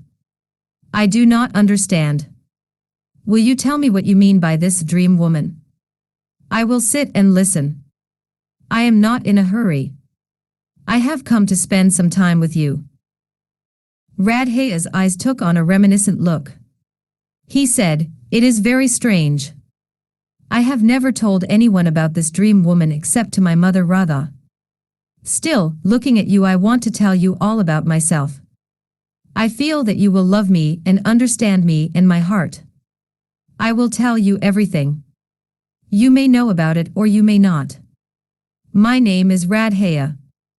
My mother's name is Radha. But then, she is not my mother. She did not give birth to me. My father Atiruth found me floating on the river Ganga. It was this same river who bore me to my parents. My father took me to his wife Radha and made a gift of me to her. That is why I am called Radhaya. My real mother, I am sorry to say, abandoned me at birth. So I have always been Radhaya. But I am wandering. Whenever I went to sleep, I used to be disturbed by a dream. It would always be the same dream. I would see a woman. She would be dressed in costly robes. She would be dressed like a princess. Her face would always be hidden by a veil. I would be lying down and she would bend over me. Hot tears from her eyes would burn me. I would get up and ask her, "Who are you? Why do you weep over me like this?" In a voice choked with tears she would say, "I cry because of the injustice I have done you. I long for you, but you can never, never be mine. That is why I am weeping. I can talk to you only in my dreams, only in your dreams and mine. That is the only way in which I can still the beating of my heart." She would try to go away. I would pursue her. I would try to raise her veil. I would cry out to her, "Who are you? Show your face to me. I want to see you. Do not go away without answering my question. Who are you?" But this woman of my dreams would vanish like a startled ghost. That is my dream woman. As years passed, the dream woman would haunt me only once in a while. She did not appear to me so often or so vividly. Gradually she stopped visiting me in my dreams. She left my dreams long ago, this woman. I think it was my mother who came to me in my dreams. In the beginning she was thinking of me very often.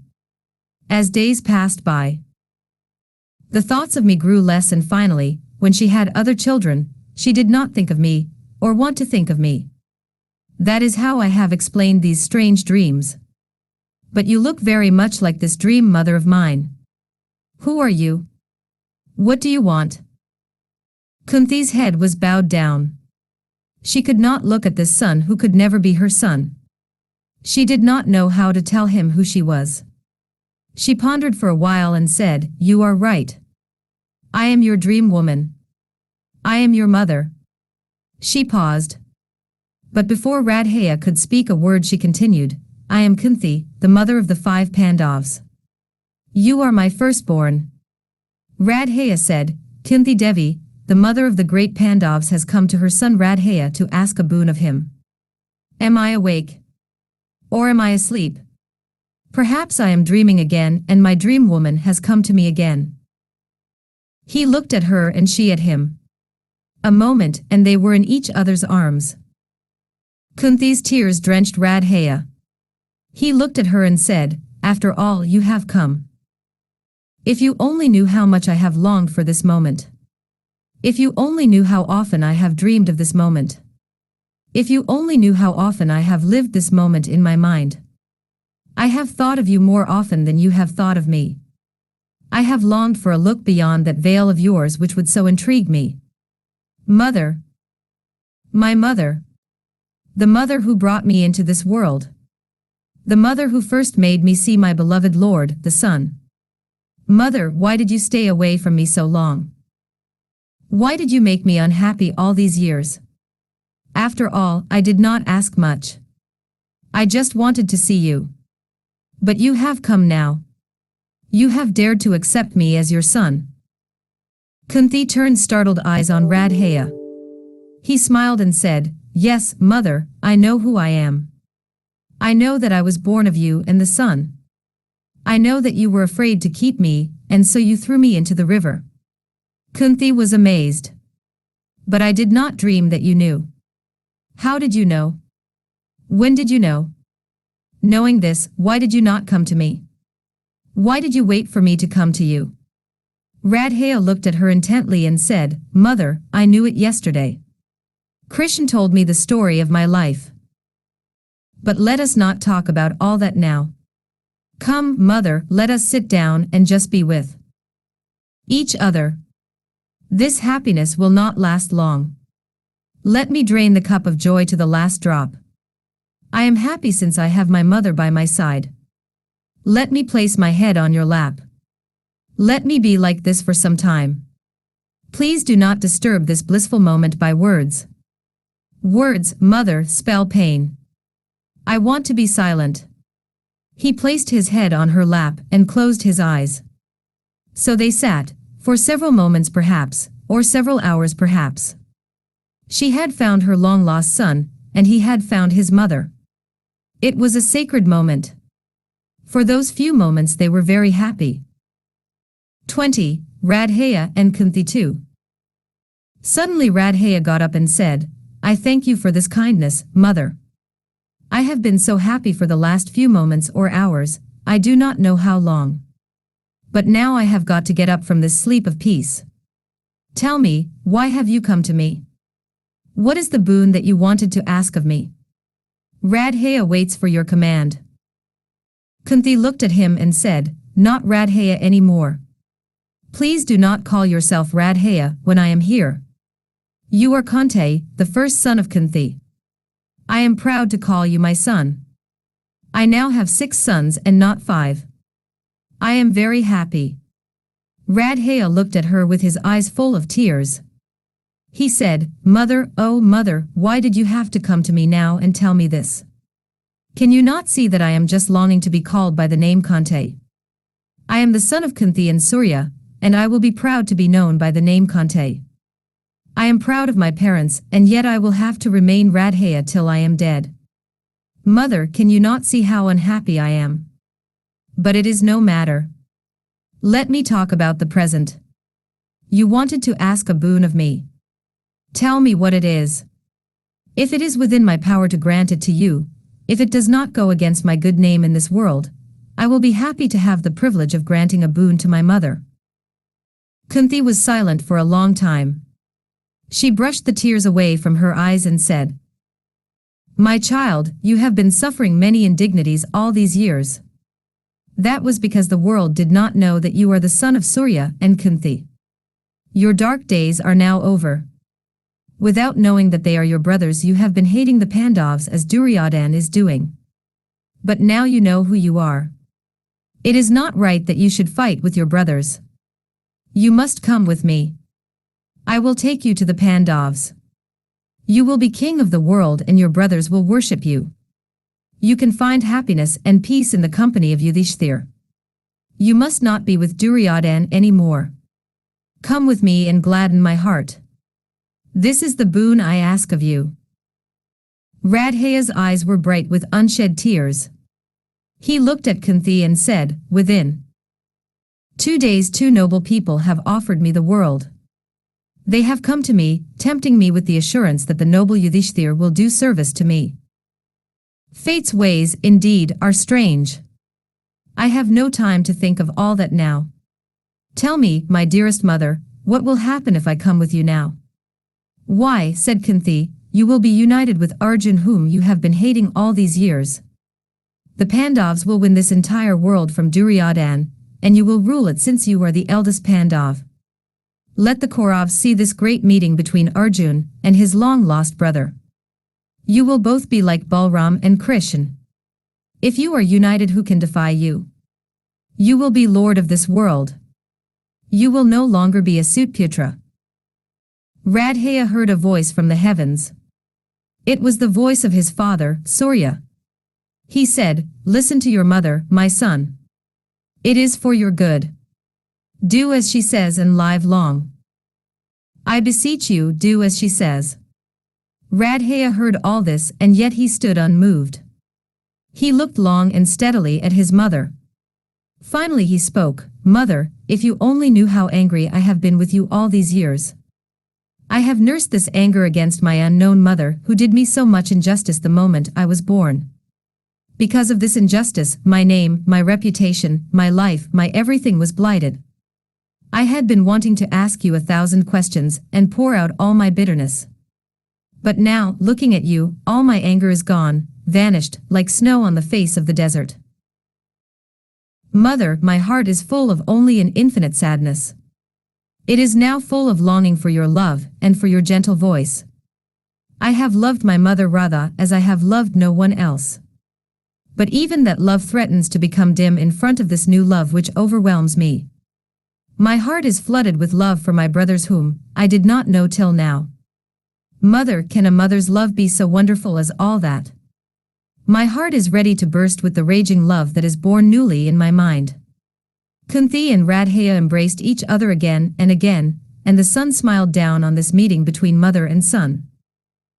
21. Radhaya and Kunti-III. Kunti said, "Come, my son. Come with me and be united with your brothers. Come." Radhaya was sobbing with anguish. He said, "No, mother, I cannot come. I must not come." Kunti was surprised at the tone of Radhaya's words. She said, "Why do you say that, my child? Surely, now that you know that the Pandavs are your brothers, you do not mean to stay with Duryodhan." Radhaya said, "Yes, mother. I will stay by the side of Duryodhan. You see, he has been my friend all these years. All these years, mother, when you had no thought for your son whom you abandoned in the river, Duryodhan has been my only friend. The stigma, Sutputra, has clung to me forever. No one would treat me with affection or respect since I was a Sutputra. I was all alone in this world, dogged by the name Radhaya the Sutputra. My birth has been my undoing. Wherever I went, my name preceded me, and I was not welcomed in any place. Drona would not teach me archery since I was a Sutputra. I went to Bhargav and he taught me archery. But that was because I told him that I was a Brahmin. When he came to know that I was a Sutputra, he cursed me. Hurt by all this, I went to Hastinapur. It was the day of the tournament. Radhaya looked at Kunti. He saw her form trembling with agitation, as though she remembered something painful. Fresh tears flowed from her eyes. Radhaya said, "Mother, did you not recognize me then? On the day of the tournament, when I entered the arena, you must have seen me. You must have recognized me. There is no mother who cannot recognize her son. I then had the Kovach and the Kundalas. You must have recognized me then. But for reasons known to yourself you did not tell anyone about me. I will not ask you why. I have found you after all these years, and I will not let my words wound you. I love you, my mother, and I am grateful to you for telling me that you love me. But I am straying from what I was saying. On the day of the tournament, when Bheem and Arjun were insulting me since I was a Sutputra, Duryodhan came to my rescue. He claimed me as his friend, and he made me king of Anga. He wanted just my heart in return for what he did to me, and my heart has been in his keeping ever since. I have once promised him that I would do anything for him, even if it is the most impossible task. I have loved Duryodhan, and he has loved me as no one else has done so far. Mother, if you could only look into my heart, you can see what a dreadful tumult is raging there. I never thought that I would find any love other than my beloved friend Duryodhan. But today, my heart is aching to go to Yudhishthir and claim him as my brother. This Arjun whom I have been hating all these years, this my bitter enemy, now appears in my mind's eye as a dear loving child holding out its hands to me in affection. Mother, my heart is bursting with affection for my newfound brothers and my long-lost mother. I would give anything to be with you all. But it cannot be." Kunti looked at his face grim with pain. Her tears choked her. She said, "Why do you say that it cannot be? I have always loved you.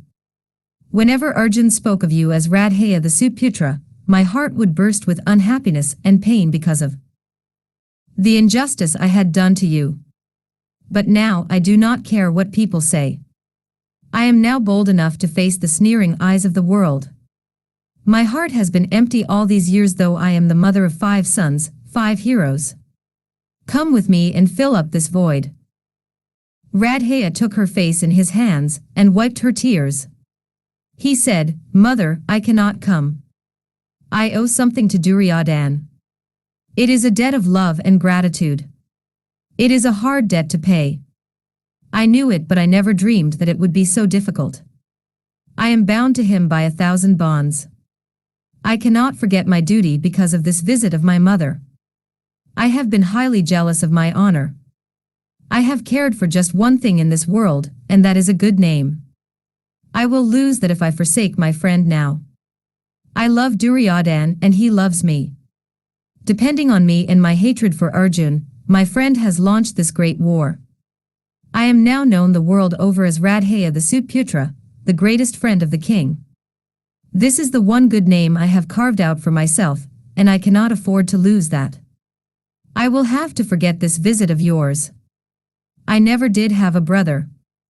My brother is Duryodhan.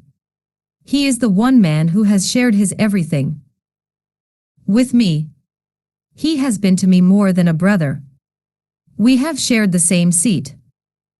Always, and we have always been together. He hopes to share the throne with me. He has centered all his hopes on me. I cannot shatter his dreams for the sake of a ghost of the past which tugs at the strings of my heart. My heart is not mine to give you, it belongs to the king, my master, my friend, Duryodhan. Mother, I know that the end has come. Duryodhan and all those who love him are doomed. And I am doomed. Nothing will happen to the Pandavs. Krishn has taken up the cause of the Pandavs. They are as safe as a child in its mother's womb. You and Krishn have, between you, ruined my firmness, and I know that I will lose to Arjun in the battle. Arjun will be the successful man. You must have heard about my life. I learned archery from Bhagwan Bhargav himself. But he cursed me. He said that when I am fighting with my dearest enemy, I will forget the holy incantations. On top of that there is another curse. A Brahmin has cursed me that the wheel of my chariot will become caught in the mire at the crucial moment, that I will be killed when I am least prepared for it. Indra came and took away from me the Kovach and the Kundalas which were placed on me by my father. They would have guarded me from death. But I have lost them too. And now, you and Krishn have robbed me of my inner armor. I hated Arjun. I would have killed him happily. But I cannot do it now. My mind is full of love for Arjun. How can I be true to my promise? Radhaya covered his face with his 2 hands and sobbed as if his heart would break. Kunti could do nothing except weep with him. She took his head on her lap and she stroked his head with loving hands. So they sat for a while. Radhaya sat up and said, "Mother, it is not good for me, this your crying. A mother should not weep over her child, not when he is alive. Mother, please bless me and make that dream of mine come true. A son needs the loving blessing of his mother if he is to reach the heavens. Say that my name will live as long as the world of men lives." He fell at her feet. Kunti, with tears in her eyes, blessed him. Radhaya said, "It has always been my rule to grant boons to those who come to me during the worship of my father. You came to me today and asked me for a boon. I could not grant that boon. But mother, you must not go away empty-handed.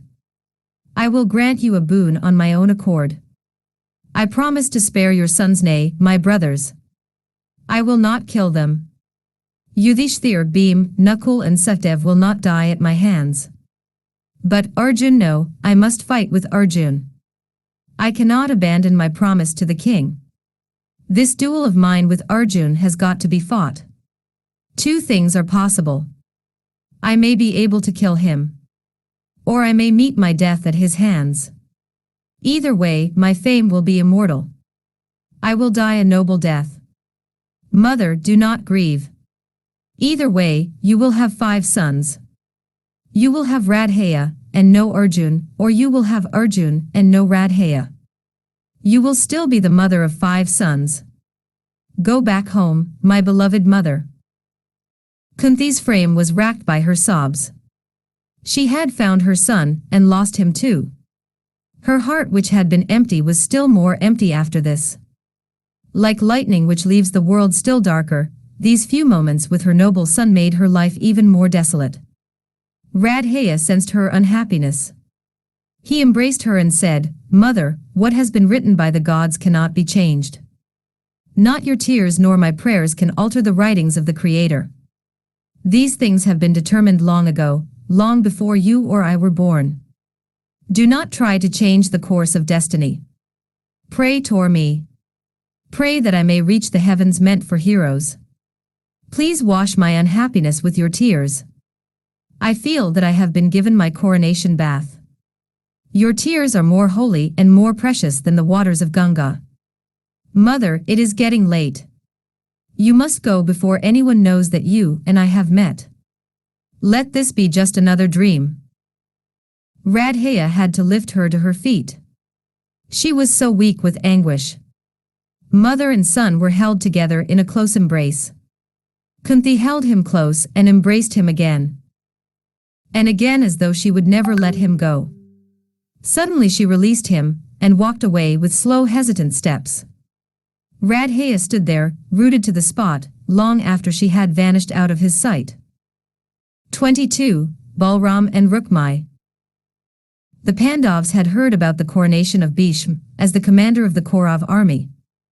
Yudhishthir made Drupad, Virat, Satyaki, Drishtadhum, Drishtakatu, Shikhandi and Satyav the commanders of the 7 Akshauhinis, and Drishtadhum was crowned as the commander of the entire army. Arjun was made the chief fighter. Krishn became the charioteer of Arjun. Balram, the brother of Krishn, came to Yudhishthir. He was accompanied by many members of the Vrishni clan. Yudhishthir received him with great excitement and honored him. Bheem fell at his feet and stood by his side with his palms folded. All the Pandavs and Krishn stood by his side. Balram blessed them. Yudhishthir placed his hand in that of Balram and led him to a costly seat. Everyone came to see the great Balram, who was reputed to be more powerful than even Krishn.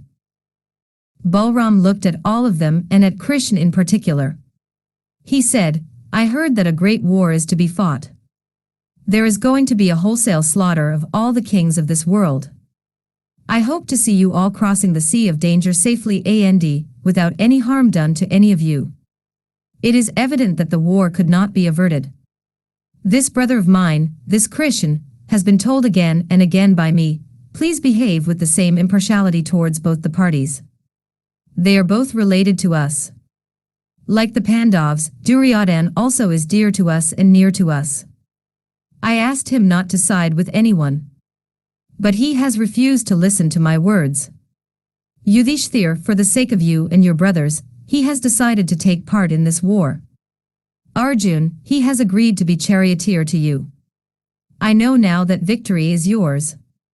When Krishn takes up the reins of the white horses of Arjun, no one else can dream of winning. Bheem, you are dear to me. But Duryodhan, as you know, has been my favorite pupil. I love him as this brother of mine loves Arjun. But I will not side with Duryodhan. I cannot live without Krishn. I cannot join the side opposite to that of my brother. I do not believe in fighting with my brother for the sake of some war between distant cousins of ours. I leave the war and the future of the world in the hands of Krishn. As for me, I cannot bear to see the destruction of the Kuru house. I am going far away from here to the banks of the river Sarasvati. I wish you well. You have my blessings." The great Balram, with his eyes reddened with wine, walked away like a lion walking to its den. He took leave of Krishn very tenderly and went away. There came to Yudhishthir another great fighter. This was Rukmi, the king of Bhojakata. He was the brother of Rukmini, wife of Krishn. He had brought with him an army which totaled up to 1 Akshauhini. Yudhishthir, as was his custom, received him cordially and made him sit down. Rukmi said, "Arjun, do not be afraid of the army of the Kauravs. I will help you to win this war. There is no one as great as Rukmi. I will do anything you ask me to in the war. I want to be of assistance to you. I can defeat all the heroes on the opposite side. You do not need all these kings here to help you. I am able to kill the Kaurav heroes single-handed. Having killed all of them, I will give you this world as my gift." Rukmi looked at everyone and smiled to himself. Arjun watched the expression on the face of Yudhishthir, and then he looked at Krishn. It was known to everyone how Rukmi was defeated by Krishn when Rukmini was being carried away by Krishn. These two were sworn enemies. But Krishn's face was bland. He spoke nothing and his face showed nothing. Arjun said, "Listen to me, Rukmi. Please do not come here and talk to me about fear. Who is afraid here, that you should come and say do not be afraid? I do not like your tone. These heroes who have assembled here are all brave warriors. Not one of them has used such words to us. We have never been afraid. Without the help of anyone I have managed to win several wars. You need not adopt this patronizing tone, and say that you will win the world for us and make a gift of it to us. I do not need your help. You may go or you may stay. We are not anxious to have you." Rukmi went away with his army.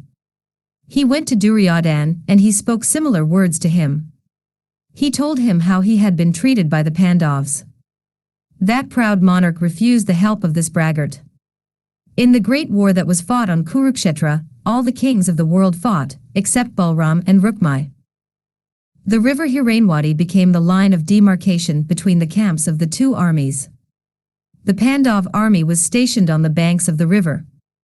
Duryodhan called for his associates.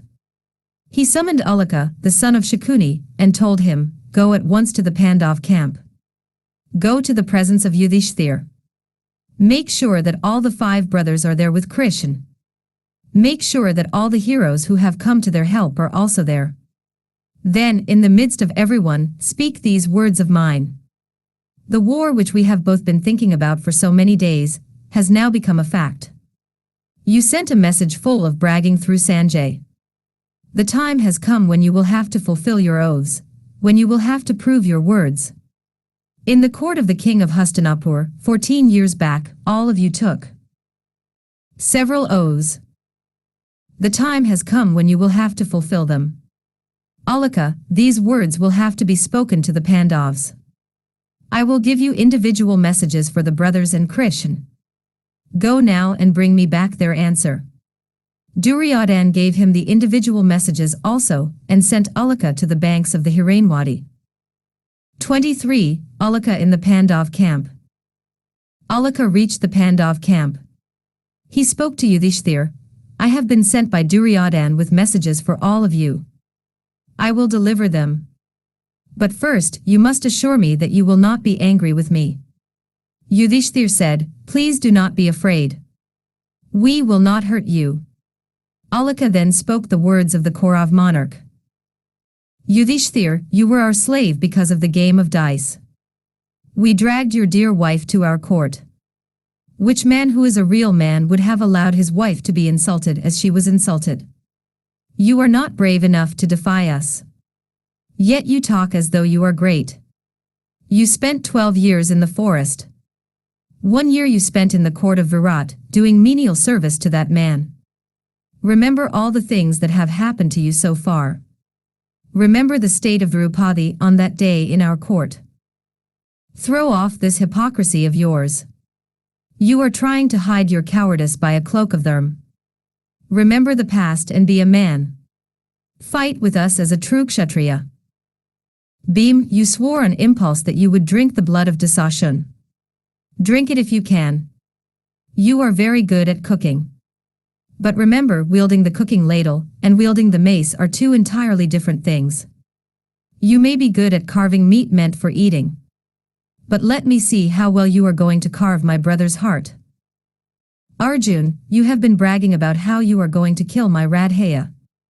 Let me see you do it. You are not even a man. You spent the last year of your exile in the palace of Virat, dancing and singing. You are not a man.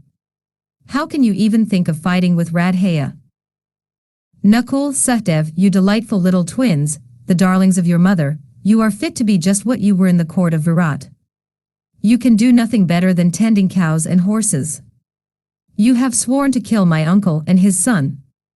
It makes me laugh to imagine you do it. Yudhishthir, please do not think lightly of me and my army. You are all of you going to be killed. Prepare your souls now to meet your maker. Krishn, do not think that we were impressed with the conjuring trick which you practiced in our court. We did not like it. You spoke very brave words that day. You said that with the help of Bheem and Arjun you would destroy the entire world. Let me see you try. Destroy the world indeed. Krishn, it is not Vrindavana where you won the hearts of the gopis with your pipe and your dancing. We are all men. We are not impressed by your fame, which has spread to all the four quarters. Fight with us if you are a man. I am waiting for the beginning of the war. I want to see how brave you can all be, you who talk so much about killing all of us. The Pandavs looked like fire kindled newly. They got up from their seats angrily. They were so furious they did not know what to do or what to say. Bheem glared at Uluka, and it looked as though he was going to kill him. Krishn looked at Bheem and smiled as if to say, "Leave him alone. He is a messenger. He has been told that he will not be harmed, do not break the word of your brother." Krishn spoke to Uluka. He said, "You can hurry back to Duryodhan. Tell him this. Duryodhan, your words have been heard by all of us. We have understood every word of it. We are all willing to do what you want us to do. This is now my personal message to you. You evil man, be a man at least from today. You have not lived like a man. I am hoping that you will at least die like a man. You are thinking that Krishn is not going to fight. And so, because I am the charioteer to Arjun and not a fighter, you are not afraid of me. If I want to, I can burn the entire host of kings and heroes like a forest fire burning straw.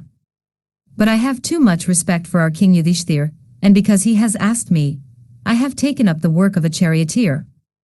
You can thank Yudhishthir for the fact that I am not fighting in this war.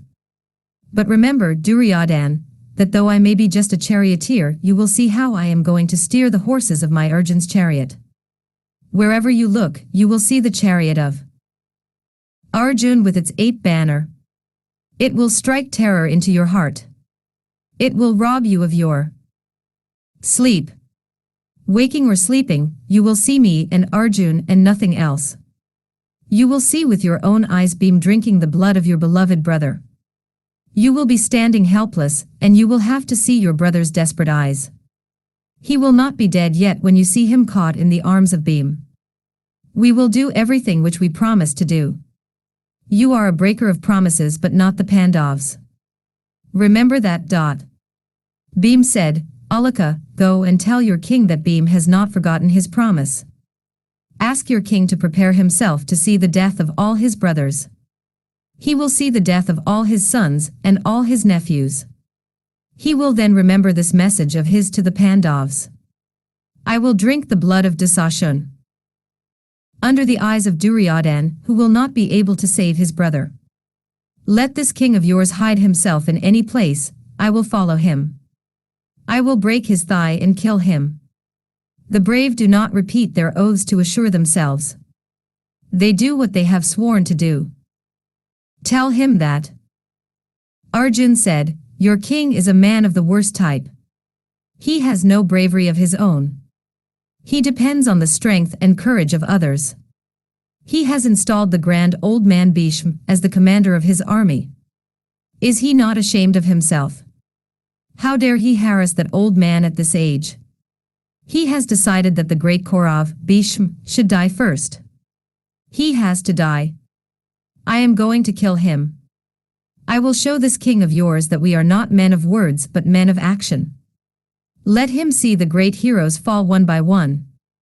He will then remember his message to the Pandavs conveyed by you. Receiving all their replies, Uluka returned to his king.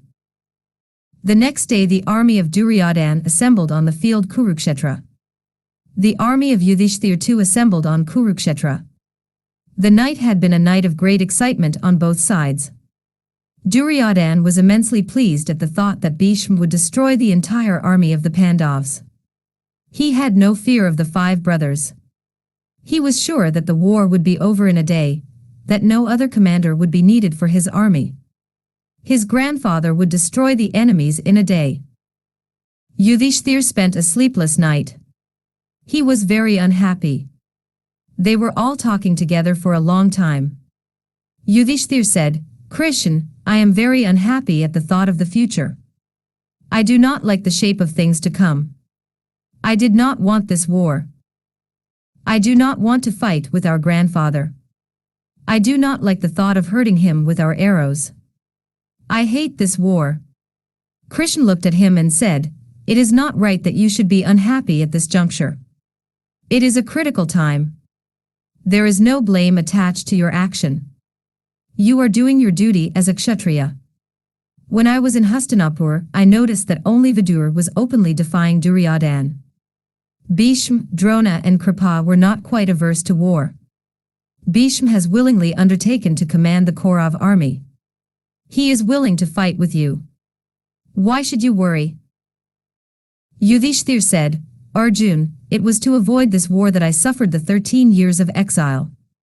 Bheem, you were for fighting. I asked you to be patient. I am sorry about all that has happened. I tried my best to avoid the war. But the god of destruction has been born in the world. The 4th, the last portion of time, Kali, is waiting to be born. How are we to kill these elders whom we have been honoring all these years? It is sinful." Arjun comforted him with loving words. He said, "I feel it is not a sin to kill those who have decided to kill us. These elders, having known you and your goodness, have taken the side of Duryodhan. We have to fight. There is no going back. This war has been forced on us. We have no option. The mountain river, once it leaves its mountain home, has to go down the valley and proceed towards the sea. Even so, souls that have set out on a pilgrimage to fame have to go on and. There is no way of return for the river, and there is no way of return for us either. Come, brother, let us not think any more. The war is to begin tomorrow. Come, let us sleep." End of Udyoga Parva.